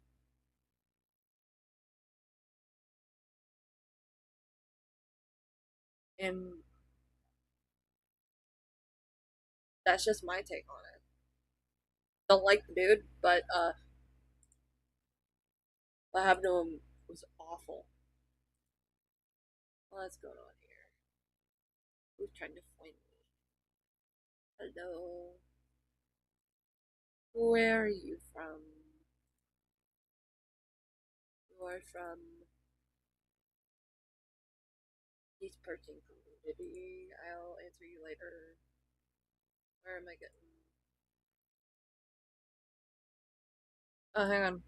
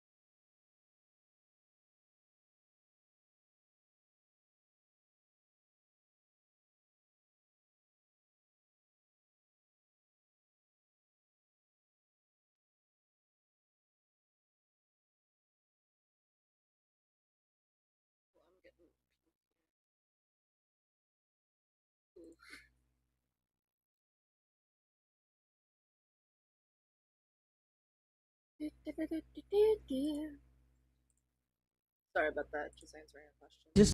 I don't think he really realizes like the damage he was doing with this though. Like it was valid, a lot of these takes were good, but a lot of the aggression kind of incited a lot, whether intentionally or not. Despite obviously hiding his displeasure with the roast by trying to laugh him off, he is at least finally at the point where he could reflect on his past bad traits and say he was working to make them better, so that's progress, I suppose. Now, as I already said, the guy had become a bit of a low-count Overwatch scene thanks to his sour streak going on here, as it's one thing if he was just some random dude acting like a gamer bro, and so by late 2025, he was basically a modern-day gaming locale, and by early 2026, many compilation channels such as Kenny Dude and Eating for Cake became the go-to channels for his true attitude on stream, while also just clowning on him for sucking at the game. No.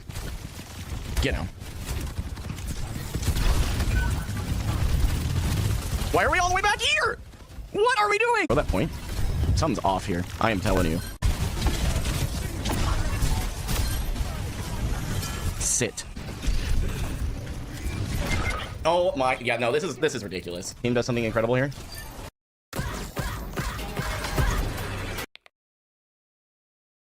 No, thank you, Valorant. I'm good. I'm good.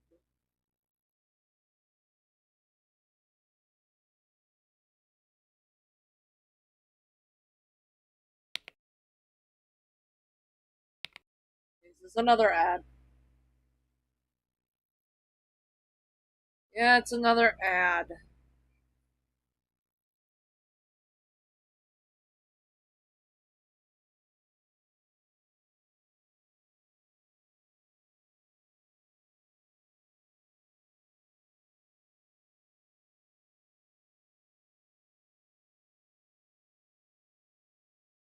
Will we be free now?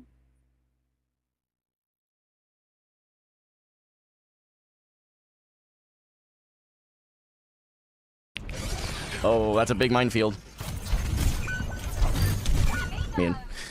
We got the point. Now, by spring 2026, Gaming for Hope was in a bit of an okay spot for himself. While he had since become an Overwatch streamer locale, his crashouts weren't nearly bad by any means, and if anything, most of his haters were people who stayed around simply to just watch somebody bad at the game continue to be bad. However, you still had that subsect of haters who trashed on him because of his politics and what he stood for, and while for the longest time the things he would do surrounding that were nothing more than giving them the ick, he would soon find himself in a situation that put him in the worst spot of his career thus far. That same spring 2026, Gaming for Hope would lock in on his new Overwatch streamer dreams as he would announce he would be quitting his 9-to-5 to focus solely on his new career. While many people made fun of the dude because by this point everyone knows he's average at best and not really worth the time to take seriously, it was still his choice to make after all, and those people were simply in to keep up with the clown show going on. Funnily enough, after someone recommended he should play with locale Dr. Witnesser, he actually straight up said in his family-friendly Christian way that he should go fuck himself, and the man himself would try to latch onto this to start beef for attention, but nothing would ever come of this as Gamer for Hope here was clearly smart enough to avoid that guy. It's worth noting that he actually made a video Oh, hang on. for attention. Let's read that tweet. Now that you're full-time, you should work with more creators. The Faithful Sheriff is a Christian Overwatch content creator. I'd love to see you guys play.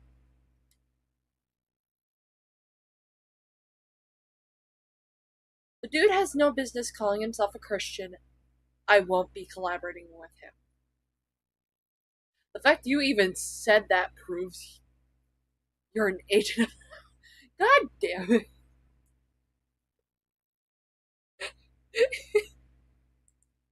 An agent of Satan. Oh, what's going on in my main chat?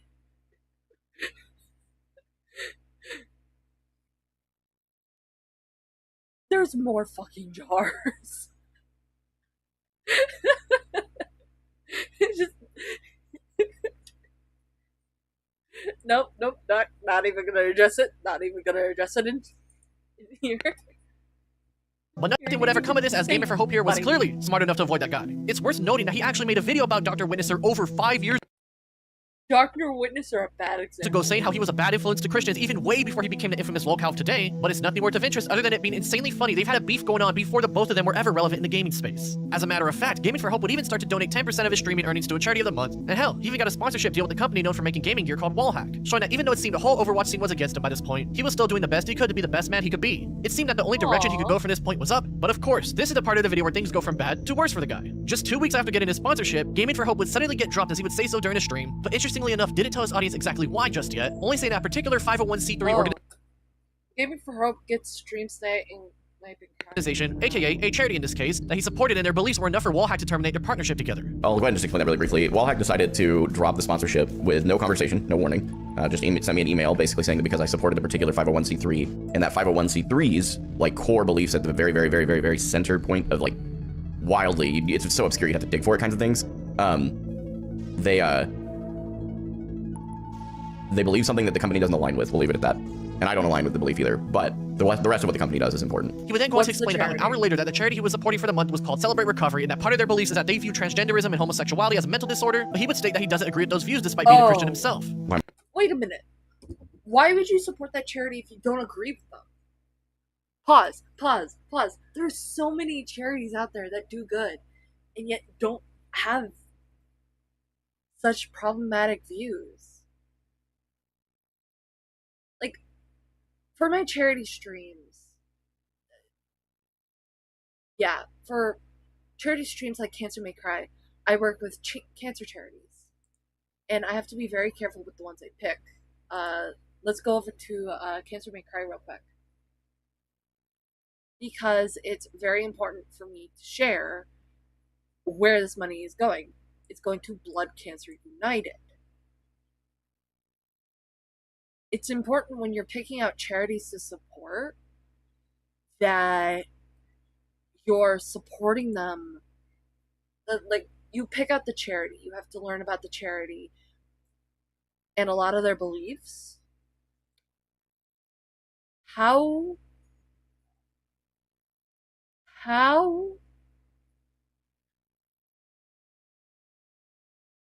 and if you're working with a controversial charity such as Celebrate Recovery, who has such not good views about queer people, despite you not agreeing with a lot of the LGBT, you're still going to support them. If you're going to support them, probably go for charities that encourage people not. Charities like the Trevor Project, for example. Okay. We're just going to go to Tiltify and I'm going to list out some charities. The way you find charities is by going LGBTQIA.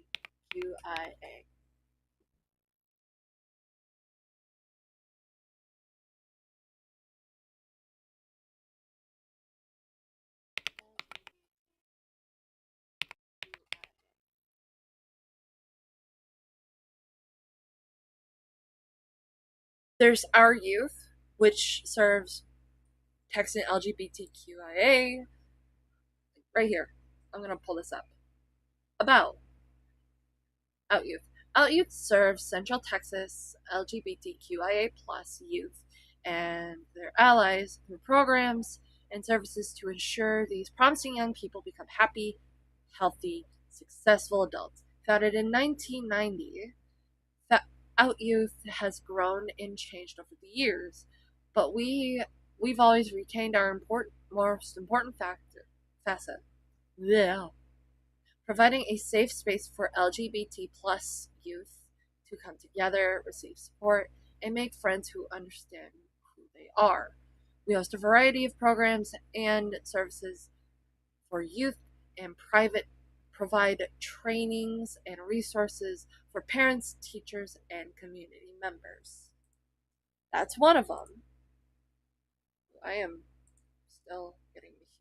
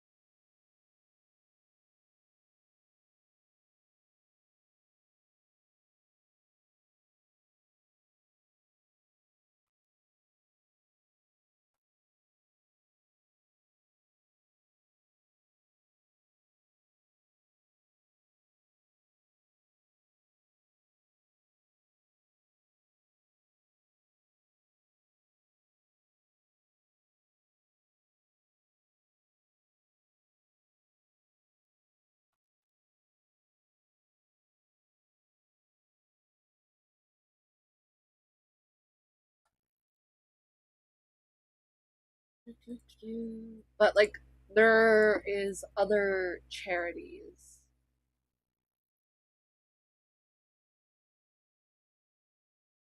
There's also Stand Up to Cancer, Starlight Children's Foundation, Wishmas, the Rainbow Railroad, Make a Wish, Trans Lifeline is a great charity. Like for me, I have to be very picky about the charities I support because while I'm not really big, I need to still pick a charity. Because after Cancer May Cry, I plan on doing a lot more charity stuff because I grew up in a world where I grew up like in a military family and a child in force, with a single mom who bust her ass. But what's really important for me, at least, as a content creator, is I want to do good with my platform. I want to take my platform and do good in the world, even if it's like a drop in the bucket compared to everyone else. So when people do join Cancer May Cry, which is just me weaponizing my Devil May Cry hyperfixation for good, with great power comes great responsibility. It not only like takes my hyperfixation and amps it up to 11, it's also something fun I can do with my community that will ultimately lead to good. Like last week, Kickin donated $20 for a Devil May Cry doodle. That $20 is going to a family who's gonna need a lot of help with blood cancer diagnoses. And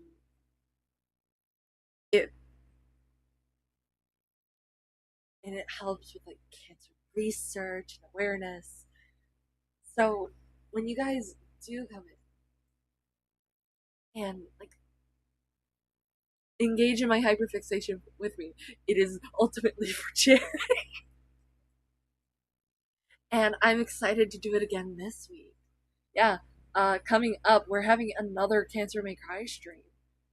This time, I got my hands on one of the comics with a site called Manga Dex. It is specifically the tie-in manga for Devil May Cry 3 Dante's Beginnings, which is basically Dante's origin story. It's like the beginning of the Devil May Cry story as a whole. That isn't like them as kids. Vote on Dante's sword. Yes. Let me pull it up. let me.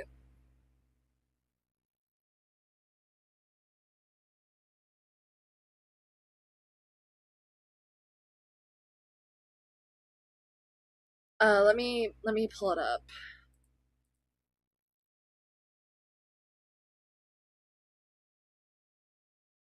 Yeah, all this money you can make me sit through a Devil May Cry video of your choice for as maximum $50. Hear me out, cake is $2. Doodles are $20. Along with the money going to Blood Cancer United, you get to vote on who has the bigger sword. And we all know what I mean by sword.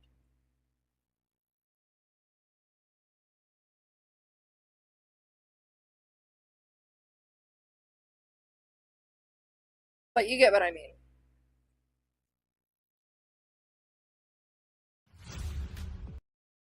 So if your network can't move massive workloads quickly, securely, mute.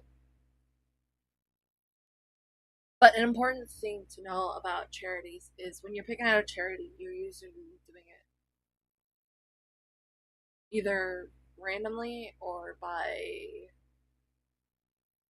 like the only like I bet I don't want to like say anything like too intense about it. I think Francis fell asleep, took a nap.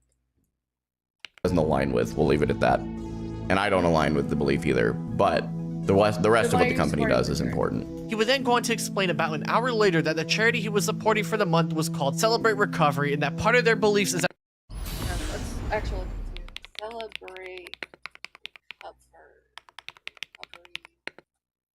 Charity.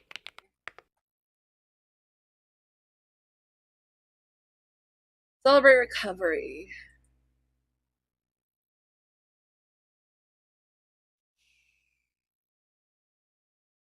Where is your About Me?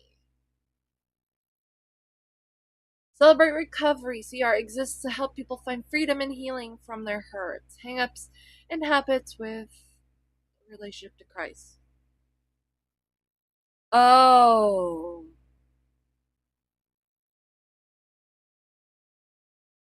So wait, you couldn't find a charity that... No idea. Please, Grace, explain what you mean by sword. By sword, I mean, marshmallow wand. If you know what marshmallow wand means.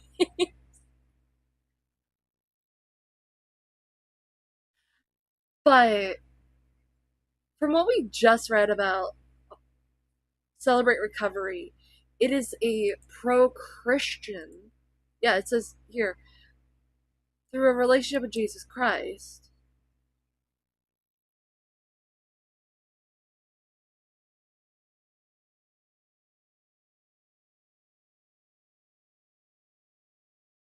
Celebrate Recovery was founded in 1991 as a ministry of Saddleback Church by John and Cheryl Baker.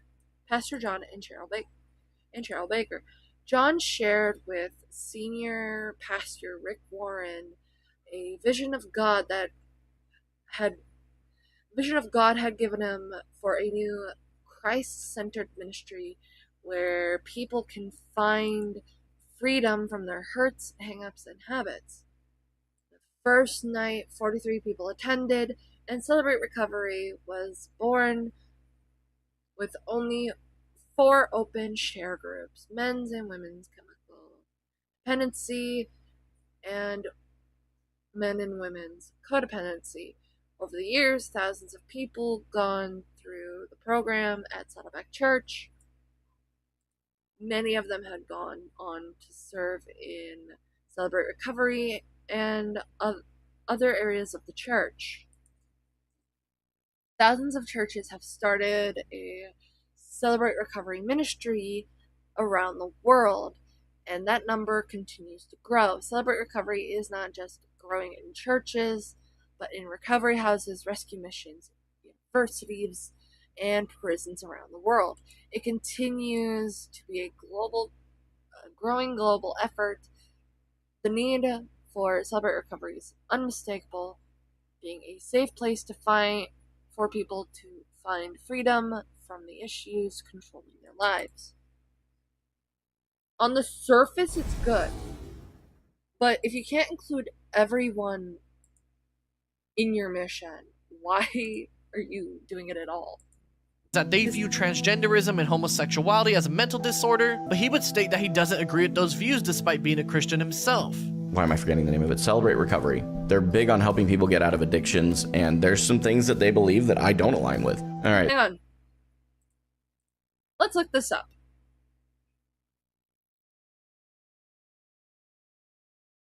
Going over to Tiltify again. Drug addiction recovery.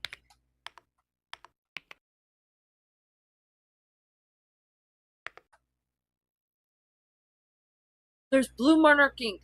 There's LGBT plus Center Orlando Inc. SPCA International. To Write Love on Her Arms.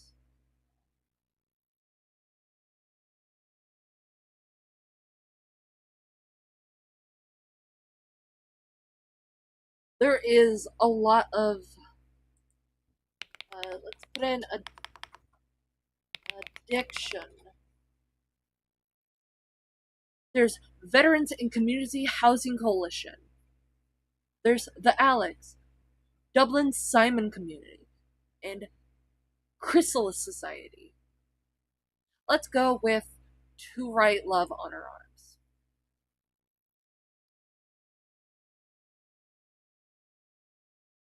To Write Love on Her Arms is a non-profit movement dedicated to presenting hope and finding help for people struggling with depression, addiction, self-injury, and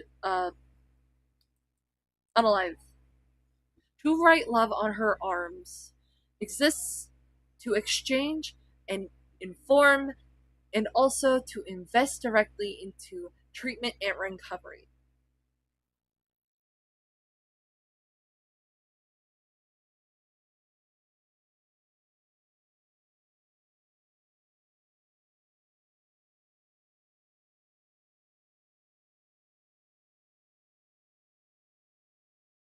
I have a list of charities I want to support.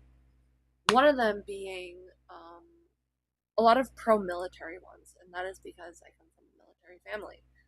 So,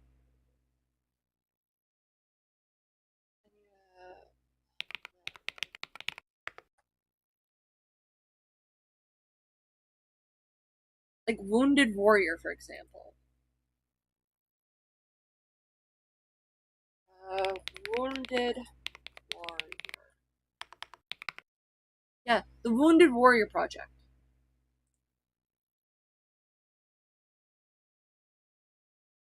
77% of warriors reported living with invisible wounds like post-traumatic stress disorder and depression. You can help wounded warriors get the help, the care they need. The reason this charity exists is because a lot of our men and women in the armed forces come home with a lot of stuff that they don't feel like, with a lot of things like depression, anxiety, post-traumatic stress disorder, all that due to their time serving the country. And it's one of the charities I want to support. But that is because of the background I come up with. However, if a charity like Wounded Warrior is problematic and conflicts with my views, I'm going to pick a different charity. I'm going to pick a different charity that supports not just soldiers, but also me as a person.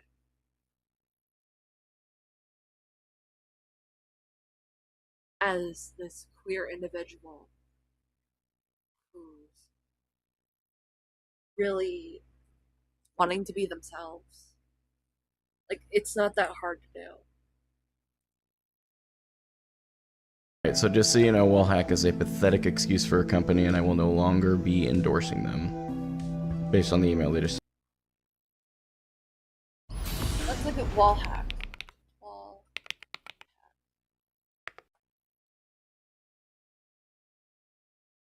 Wall hack gaming gear.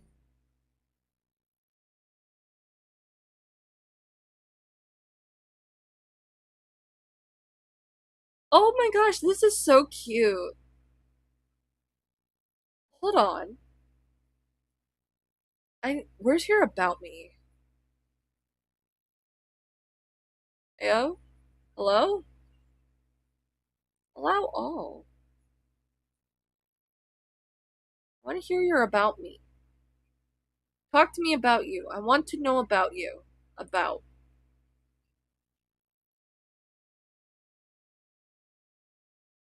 About us. Well, Hack exists to create performance gaming peripherals that offer predictable responsibles for split-second decisions, because in competitive gaming, players... No, thank you. Players must rely on consistency for muscle memory. Oh! Like, these are neat. I'm gonna look at this later. I'm probably gonna wishlist some stuff, actually. Because that sounds so cool.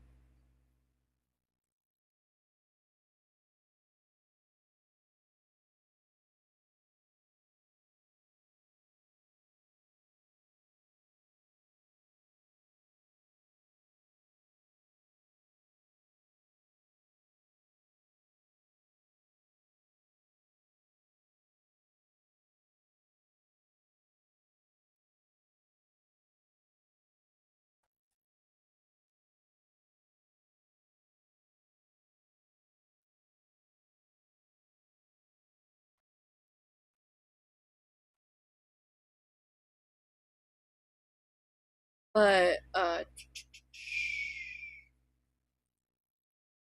Setback. So. I hope you study. But Gaming for Hope's response is actually really interesting to be like dropped for these things. Based on the email, pathetic. And there's some things that they believe that I don't align with. Alright, so just so you know, wallhack is a pathetic excuse for a company, and I will no longer be endorsing them. Wallhack is a pathetic excuse for a company, and I will no longer be endorsing them.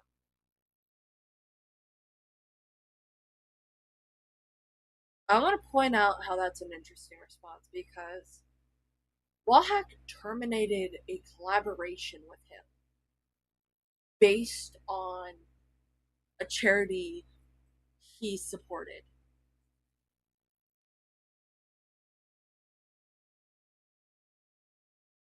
Over, like, that charity. Which is within their right to do. And he starts by, like, calling them names. Like, that's not how you handle the termination of a contract. Based on the email they just sent back. So. Definitely not. I dodged a bullet that they bailed out so early. Pathetic. Pathetic. Basically, the charity, Celebrate Recovery, I'll just say it outright, Celebrate Recovery believes that transgenderism and homosexuality is a mental disorder. I do not believe that at all. I'm going to make that abundantly clear.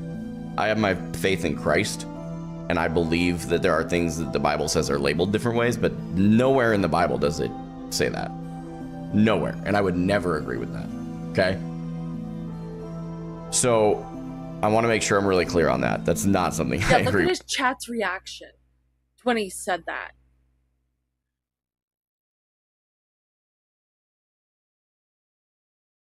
Ew. Oh damn lol. What the fuck? You donate to that charity? Oof.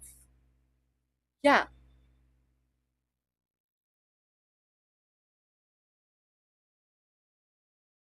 Like, it's an immediate reaction.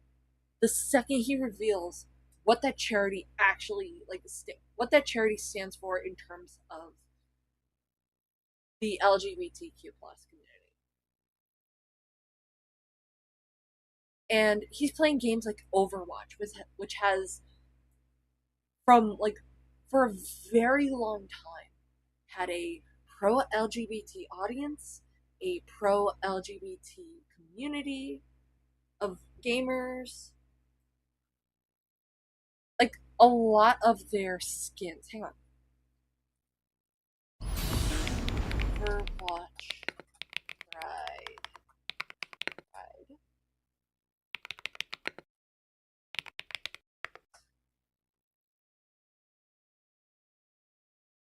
Yeah, it says here, coming together to celebrate Pride. Even says over here, and notably, they put like LGBT characters in the games. Get to know our LGBT creators.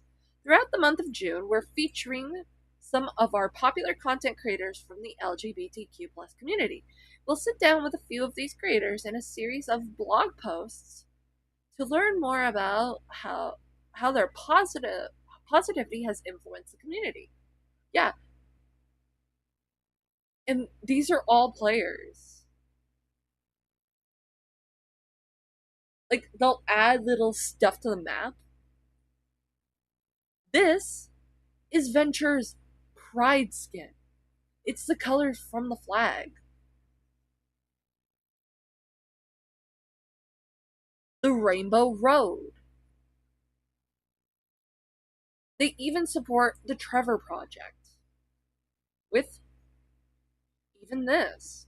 Not gonna lie, that's a dope shirt design.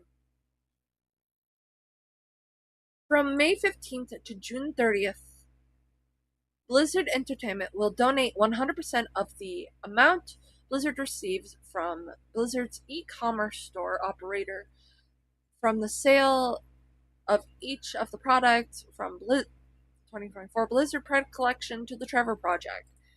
They're even disclosing how much money they're going to be giving to the Trevor Project. Granted, yes.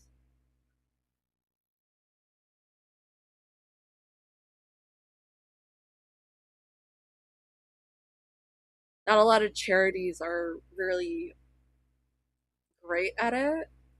And this is from 2 years ago. They even have a wiki for it.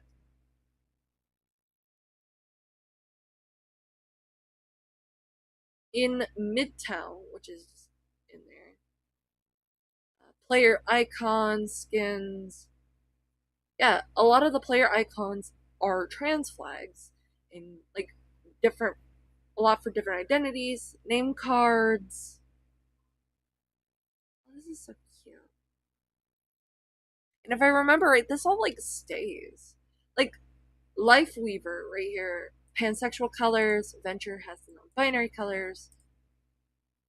Soldier 76 has the MLM gay colors.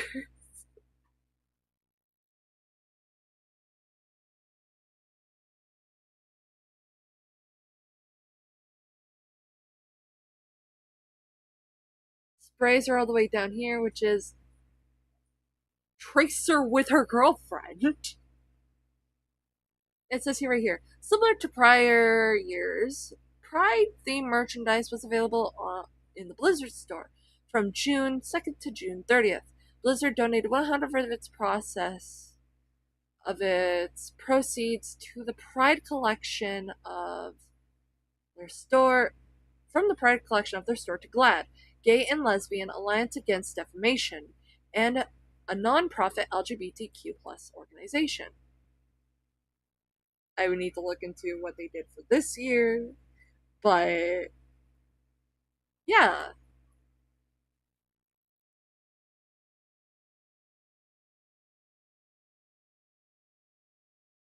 So why would you support a charity that you know is against this in a community that's... Ugh, my brain hurts. My brain hurts. with. I think that's the most disgusting things that Christians say all the time, and it drives me nuts as a Christian. Okay, there's nowhere in the Bible that's going to substitute, they're like substantiate that at all. Okay. So yes, I still support the charity because the charity overall is a net positive on society.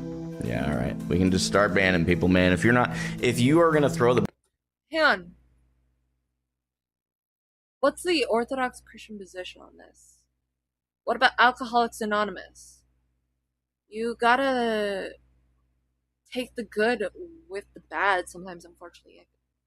Yeah.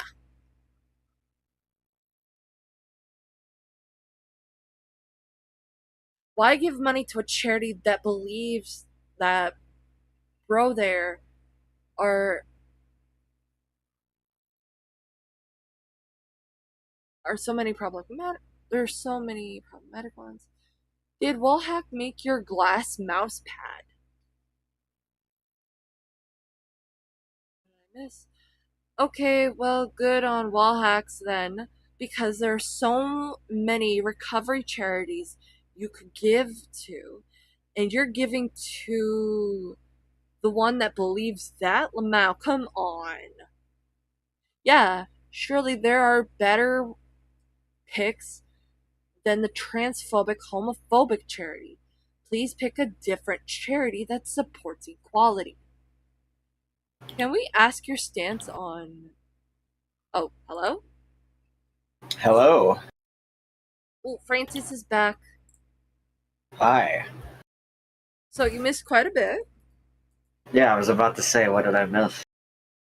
So, TLDR, a gaming company,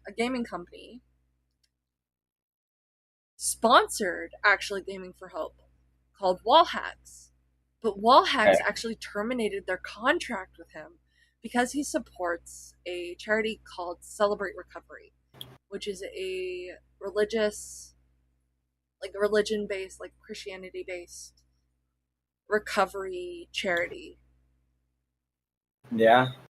The problem that caused Wallhacks to actually terminate the contract with him is Celebrate Recovery's stance on the LGBTQ plus community, because they believe it's a mental sickness.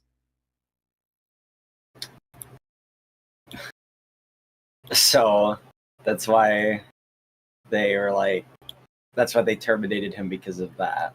Here, I'm gonna actually rewind a little bit so you can hear it. Interestingly enough, didn't tell his audience exactly why just yet, only saying that just 2 weeks after getting his sponsorship, Gaming for Hope would suddenly get dropped as he would say so during a stream. But interestingly enough, didn't tell his audience exactly why just yet, only saying that particular 501c3 organization, aka a charity in this case, that he supported and their beliefs were enough for Wallhack to terminate their partnership together. I'll go ahead and just explain that really briefly. Wallhack decided to drop the sponsorship with no conversation, no warning. Just sent me an email basically saying that because I supported a particular 501c3 and that 501c3's like core beliefs at the very, very, very, very, very center point of like wildly, it's so obscure you'd have to dig for it kinds of things.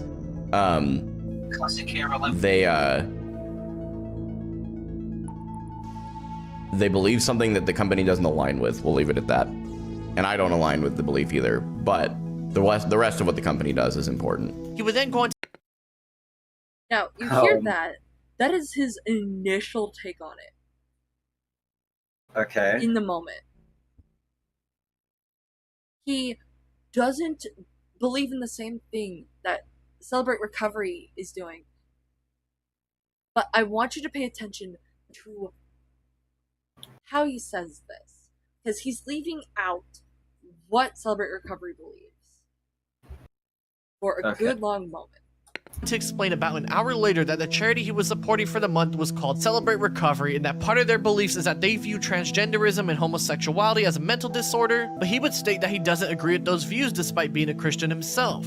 Why am I forgetting the name of it? Celebrate Recovery. They're big on helping people get out of addictions, and there's some things that they believe that I don't align with. All right, so just so you know, Wallhack is a pathetic excuse for a company, and I will no longer be endorsing them based on the email they just sent back. So It took him an hour to reveal to the chat why he was dropped. Specifically. It took him an hour. It took him an hour. Huh. And he's saying this about Wallhack, even though they make it clear why, and that there's so many like addiction recovery charities that help with that. I've even like highlighted some on Tiltify right here because I have the window open. Now, to explain what Wallhack is, they make gaming stuff, like peripherals, such as glass mouse pads. Okay, let's actually go to the shop. Sleeves is for competitive gaming. I really like this Miku one. But this is made of glass. They also got sleeves. And it's for like performance. Make sure you're doing the best. Oh, they have a Ghost in the Shell one? That's neat. They even have like a water bottle right here. Okay. I'm gonna look at that properly later. And he had gotten a mouse pad from them because he was sponsored. Definitely not. I dodged a bullet that they bailed out so early. Pathetic. Pathetic. Basically, the charity, Celebrate Recovery, I'll just say it outright. Celebrate Recovery believes that transgenderism and homosexuality is a mental disorder. I do not believe that at all. I'm gonna make... Yeah, right here. As soon as he says that, over here on the side, abundantly clear. The chat... I have my faith in Christ, and I believe that there are things that the Bible says are labeled different ways, but nowhere in the Bible does it say that. Nowhere. And I would never agree with that. Okay? So, I want to make sure I'm really clear on that. That's not something I agree with. I think that's the most disgusting things that Christians say. Donate to that charity? Oof. That's so weird. All you do is whine, bro. Just play the game. And you still support this The charity. Don't support them. Simple. Yeah. All the time, and it drives me nuts as a Christian. Okay, there's nowhere in the Bible that's gonna substitute, they're like substantiate that at all. Okay. Oh, okay. I think I understand their perspective. So yes, I still support the charity because the charity overall is a net positive on society. Yeah, all right. Brother, you can just start banning people, man. If you are gonna throw the baby out with the bathwater, some of you guys are showing your immaturity. It's okay. Yeah, it's immature to say, hey, you really shouldn't be like. Hey, bro, why are you supporting that charity? Yeah. Like, if you want to like maintain a sponsorship while supporting a charity, go for a charity that shares in your beliefs but doesn't believe that crap. Simple. Yeah. Also, Fox News. God damn it. Why do people hate LGBT? I love lettuce, lettuce, and tomato. Pretty sure it's actually guac. I've seen people. I saw a video. It's like making the LGBTQIA sandwich. They add guac instead of garlic. Oh, that sounds really good. I don't know why.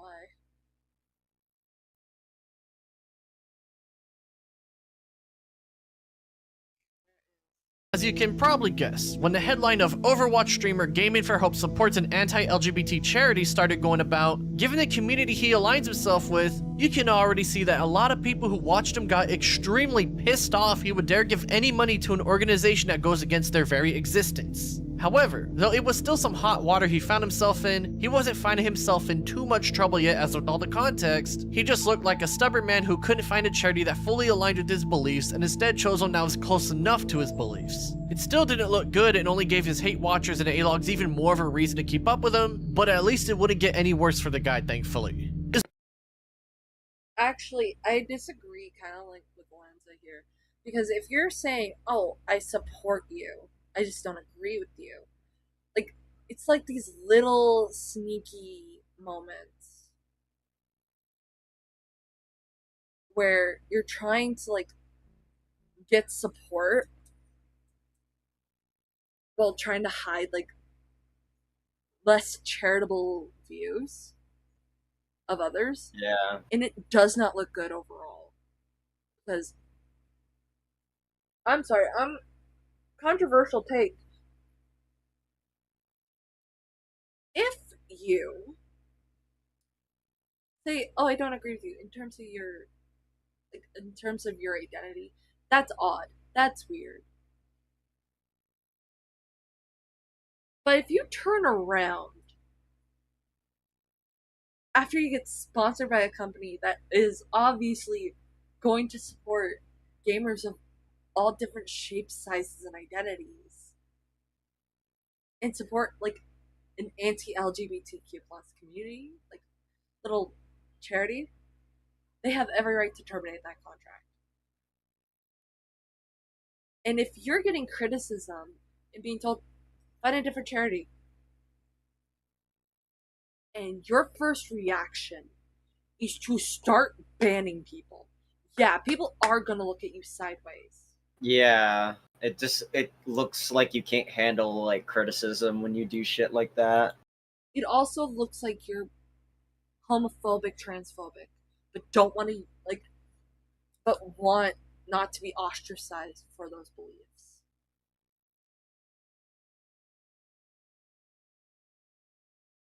Is what I would be saying were it not for the fact that on April 27th, just a few weeks after this revelation was made, a TikTok user by the name of Zyles would post a video claiming that they were the reason Gaming for Hope lost its sponsor. It was me, David. I'm the reason you lost your biggest sponsor. In said video, they would show that back on April 4th, they revealed to Gaming for Hope in DMs that Celebrate Recovery not only was against LGBT people, they practiced and promoted conversion therapy, a very controversial form of, quote, ridding the gays of their disease by any means of many avenues, with some going as far as to perform electric shock therapy on them. Now, Gaming for Hope, a Christian man who has said in the past many times— That's bad. That's— oh my god. Come on.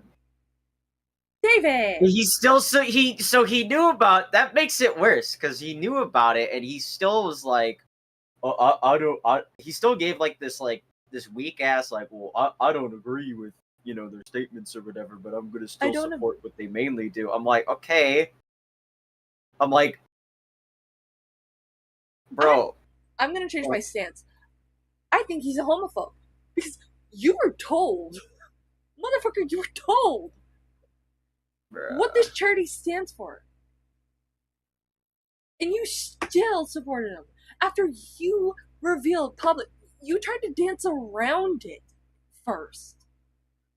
But when people began pressing you more, you revealed that you did support this.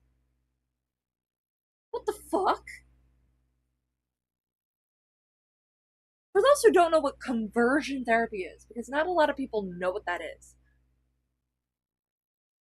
it's a form of therapy, quote unquote, where they try basically torture. Yeah, it's torture.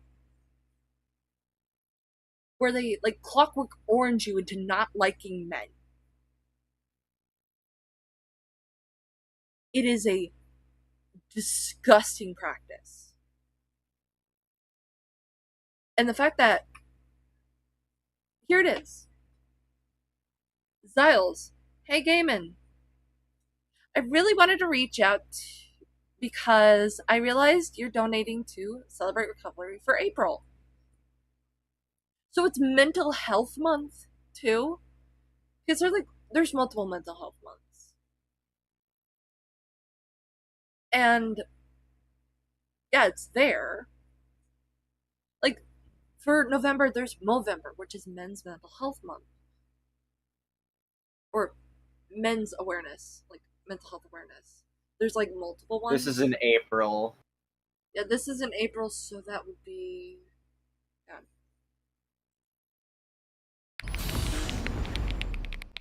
Imagine he did this on Trans Visibility Day. Oh god. That'd just be bad. Or like Pride Month. Oh god, Pride Month. Mental health awareness. I have to use BetterHelp. Nope. No. I have to use a different one. Because fuck BetterHelp. Medical news today. Okay. Calendar list for April. April is National Minority Health Month. God damn it.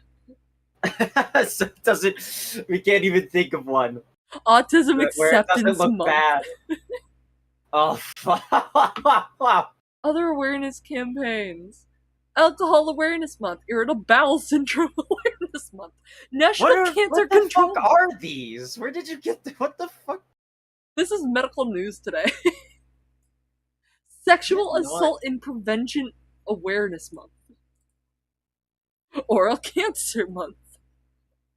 National Parkinson's Awareness Month. National Awkward. Speaking of Parkinson's, I know that sounds awful, but hear me out. I do need to show you a video of a guy who, oh no, he's like dude in his 60s, like he's an old school like punk rock guitar player. He has Parkinson's, and he like found a way to continue to still not only play but tour. He's the only reason I found out about it is he's the original guitarist for the Human. And kind of a which are like an old find it. They're like they helped yeah, it's Men's Health Month. popularize. They helped like in the development of the grunge sound. So ooh, yeah, but found it. His name is Tom Price. Yeah, there's a lot of these out there, but for April, it's specifically a large part of the time National Minority Health Month. Encouraging simple and creative steps to physical, mental, and emotional wellness. Yeah, I found it. So he picked a anti-LGBTQIA plus charity.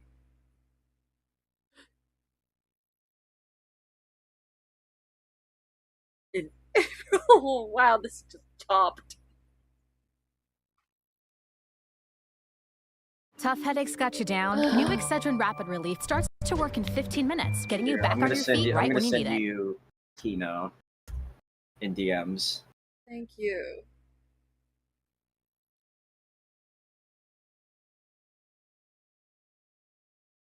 But it's astounding how he makes this like decision and expects people to be okay with it. Yeah. And I looked into their curriculum, and according to their worlds, they treat same-sex attraction as a trauma response. God damn it. What the fuck? That needs to be fixed.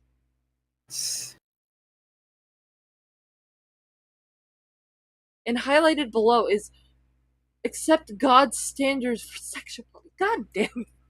They're not even like It's like cartoonish levels of like trans and homophobia. Like, are we for real? This is classified by many medical groups as a form of conversion therapy, something that is considered incredibly harmful and dangerous. He knew as far back as February 2nd. Bro. Yeah, because the conversation started February 4th, 2026. Yeah, that's as early as Gaming for Hope was aware of. I'm wondering if this is something you're aware of and support. Yeah, so this was brought to his attention. What's his response? Oh no, this is April 2nd. What the fuck? Oh, this is British. Yeah, it's as far back as April 2nd.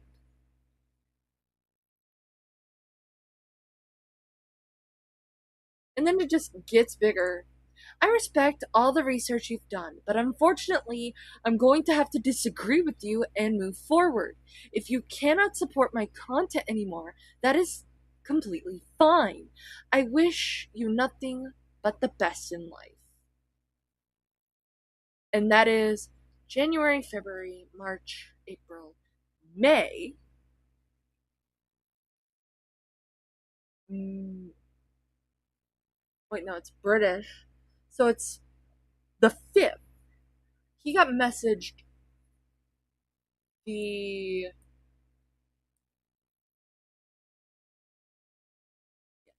April 2nd, April 2026. So this is in May.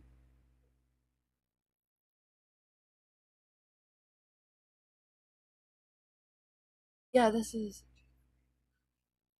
is probably April 5th. April 2nd. So he responds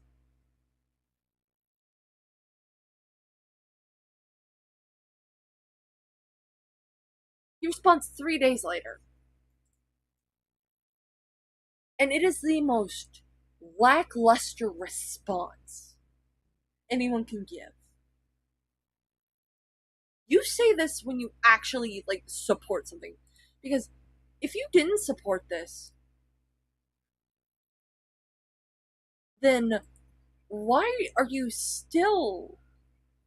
If you don't support their beliefs, why are you supporting the charity? Because I could take a wild guess on why you support the charity that isn't Christ-centric. Because there's multiple Christ-centric charities you could go to. You just so happen to pick the one. Yeah, you just happen to pick this one. Like I can't get you. He just can't really disagrees give him with the their benefit of the opinion. doubt, like when he does shit like that. Like you fucking knew, bro. You knew for a while. You knew, and then and you're also in a fucking community who would have raised hell. It's another fucking too. It's like, come on, man. Yeah, because everyone is down for supporting charity. But this goes into a lot of consent, and it's informed consent. People within the Overwatch community would love the informed consent of, oh, this charity supports evil shit. Do I want to support it? No, because it doesn't align with my views. Why would I support that? What Gaming for Hope is doing by obfuscating this fact that he knew in early April,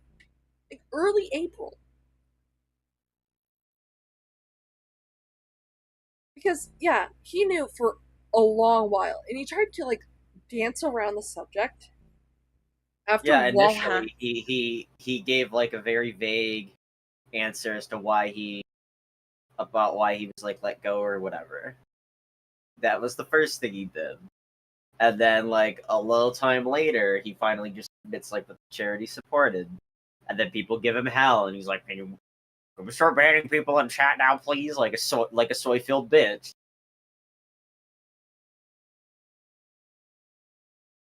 And he's been telling people, I'm not homophobic, I'm not transphobic.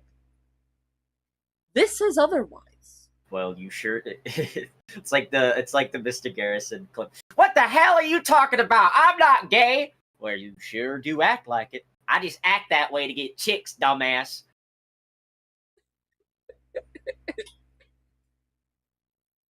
And if they don't want to support him anymore, he understands. This will turn into Zyles going straight to... Oh, here it is. Hey there! One of your supporters, Gaming for Hope, is running a charity fundraiser for this month for an organization called Celebrate Recovery. Wall hack with the same information to show... I think you should know, cuts off. Celebrate Recovery produced official pamphlets that frame being gay as a disorder you recover from. The men's version says homosexuality comes from not having enough fatherly love. I'm gonna assume love. Women's version says it's caused by child abuse and lists being into men-dominated sports as a symptom. Their solution is accepting God's standards for sexuality. Right now, I found one uploaded to a church website in February 2025. This isn't obscure stuff in 2022.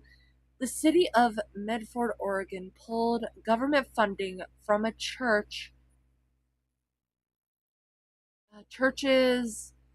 homelessness nonprofit, got fired by his own board over it.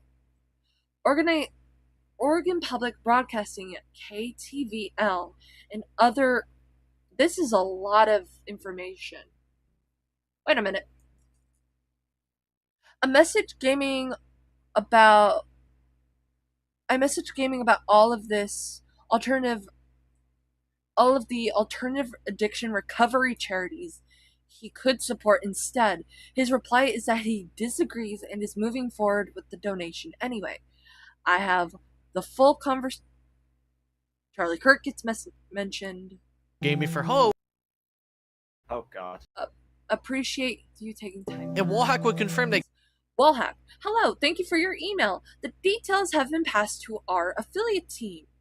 And from this point they are investigating the information provided. Thank you again for bringing this to our attention. Best regards, Team Wallhack/Danny. They got their message and of course would end up dropping him soon after. Zaz would tell Gaming for Hope him.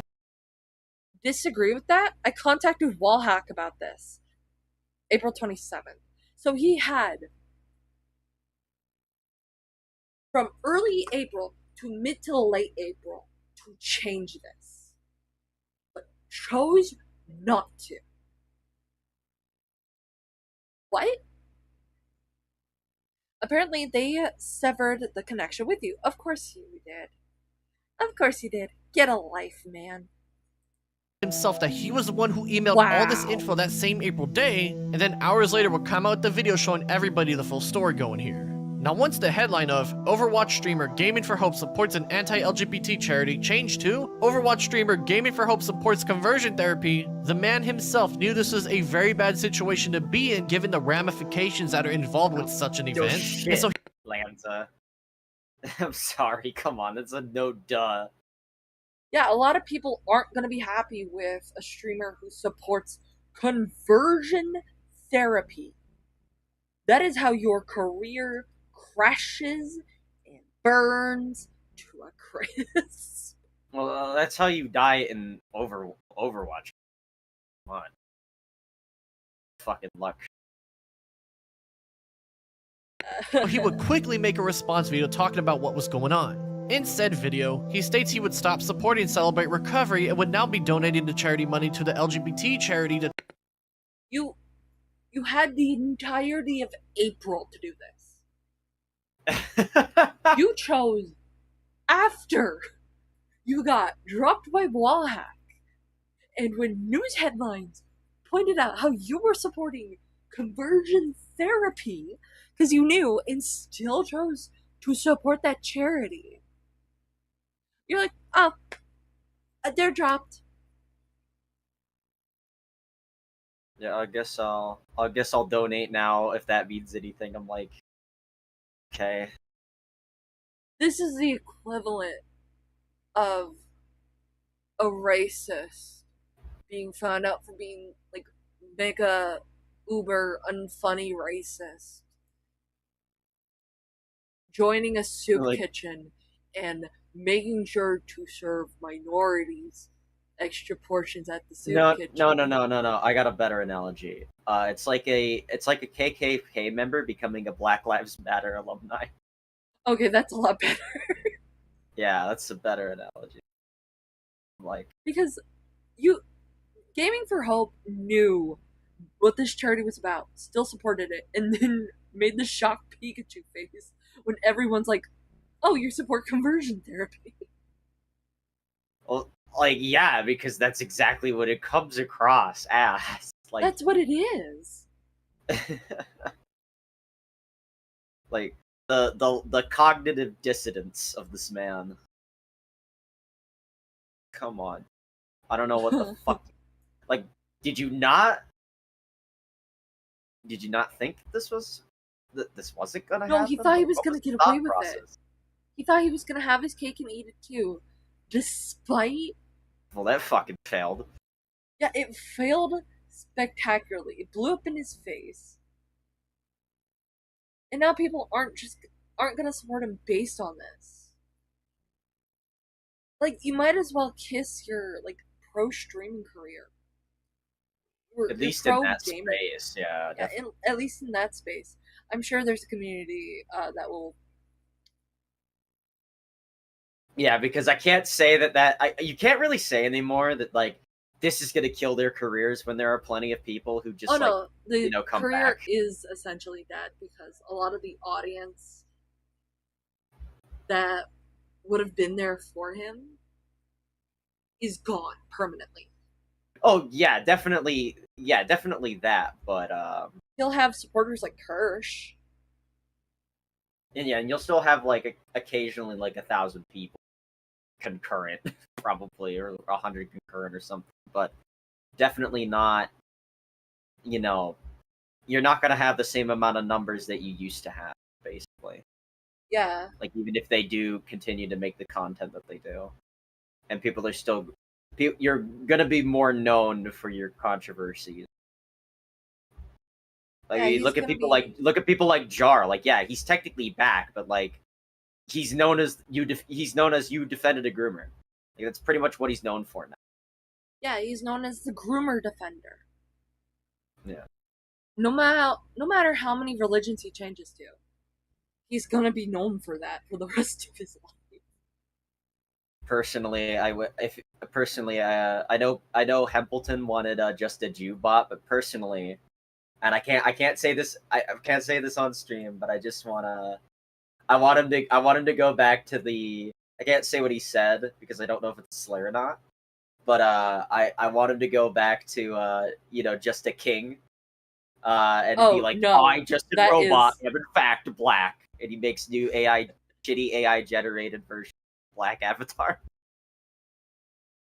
Kind of want him to go back to that. I think that'd be funny. Completely tone deaf. Okay, the thing he says there is in fact a slur. Oh, okay, good. Okay, good. I'm glad I didn't say that.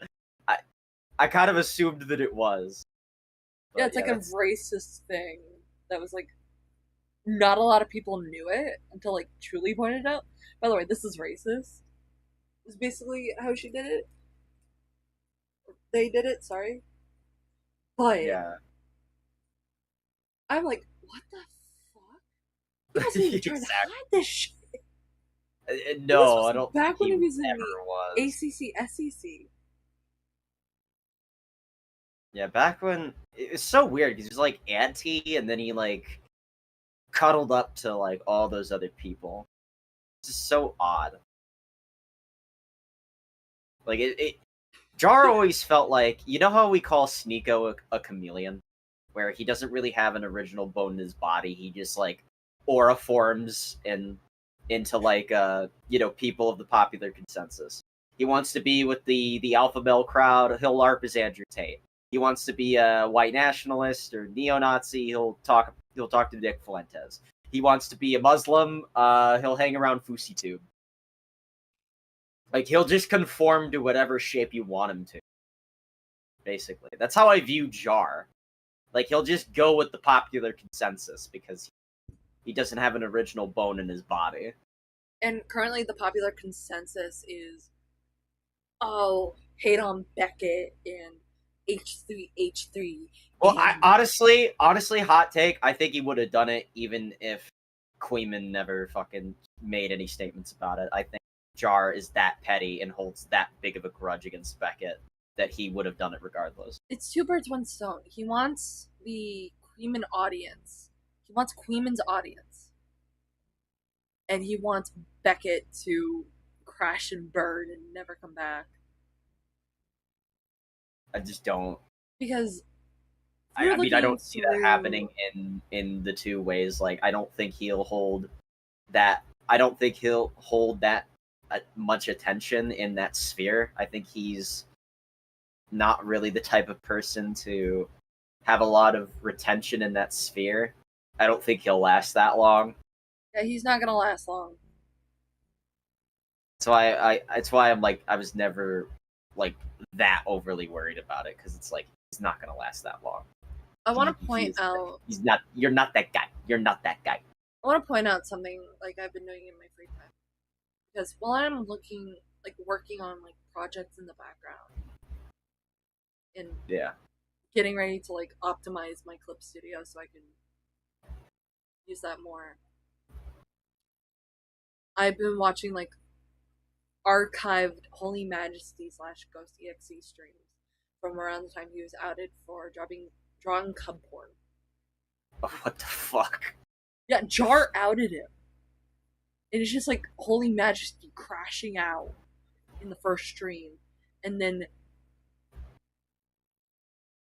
like really talking about it on stream at one point. And one thing I want to point out is that Holy Majesty is black. And he was yeah, he's black. Not just that, he called out the black SpongeBob thing. Oh, that thing? And Jar, in response, is like, Holy Majesty draws cub porn.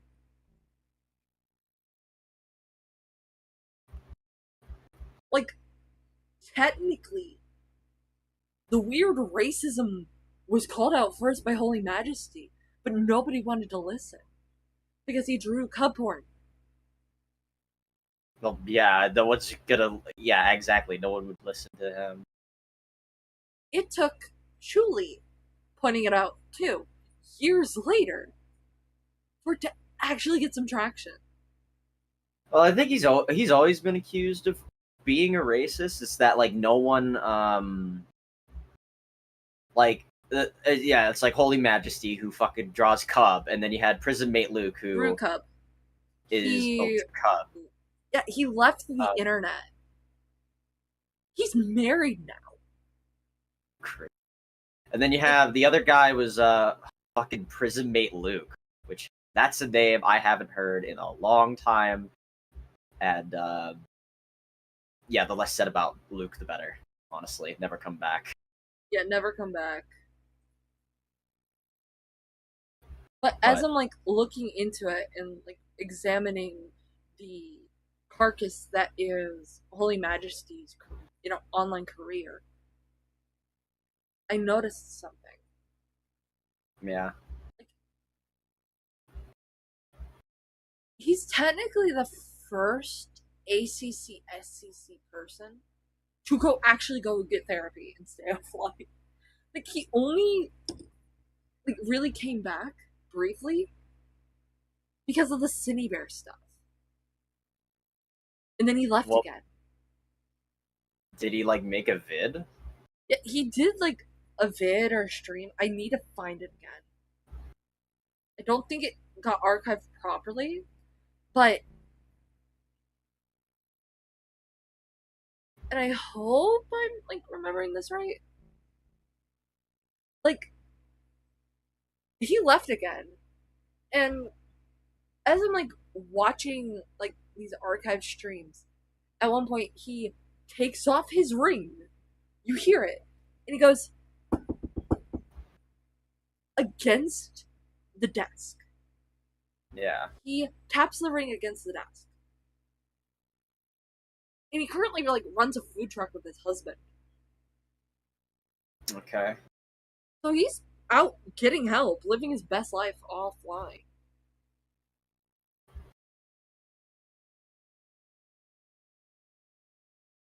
And yet, we have like content creators like Peaches who ran and is probably under a new name. Oh, or that Isaac. Like, I see a lot of like similarities because Majesty, one of Majesty's reasonings for why he did it, and he like prefaces that it wasn't an excuse, is the fact that he was victimized as a child.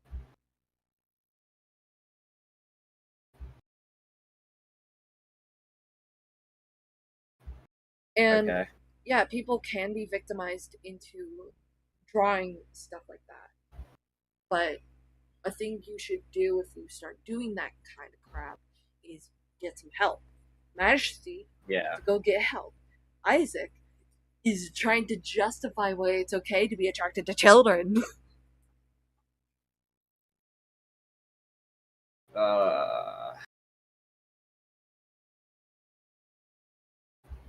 Like, it's interesting that this happened.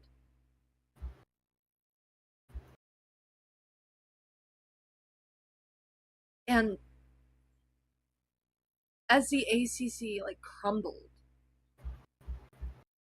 you can kind of like see it in a lot of videos and archived streams, how it would be prophetic later on. Yeah. Like, I would have to like show you some of the archived live streams that I was still able to find. That honestly would be a cool topic for another day. Probably for another day. Yeah. But it's interesting to see where this community died. Because I think it began the dying process around the time of the Toby drama. And what really killed it was the FCK.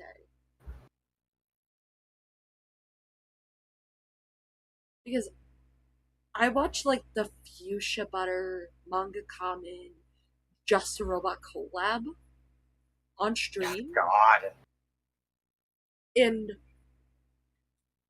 you can tell why Jar defended Harsh Opinions and Nani. And essentially Toby.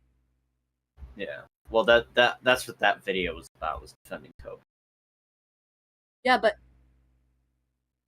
he also defended Nani and Harsh Opinions, who both had objectively terrible opinions. Especially harsh opinions, good lord. I would need to find it again, but I would actually need to find it because I recognize Harsh Opinions from somewhere and I'm like, god damn it. I remember I think the first video I ever watched of them was that they made a video essentially shitting on when Penegrin. When Penegrin tried to come back after like falsely accusing Spocter. Oh no, I didn't recognize Harsh Opinions because of the videos. I'm telling you how I remember Harsh Opinions. That was the first video I ever watched, and then she dated Dumbsville at one point. What the fuck? Like, yeah, that happened. Oh no, I was about to say I recognized Harsh's art. Oh. Because I didn't recognize them as Harsh. I'm just referring to them as Harsh here because I don't want people going after them. Oh, yeah. Or like going near them. But they were like an artist I followed for like a good long while, like a couple of years. I'm amazed and befuddled how a lot of people in the background couldn't stand heat. Yeah, Like even back then, they were fucking insufferable. Oh, you should have seen Sheeton's live stream, because Sheeton actually goes over some of the old Keaton videos, especially involving ones involving horror, because Yeah, I know she made an urban spook vid. I do know that. no, what recently got re-uploaded was her video, like a live stream VOD edited by Silver.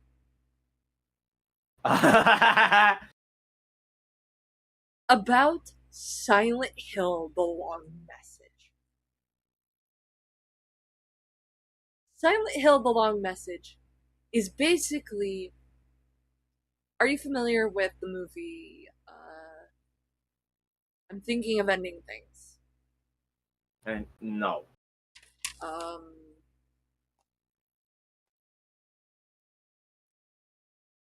The Suicide of Rachel Foster. 13 Reasons Why. Okay. The game is about a girl who ended up organizing a cyberbullying campaign that took the life of one of her friends, because her friend was in love with another friend of hers. And this friend had like this strong association with cherry blossoms. So what Silent Hill does best is it made made this friend who died, who took her life, into Sakura Head.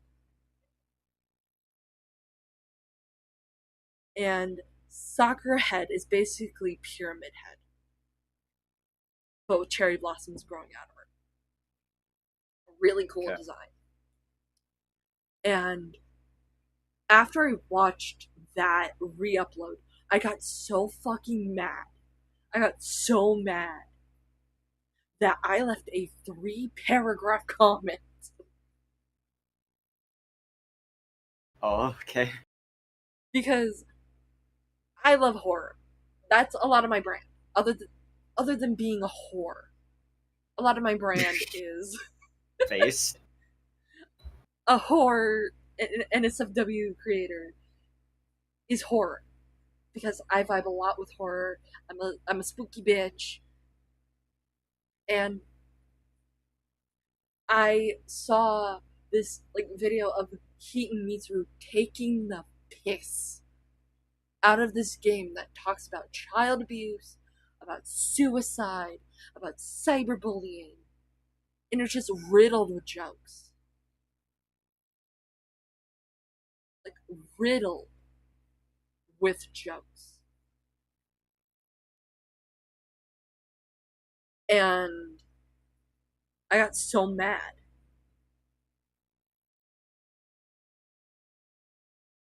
Like, I actively got mad, and I had to walk away from my computer.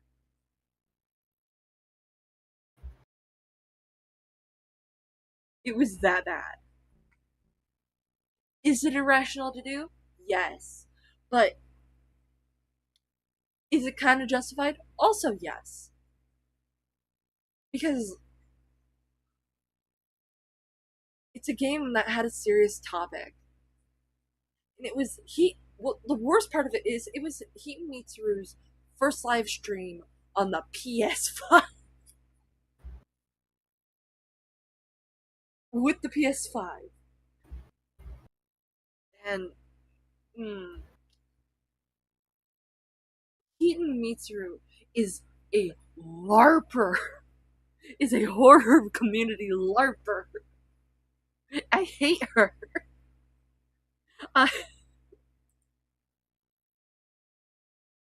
The Trevor Project, but most interestingly would go on to state that he misunderstood what conversion therapy was before recently. The donations that I'm going to do from... How the fuck do you not know what conversion therapy is and misunderstand it? Conversion therapy is bad. You could have Googled what conversion therapy is, or ask, instead of going, I disagree with your opinion. I disagree with you. If you don't want to be a viewer in my community, that's fine. I'm not changing my mind. You pretentious homophobic fuck. Only reason he is walking his previous statements back is because it would affect his career. Only reason. April's revenue will now be going to the Trevor Project. This is going to come across like a virtue signal. Frankly, I don't care if that's how you see it. I know it's not. I sincerely apologize. I misunderstood what conversion therapy is. The way that I understood that term, judgment. just I'm sorry, I had. He's just a groomer, not a groomer. Not a groomer, just a loser. Toxic gossip train. God damn it. One-way ticket to manipulation station. He needs to bust out the ukulele and sing his apology. Now. Yes, he does. Meow. Do it right now, it'll save your career, totes. You need to do it dressed up like Mercy. God. Or Tracer. Or the one non-binary person. Yes, do it as Venture. Do it as Yeah, Venture. do it as Venture. That way everyone equally hates you. Oh.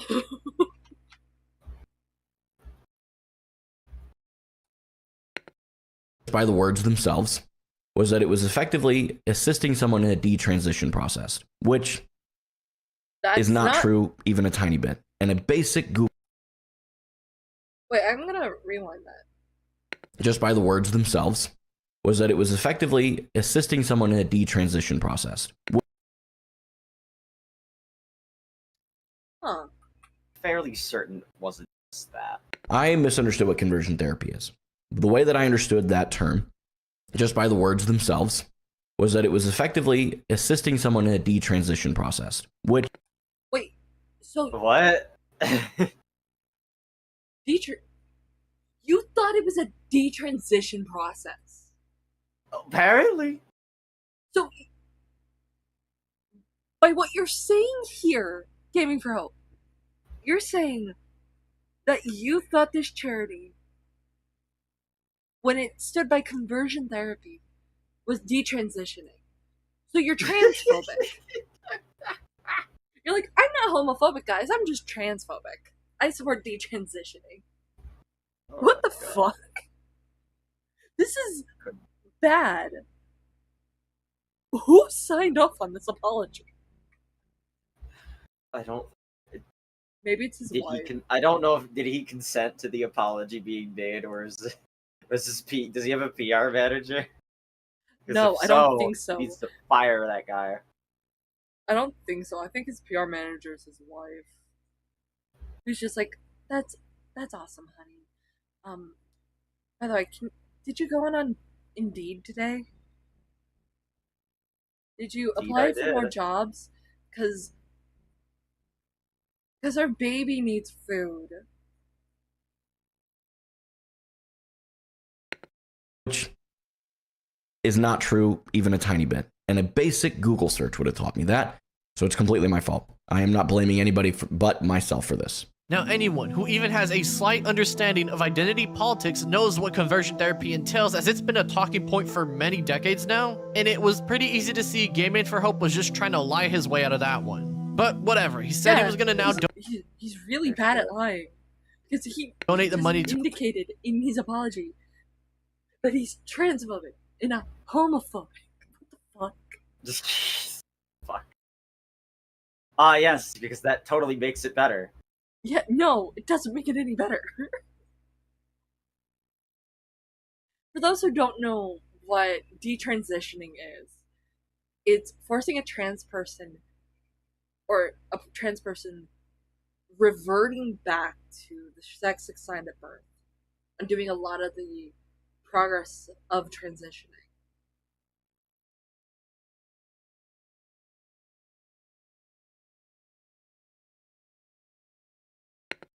To an LGBT positive charity, and in the process, this would then become water under the bridge. No, he thought. He thought. That's what he thought. That's what he Yeah. thought. People aren't just gonna forget that. That's something magic about. Oh, wait, hang on. Why is he crying? Dude, you Trolls did got this to to him. yourself. The trolls got to him, clearly. He's so upset. The trolls got those mean bully jerks got to him. The cyber vermin. The cyber vermin. We gotta call the cyber police.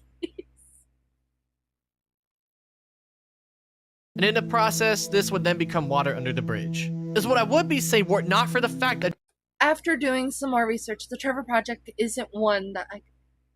Fuck you. So fucking That's why you Fuck just you. shouldn't bother, man. Come on. Then don't fucking donate to a that charity. I can man. personally endorse as a Dickhead. Christian. I'm sorry.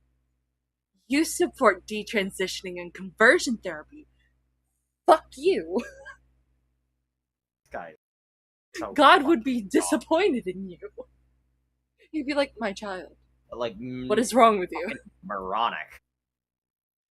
Come As on. much man. as I am supportive of people finding help in their time of crisis, I have Except if consequently you're trans removed or gay. the video from all platforms I posted it on. Tomorrow I'll be taking tomorrow off to chew on what charities to support throughout the rest of the year. Are these also going Comes to be... across as neurotic in a way that No, they have to feels be bad for him. 110% pro-Christian, even if they're like supporting like heinous beliefs. I'm sorry, Gaming for Hope, but if my gender identity becomes too convenient for you and you end up supporting things that could get me killed, I don't give a fuck about your religion because you're using it to harm me. You're not a real Christian. I'm sorry. I'm pulling off the band-aid. This is not a real Christian. This is one of those performative little fuckers. Because you wouldn't be making such a hoot and holler over whether or not a charity supports your religion, as long as you're doing the right thing.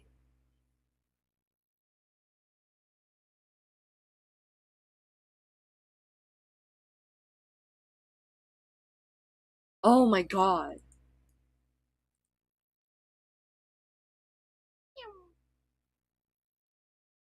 I heard kitty. No, that's just me vocal stimming because I'm upset. I need this moment, Gray. Let me have this. You're like, I need this moment, Francis. Let me have it. Let me have it. My cats are conveniently sleeping. You know what? Where's the cat treats? Where did I put the cat treats? I need to give my babies treats.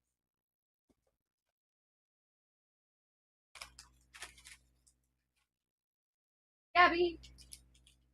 Yeah, come here. Hi, baby. You want a treat? You want a treat? Yeah, make mommy feel better. Cause you did Superman, my queen. Excuse the baby voice. I am talking to my fuzzy dog. You do not need to be excused. Gotta sing the treat song. I know nobody subbed, but it's time to give the kiddies a very special treat. It's time to give the kiddies a treat on the Abyssal Grey stream tonight. Here you go, baby. Yes, I stole that from Falgi, because fuck Falgi. I mean, You could steal anything from Falgi and make it infinitely better than what that fucking meatball-shaped Italian could ever do. Meatball-shaped. I stole that from I stole that insult from this is Mikey No More. He calls like any Italian American fat spaghetti meatball shaped Italian. I have a Kibby treat song. Yeah, she's getting a Kibby treat song because gaming for hope. We need wholesome quirk chungus, okay? Wholesome quirk chungus. Oh, come here, baby.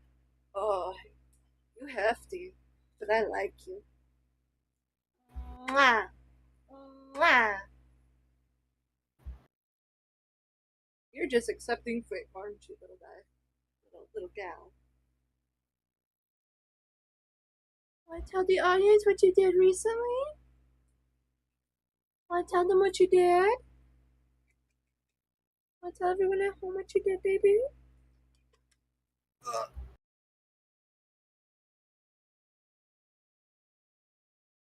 Okay, I'll tell them what you did. So recently, she's been like sleeping on top of my legs because she's gotten like her most comfortable. And I moved their litter in here because they're more like familiar with here because I'm here. Yeah. And I recently got them a litter mat underneath, and I put a blanket underneath the litter mat. And they're happy babies. And apparently, Mochi began licking the windows.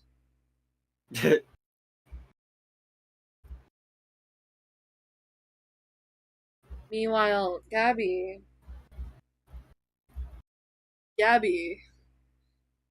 thought she could eat jalapeno jelly. But she can't. It's not Kibby safe. This is why you get special treats. You kibble.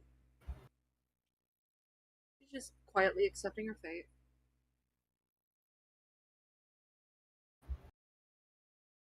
Just 2 days later, Gaming for Hope put out a message on Twitter and his Discord server saying that after doing more research, he decided due to his Christian beliefs he could not personally endorse the Trevor Project. How convenient, by the way. I do still believe in the mission of being charitable, as long as it's within my comfort. Of course. I just need to be more diligent than I have been selecting what charities to support. That requires me to change the way I approach the whole effort. I need a day to focus on that system. Who wants to bet he still gave that money to Celebrate Recovery? It wouldn't surprise me. It wouldn't surprise me either.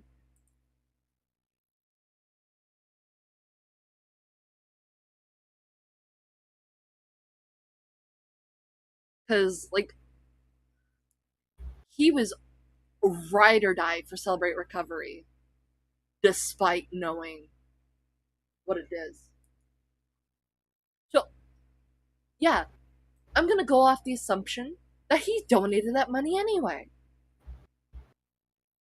And only said this because if anyone asked the Trevor Project, they would have gone, no, we didn't receive any of that money. And would not donate to them after all. In the midst of shooting himself in the foot again and causing even more of the Overwatch scene to completely shit on him, he would delete that last video he made and causing even more of the Overwatch scene to completely shit on him. He would delete that. Oh my god. I appreciate your grace towards himself in the foot again and causing even more of the Overwatch scene to completely shit on him.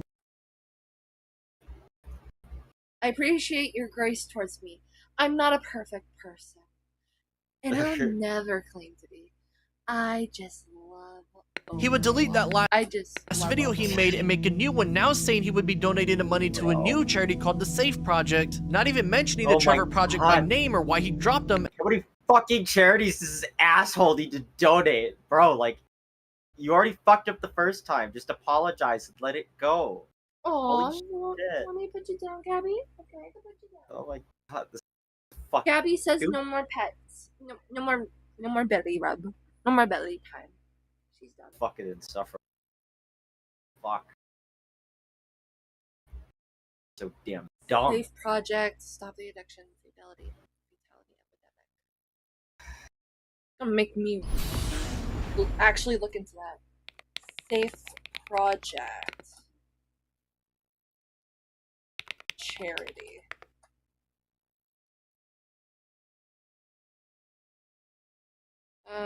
Safe. Stop the addiction fatality epidemic. Who are we? Or beliefs. Equitable access to prevention, intervention, treatment, and recovery resources.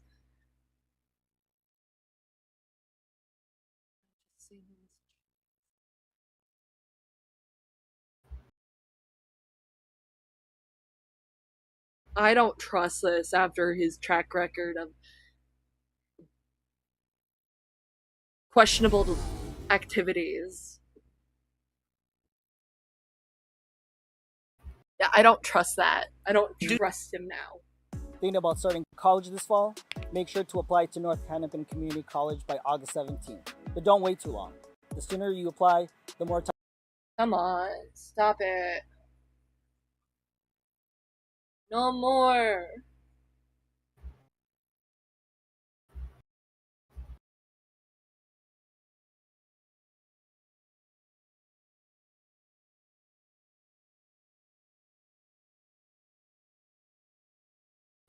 Trade. Due to his Christian beliefs, he could not personally endorse the Trevor Project and would not donate to them after all. In the midst of shooting himself in the foot again and causing even more of the Overwatch scene to completely shit on him, he would delete that last video he made and make a new one now saying he would be donating the money to a new charity called the Safe Project, not even mentioning the Trevor Project by name or why he dropped them, as he wanted to move past all that as quickly as he could. Majority of the Overwatch scene ignored him for the most part, however, as this constant escalation of events by the guy himself by means of general stupidity was just that palpable to witness, and so he would try one last time to quell the crowds and talk about why he's trying to sweep the whole Trevor Project controversy he found himself in under the rug. I guess I owe you guys a little bit of an explanation on the Trevor Project. I had intended to not say anything about it because I feared that it would create a spiral of things that I would have to answer forever, but I'm going to keep it short and to the point. The primary mission of Trevor Project is still something I support. There are some secondary and tertiary beliefs that they hold that to them kind of help build up their main mission that I just can't support. I'm not going to go into it. Yeah, you need to go into it. You need to go into it. Bro, what do you... Is it the fact that they're not a Christian-based charity? Because that's what it comes off as. Like, I have a list of charities I want to. Like, I have a pre-select list. A lot of them being pro-LGBT and pro-domestic violence survival. Like, so on and so forth. Because, yeah, it's how I grew up. And I want to support charities that help people who went through similar to what my family and I have went through. I even talked about this. There's a charity called Our Grove's House. It is a domestic violence survivor-based charity where survivors of domestic violence and sexual violence raise money through things like soap. And I'm gonna actually show people. People need to be aware. House.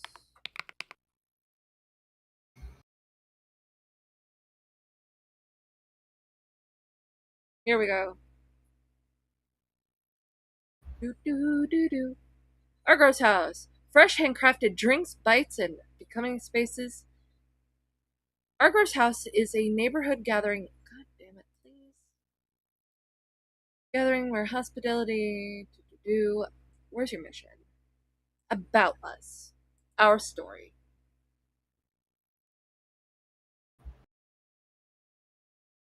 Argro's house is named after Reverend Argro Margaret Warren, our founder, Dr. Kit Ford's grandmother. She lived through a violent marriage but embraced such courage and love. Right here.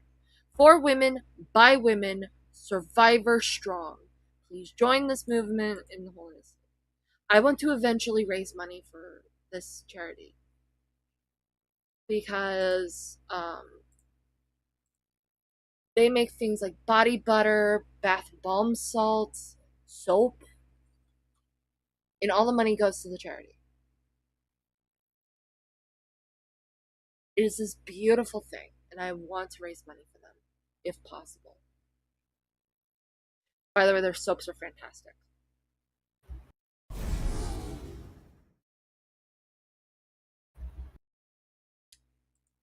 But the reason why I bring that up is because you can find charities relatively easy that, while it doesn't fit Celebrating their 20th anniversary.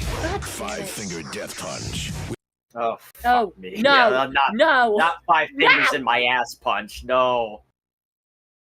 Project. I had intended to not say anything about it because I feared that it would create a spiral of things that I would have to answer forever, but I'm going to keep it short and to the point. The primary mission of Trevor Project is still something I support. There are some secondary and tertiary beliefs that they hold that... Screams of the damned. Screams of the damned. But I bring it up because you can find charities relatively easily that, while they don't 100% align with your views, you can support them.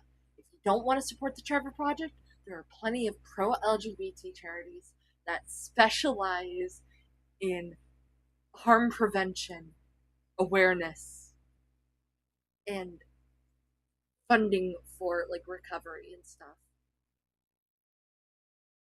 It is not that hard. Why is it so hard for him? You can even support your local charities.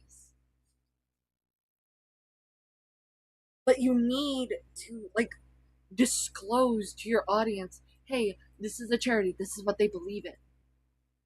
If a member of your audience brings to your attention that a charity, a Christian-based charity, is promoting harm, use the language of Christians here.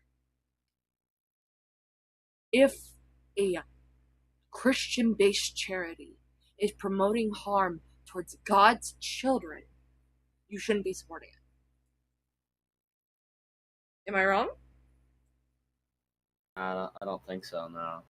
Oh, I don't disagree there. Also, Deer says, so how was the documentary? And professional streamer, by the way. We got in 1 minute and 23 seconds, and then Gray, there were too many F slurs. Yeah. Gray didn't want the stream to get flagged, so what we're gonna do is do a watch party event in Gray's server, most likely. I will need to refresh the link here in an hour. Because I have it so that it's every 6 hours. And it's currently 5 hours and 20 minutes into the stream. Yeah. They've been going for a bit, and I've been gone making soup, which I still have to add the noodles. Soup. It got done baking a while ago. I need to add the noodles and all the seasoning to it, so I'm gonna do that real quick. And then if we're watching the EDP doc tonight, I'm gonna take a trip to the liquor store, because fuck, I'm not gonna be sober watching that shit. Hell fucking no. Okay, fair. Yeah, that's fair. Like, if I'm watching this, I'm gonna be, like, drawing porn to, like, take my mind off the evils.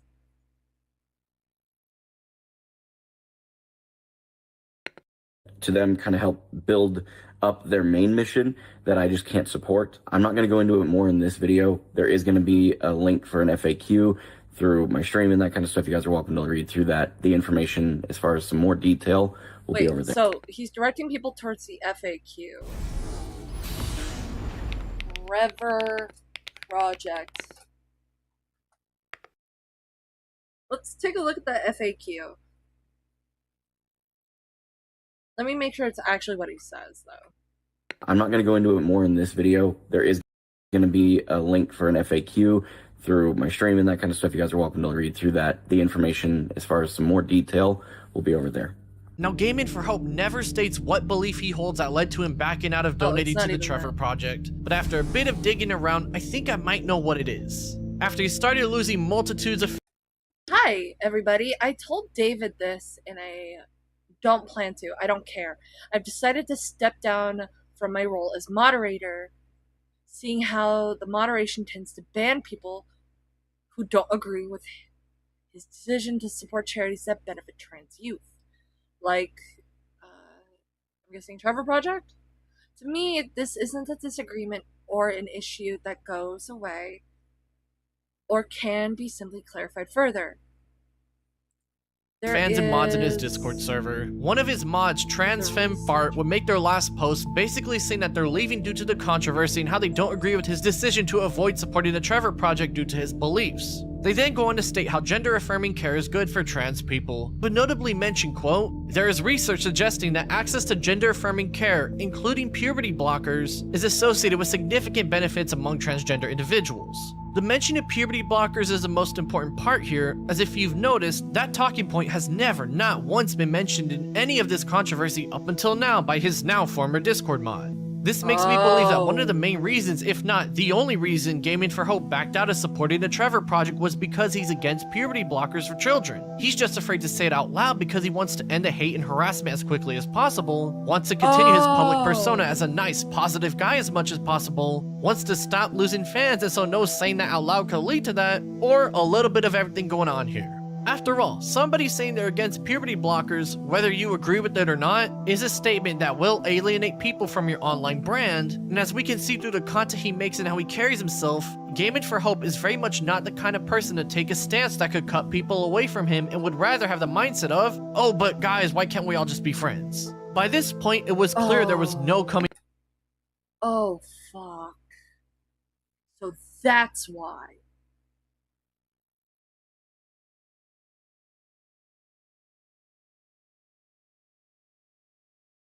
Like I've mentioned multiple times in the stream, kids don't have a lot of access to gender affirming care, such as surgeries, the hormone replacement therapy. They pretty much don't really have that much in way of access. One of the things they do have access to is puberty blockers. And puberty blockers, for those who don't know, it blocks puberty. Hang on, let me. Puberty blockers.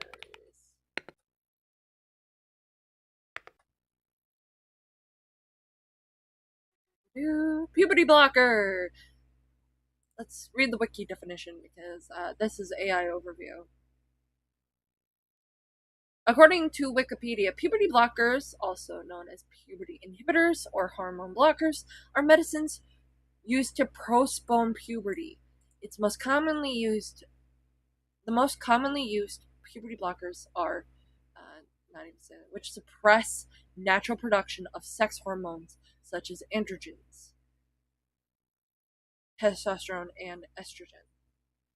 Puberty blockers are used to delay puberty in children with precocious puberty. They are also used to delay the development of unwanted secondary sex characteristics in transgender youth, so as to allow them more time to explore their gender identity under what became known as the Dutch Protocol. It is a form of gender-affirming care. Oh, yeah? Yeah, another list?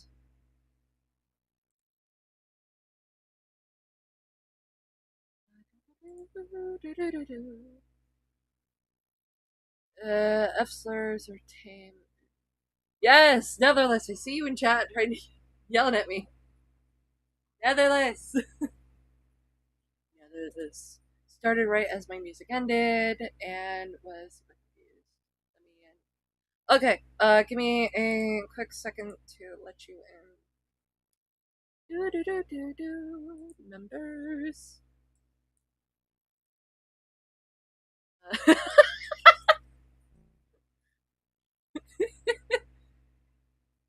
Okay. There you go. You are in now.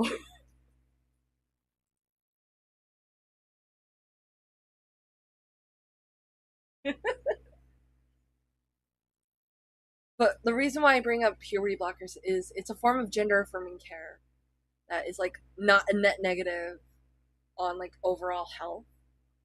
If like like if something goes awry, like it allows like minors to explore their gender identity a lot more. It's like because it's rare for minors to get the gender reassignment surgery and the necessary hormones to really do the transition process. And I'm okay, for the record, I'm pro give the kids puberty blockers if they need it. It's a form of gender affirming care that should not be like really held against, like held away from them. Wow, I'm fucking this up.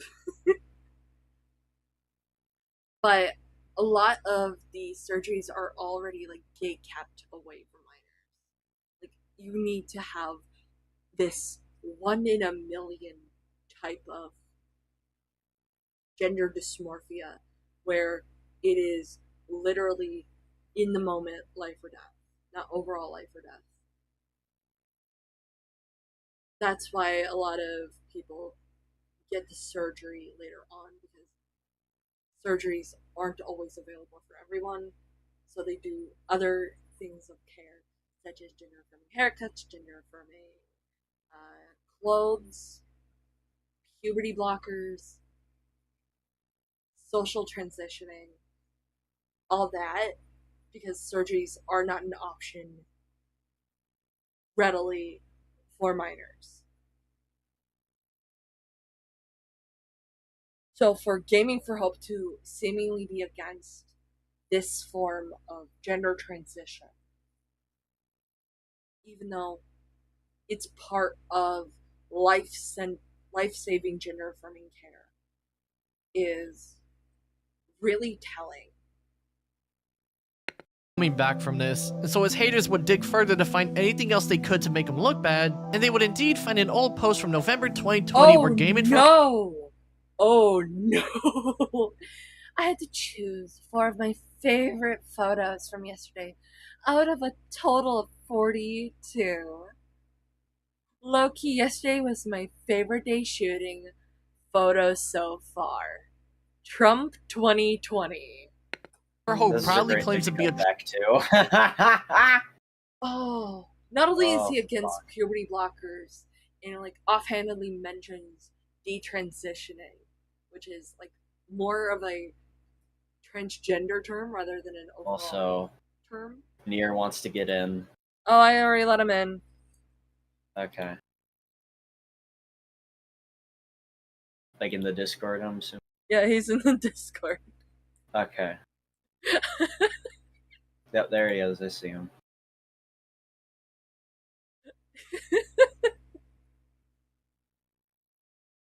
I know I think you still need to like verify him and everything. I'm stuck in limbo. Hang on. Since I know you're an adult because of Ace's server, let me just hunt you down real quick. Let me hunt you. He said that sounded like a threat. Like, let me hunt you down. Oh, you like the rat that you are. Where's Lenny? God damn it. Okay. Let's give you the necessary roles. Member. And then after that you go into the roles channel to pick the roles you like want to have. It has like the explanation there, but I'm gonna give you like the overall member role. Yo, I got back from school. The first thing I clicked on. No, that's Trump true. supporter, literally the worst thing you can possibly do as somebody trying to make content for the Overwatch gaming scene, and while it's not exactly a shocking or unexpected revelation to make, this would further justify their disdain for the guy. But I hope you studied and you Oh, that's... Everything now makes sense. Yeah. In terms of gaming for hope. It's all making sense now.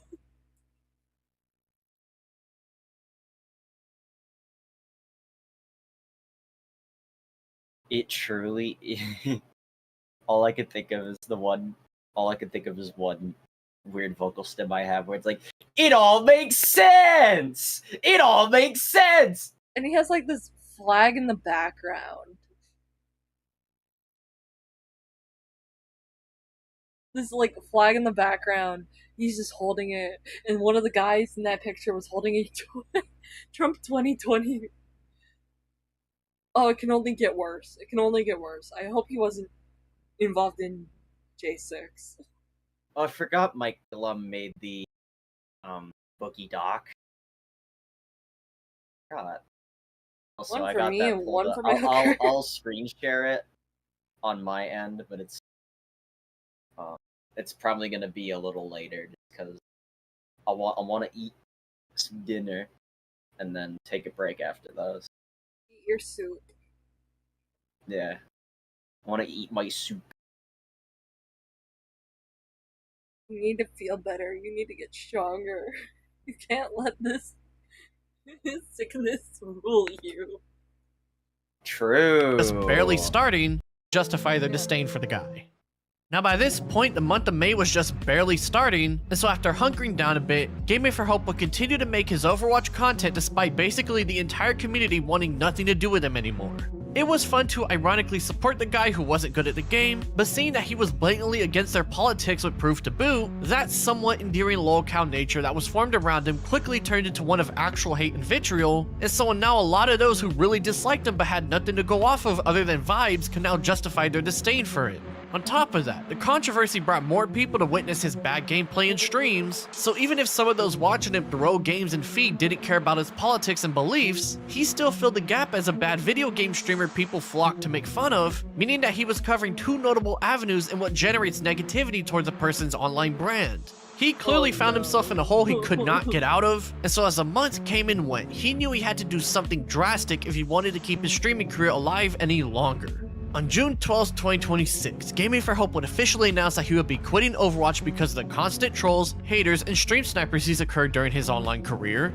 I wonder what got them to hate you. I'm surprised. Oh, wow. Imagine my shock. Wow. I wonder. I'm surprised that no one, like, went into his streams just to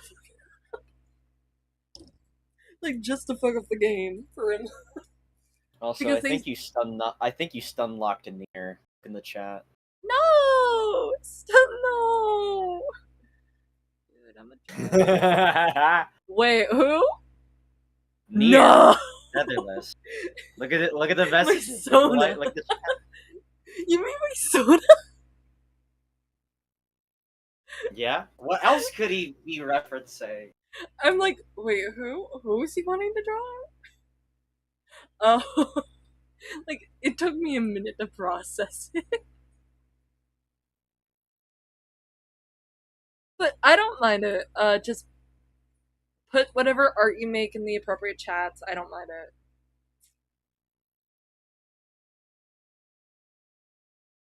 Even mentioned as long as it's not hateful.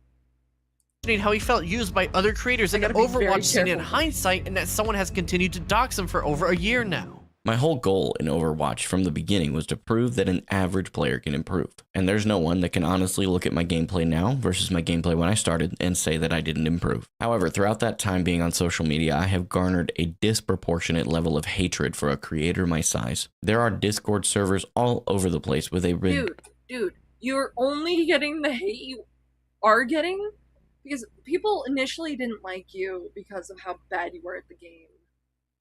And your, like, lack of ability to really recognize where you were going wrong back then. you were on this like trajectory to getting better, but you threw that all away because of your personal beliefs. Like, you didn't want to support a LGBTQIA plus charity, seemingly, allegedly, because you don't like puberty blockers and have this like disdain for puberty blockers, which is a form of gender affirming care that a lot of people have more access to than like surgeries that cost hundreds of thousands of dollars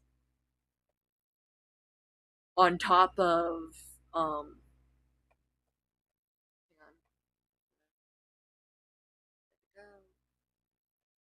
on top of the fact that you supported a conversion therapy supported therapy like charity, and you had controversies in regards to trans people within the LGBTQIA plus community on how you disagree with Venture's gender, which, wow, that's not looking good for you, bud. With all that being said, I do believe like he doesn't like trans and gay people.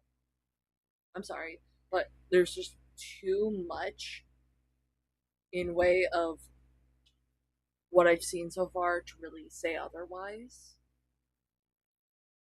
Because he had every opportunity to do like proper research, listen to the people around him. He chose not to.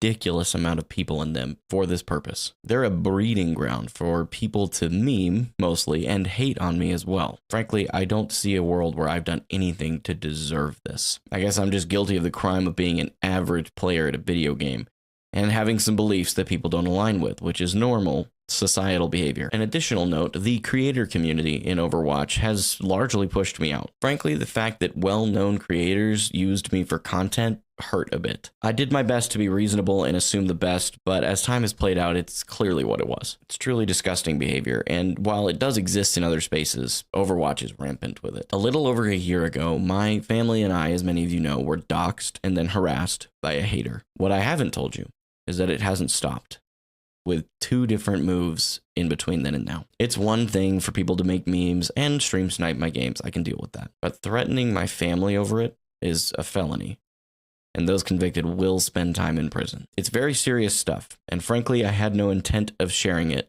but it's gotten to the point where it's... Okay, I'm gonna pause this real quick. The doxing of his family, and there's like some innocent kids in his family.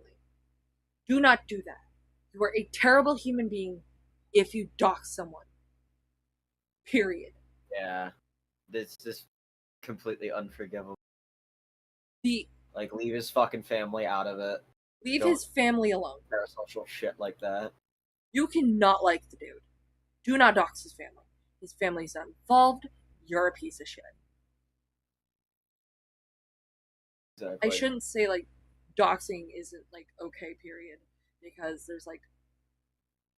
Okay, if you need to get information to make a, like, safety report, like, if someone's, like, about to game end themselves, yeah, you're gonna need that information. Well, yeah, that would be different. That wouldn't be doxing. 'Cause doxing would be posting the PII. If you're, like, doing it... If you're not doing it on stream, then you wouldn't be, like, posting PII or whatever. For example. Like, I don't think that would be considered doxing because you're actively trying to, like, you know, reach out if you're, like, doing a wellness check and you have that information. You're just going to do it privately. I don't think anyone's done PII calls publicly. Like, I don't think anyone's released that.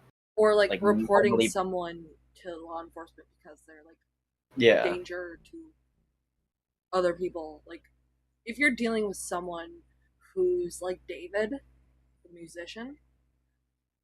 Yeah. And you want to make sure people around like him are like not there. Then that's the only reason why I can know that. Hang on. I hear someone. Hey now, that's not what the Birdman said that doxing was. Oh god.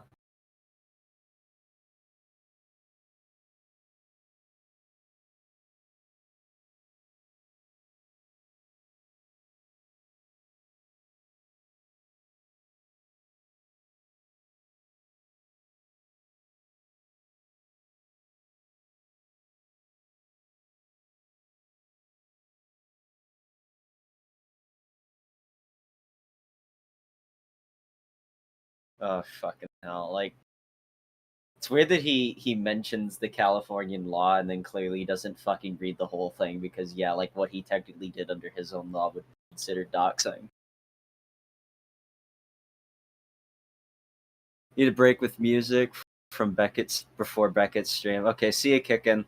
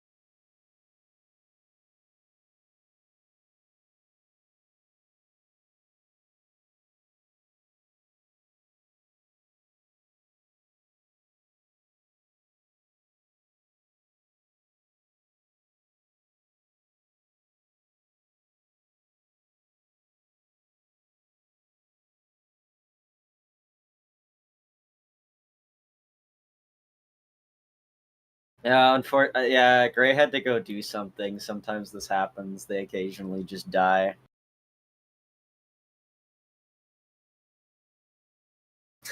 No, I didn't die. I'm just saying hi to my mom. Oh, okay. Well, Nether was asking in chat if they died or. Oh no, I'm fine. Yeah, I'm just multitasking. We're almost done with this, and then we're gonna go ahead. Yeah, and then after this, we're gonna end. Dream. Yeah. Impeding my content, and you guys have seen me taking long breaks away from it. This is why. Now, obviously, I think we all know that doxing somebody like Gaming for Hope is extremely fucked up no matter what, and he wasn't lying about this being a problem for over a year now, as back on April 11th, 2025, he would first announce it to his fans, meaning this is a real issue he's been dealing with and not just him trying to garner sympathy. Wow, so many ads.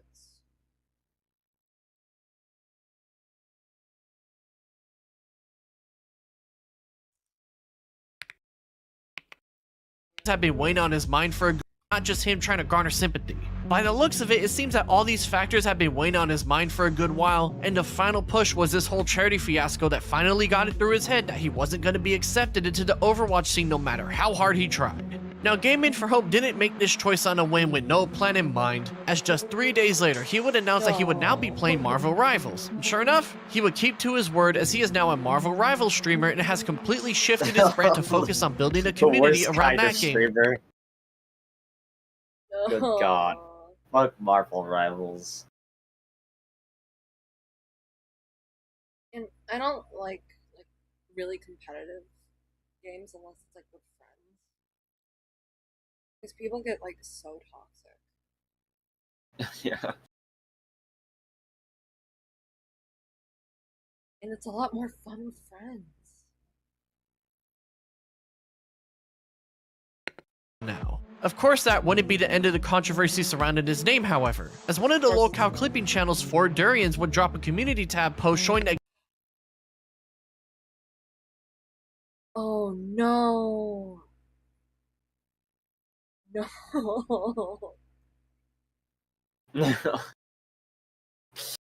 You copyright struck someone? Yep. Why would you do that? It's just clips. It's free advertisement. Dude. Gaming for Hope sent him a copyright strike around this time period. Now this seemed out of character even for him, so I decided to hit up 4Durians and verify if this was actually Gaming for Hope or some troll pretending to be him to make him look worse. It turns out that not only has Gaming for Hope copyright struck this troll channel in June just recently, he also did it way back in January as well, meaning that this person has been on his radar for a very long while now for some reason. Oh yeah, and it wasn't just 4Durians that Gaming for Hope. He says it could be trolling. Like, normally, when it's not. Like normally when people flag other people, it's not that. I guess it, at least back in the day, and even kind of currently, like normally when people copyright strike you, it's normally the person. It would either have to be the person that you're making the video on or one of their fans. Never like some random troll. Yeah. Like, but what was the? And if it's a UTT, and if it's a YouTube turbo pedo, well, that's kind of obvious. They're not really that good at what they do. They're not that effective. I want to point out. And they don't copyright strike people. They flag people. They false flag. So there's a difference. Like, it brings up the question of what was the clips he was striking. It was probably something that fucking painted him in a bad light or made fun of him or something. But like, how bad was it? Who knows? Yeah, it doesn't really matter. He's still like a faggot. Yeah, he still is, but I want to know how severe in the stupidity it is. I wouldn't be surprised. It was also Kenny Dude and another one named Balrog for Hope. Kenny Dude would say so themselves in his Discord server when chatting back and Huh? I predicted it. I'm like, well, if he did it once, he'll most likely do it again. And there's two other examples. I'm like, okay, glad I got validation. It feels great to be validated. Indeed. February. And Balrog for Hope would post about it on his own community. Gaming for Help is sending copyright strikes. Yes, we have another. Yes, we have another Barracan? Who wants to get banned for false striking? 6 Arcanan. I don't know what that Hope is. accepts the snipers while getting hammered on these whole session. Personally, I would have said we have a new Quarry King. And if you know, you know, chat. Gaming for Hope's no spot gets obliterated by me. They just sound like troll videos too. Tab showing that he got a single strike as well.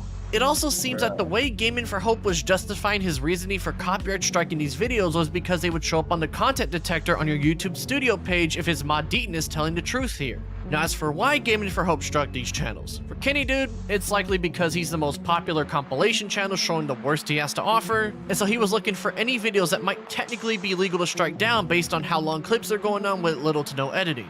As for 4Durians and Balrog for Hope, I have no idea. My theory is that he was doing the same, looking for channels that might technically be legally okay for him to strike down based on their little or lack of editing, and in this case it just so happened to be extremely small so the news didn't get any movement outside their respective corners of the internet. As for whether these are technically legal strikes, normally when it comes to flagging, it doesn't really matter, like the justification of why they did it. Like normally when people flag stuff like that, it's normally like stuff that pisses them off. Yeah. Like that's normally what people like that flag you for. So it was most likely that, if anything. It's like he got so pissed off, so he just did it to these, and he just picked like random videos to strike that he could like get legitimate strikes on. and not stuff that would easily be like tossed out. That would be my theory and my guess. And there's like this clipping culture within streaming where you don't flag down clippers no matter what, because they are what help you grow and succeed as a content creator for streaming. Yeah, like how many like how many big streamers have clip channels that highlight their moments? Yeah, it's kind of like a common thing. And they're normally fan run. They have no affiliations with like the actual YouTubers most of the time. Yeah, like a lot of VTubers have clip channels. Like Iron Mouse has a clip channel. Project Melody has a clip channel. Like even Kenji has like a clip channel. Clip channels are a thing, and you don't really take down clip channels. That's like crippling you as a creator. Well, my argument is, if you flag down like clips that make you look bad, you're like, it's the same shit with like when people flag videos critical of them. You're just like a sensitive little bitch. You can't handle any amount of criticism. Like, It is true. And a lot of it is just it's just to, and it never works because there's just going to be other channels that show up and immediately do the same thing. That's why flagging that type of content never works out for those people. Because a bunch of people, when it's the Streisand effect. Yeah, it's Streisand effect. When you try to suppress information like that, the more eyes get drawn. So it's just never a good idea. You're better off just ignoring it, and then eventually that shit goes away until it gets brought up again. Kitty wants in. Kitty. Oh, I see. Aw, poor baby. He wanted in. I'm sorry. When I like cracked the door, the crack was like really big. So Gabby had trouble getting in. So she was trying to like reach the doorknob to get in. Yeah, just like yeah, exactly. I'm not a copyright lawyer, so I have no idea, just to make that clear, but in my opinion, it seems that Gaming for Hope was doing this based on the content detection tools saying they were stealing this content, and so if anything drastic were to happen or this news were to make it to wider eyes, he would then fall back on the excuse of, oh well, I didn't know that, even though my copyright detection tool on YouTube said that they used a certain percentage of my content that could still be fair use, or something similar like that. Either way, copyright striking his detractors is a method he's willing to use, but as far as I can tell, whether he's technically abusing the system or just being smart with who he strikes as it might technically be legal seems to be up in the air. We'll just have to wait and see if this specific angle of the Gaming for Hope lore builds into something more malicious or not, so I would just say keep an eye out if this ever happens again in this new Marvel Rivals era of content. I'm obsessed. No. Quit showing me movie I don't plan on watching.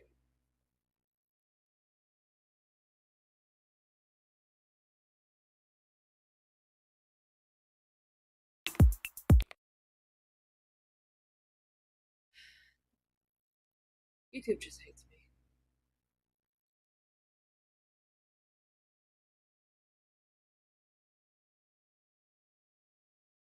The story of David Orr and his failed Overwatch career is a story of terrible judgment, hubris, and utter delusion all mixed into one singular man, with the added twist of some truly unique factors that make him the perfect lolcow. The first thing here is that everyone could easily see that David clearly thought that Overwatch would be an easy game to get really good at, and so that's why he came out the gate swinging with this plan to become a pro in such a short amount of time despite barely playing the game before. The thing is, anyone who has tried to play competitive games or any sport on a level like that knows that you can't just be really good, you gotta be that motherfucker and then some, and unfortunately for David, not only could he even get to really good status, he got stuck at average if not slightly above average at best if you're being charitable here. On top of that, people saw that he put his wife and kids in serious financial trouble without even having the skill to back up his leap of faith, and while thankfully it does seem they're doing fine despite the risk he initially put them in, when people see somebody make such a stupid decision like that and not even be able to somewhat justify their delusional choice at all, it just made him even more of a target to go after. That's also not to mention his attitude, as David clearly has a negative vibe on streams compared to his happy nature in videos. While most of the time this doesn't really matter much for a majority of internet influencers, when people see somebody clearly putting on a facade, it tends to rub them the wrong way, and add the other factors alongside it, it just makes it more interesting to keep. Yeah, Lanza pointing that out is a really great point. If you're not being genuine and you only really become genuine on streams, people are gonna catch that immediately. Even if it's like scripted content or not. Because authenticity is important, especially when working with an audience that wants a reason or needs a reason to watch you grow as a creative. Keep up with. He's not the worst offender of this by any means, as I can name countless other people who are far worse than him when it comes to this kind of stuff, so that's why for me personally, I don't really harp on it that much. However, the next part here is what really wraps things up together in my opinion. The added twist to this story is his political beliefs, because it's rather uncommon when someone in the gaming corner of the internet becomes a locale partially because of their beliefs, yet David ended up becoming one of those people because of all the games as a man whose Christian and conservative ideals are a big factor in his online identity and brand he chose to play. He chose Overwatch as the game and community he wanted to involve himself in. I've been saying it throughout the video, but Overwatch is the last game someone who is an openly right-wing political person wants to make a community out of on a mainstream level, and by trying to force his way into a crowd that clearly didn't want him, even though his public persona was a happy-go-lucky guy with a chip on his shoulder, they just straight up didn't care about him other than to make fun of him. He's not this guy who already had a big community and so could jump onto whatever game he wanted and not worry about making money or having fun, and the fact it took him 3 years to come to this conclusion to wrap things up and move on is just the icing on the cake here.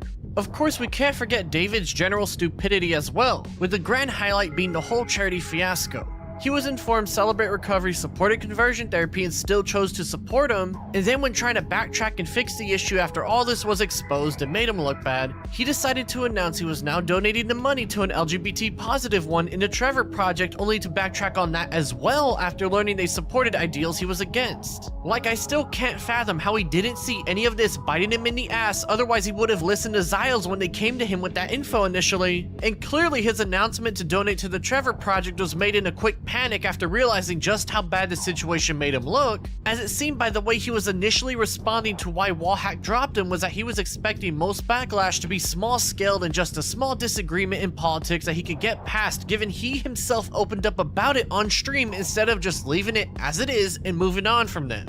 So, for him to take back that Trevor Project announcement because of his beliefs was just as astounding to witness, because he had no leverage in this entire situation as he wasn't a well-liked figure in the scene both before and especially during everything that was going down. All he had to do was bite the bullet and continue the Trevor Project donation, and this entire story arc would not nearly be as bad, but he made his bed and now he's certainly laying in it. All these factors going on is what makes David such a unique locale story, and I certainly understand after researching why people have kept up with him for so long since his failed Overwatch Pro journey started. Shout out to my channel members for helping support my content.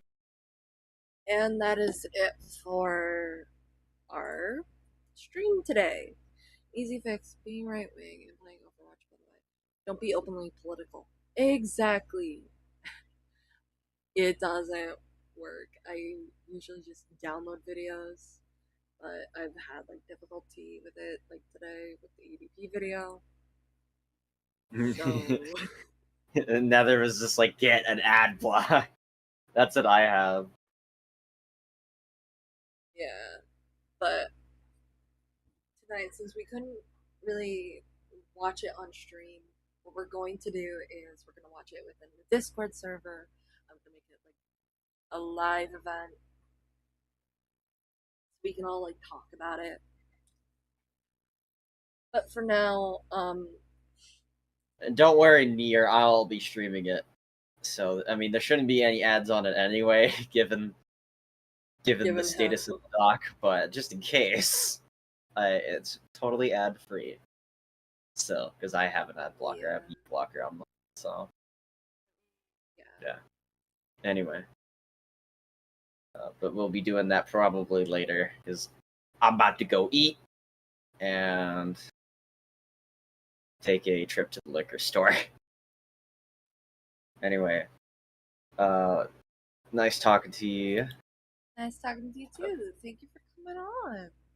Yep, just happened to work out today. I'm gonna schedule it. That would be. Okay, we're gonna go for 7:30 tonight. Okay, that works for me. Yeah, that'll give me an hour. All right. An hour, if not two. 3 event. Yeah. All right. I'm gonna go. Nice talking to you and the chat. You guys have a Nice good one. talking to you too. Have a good night. She left. But I hope she feels better soon. We love Francis here. Other than that, we're going to go ahead and end the stream. Thank you so much for coming. I really appreciate it. If you haven't already, please like and subscribe and make sure to hit the little bell icon. If you haven't already, over on Twitch, if you haven't already, please follow so that you get notified for next stream. For my Twitch viewers, I'm going to go ahead and raid you to someone. Who is live?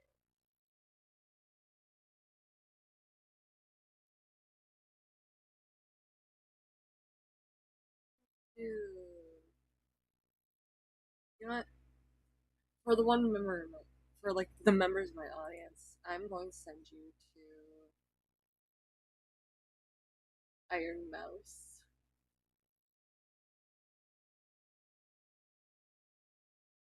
Oh, should turn off raids. We're gonna go with Twisted Disaster. Have a good day. Have fun.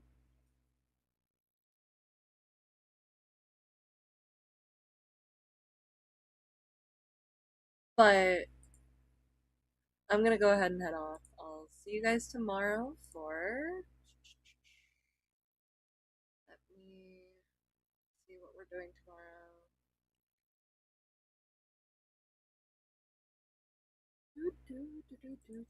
Give me a second.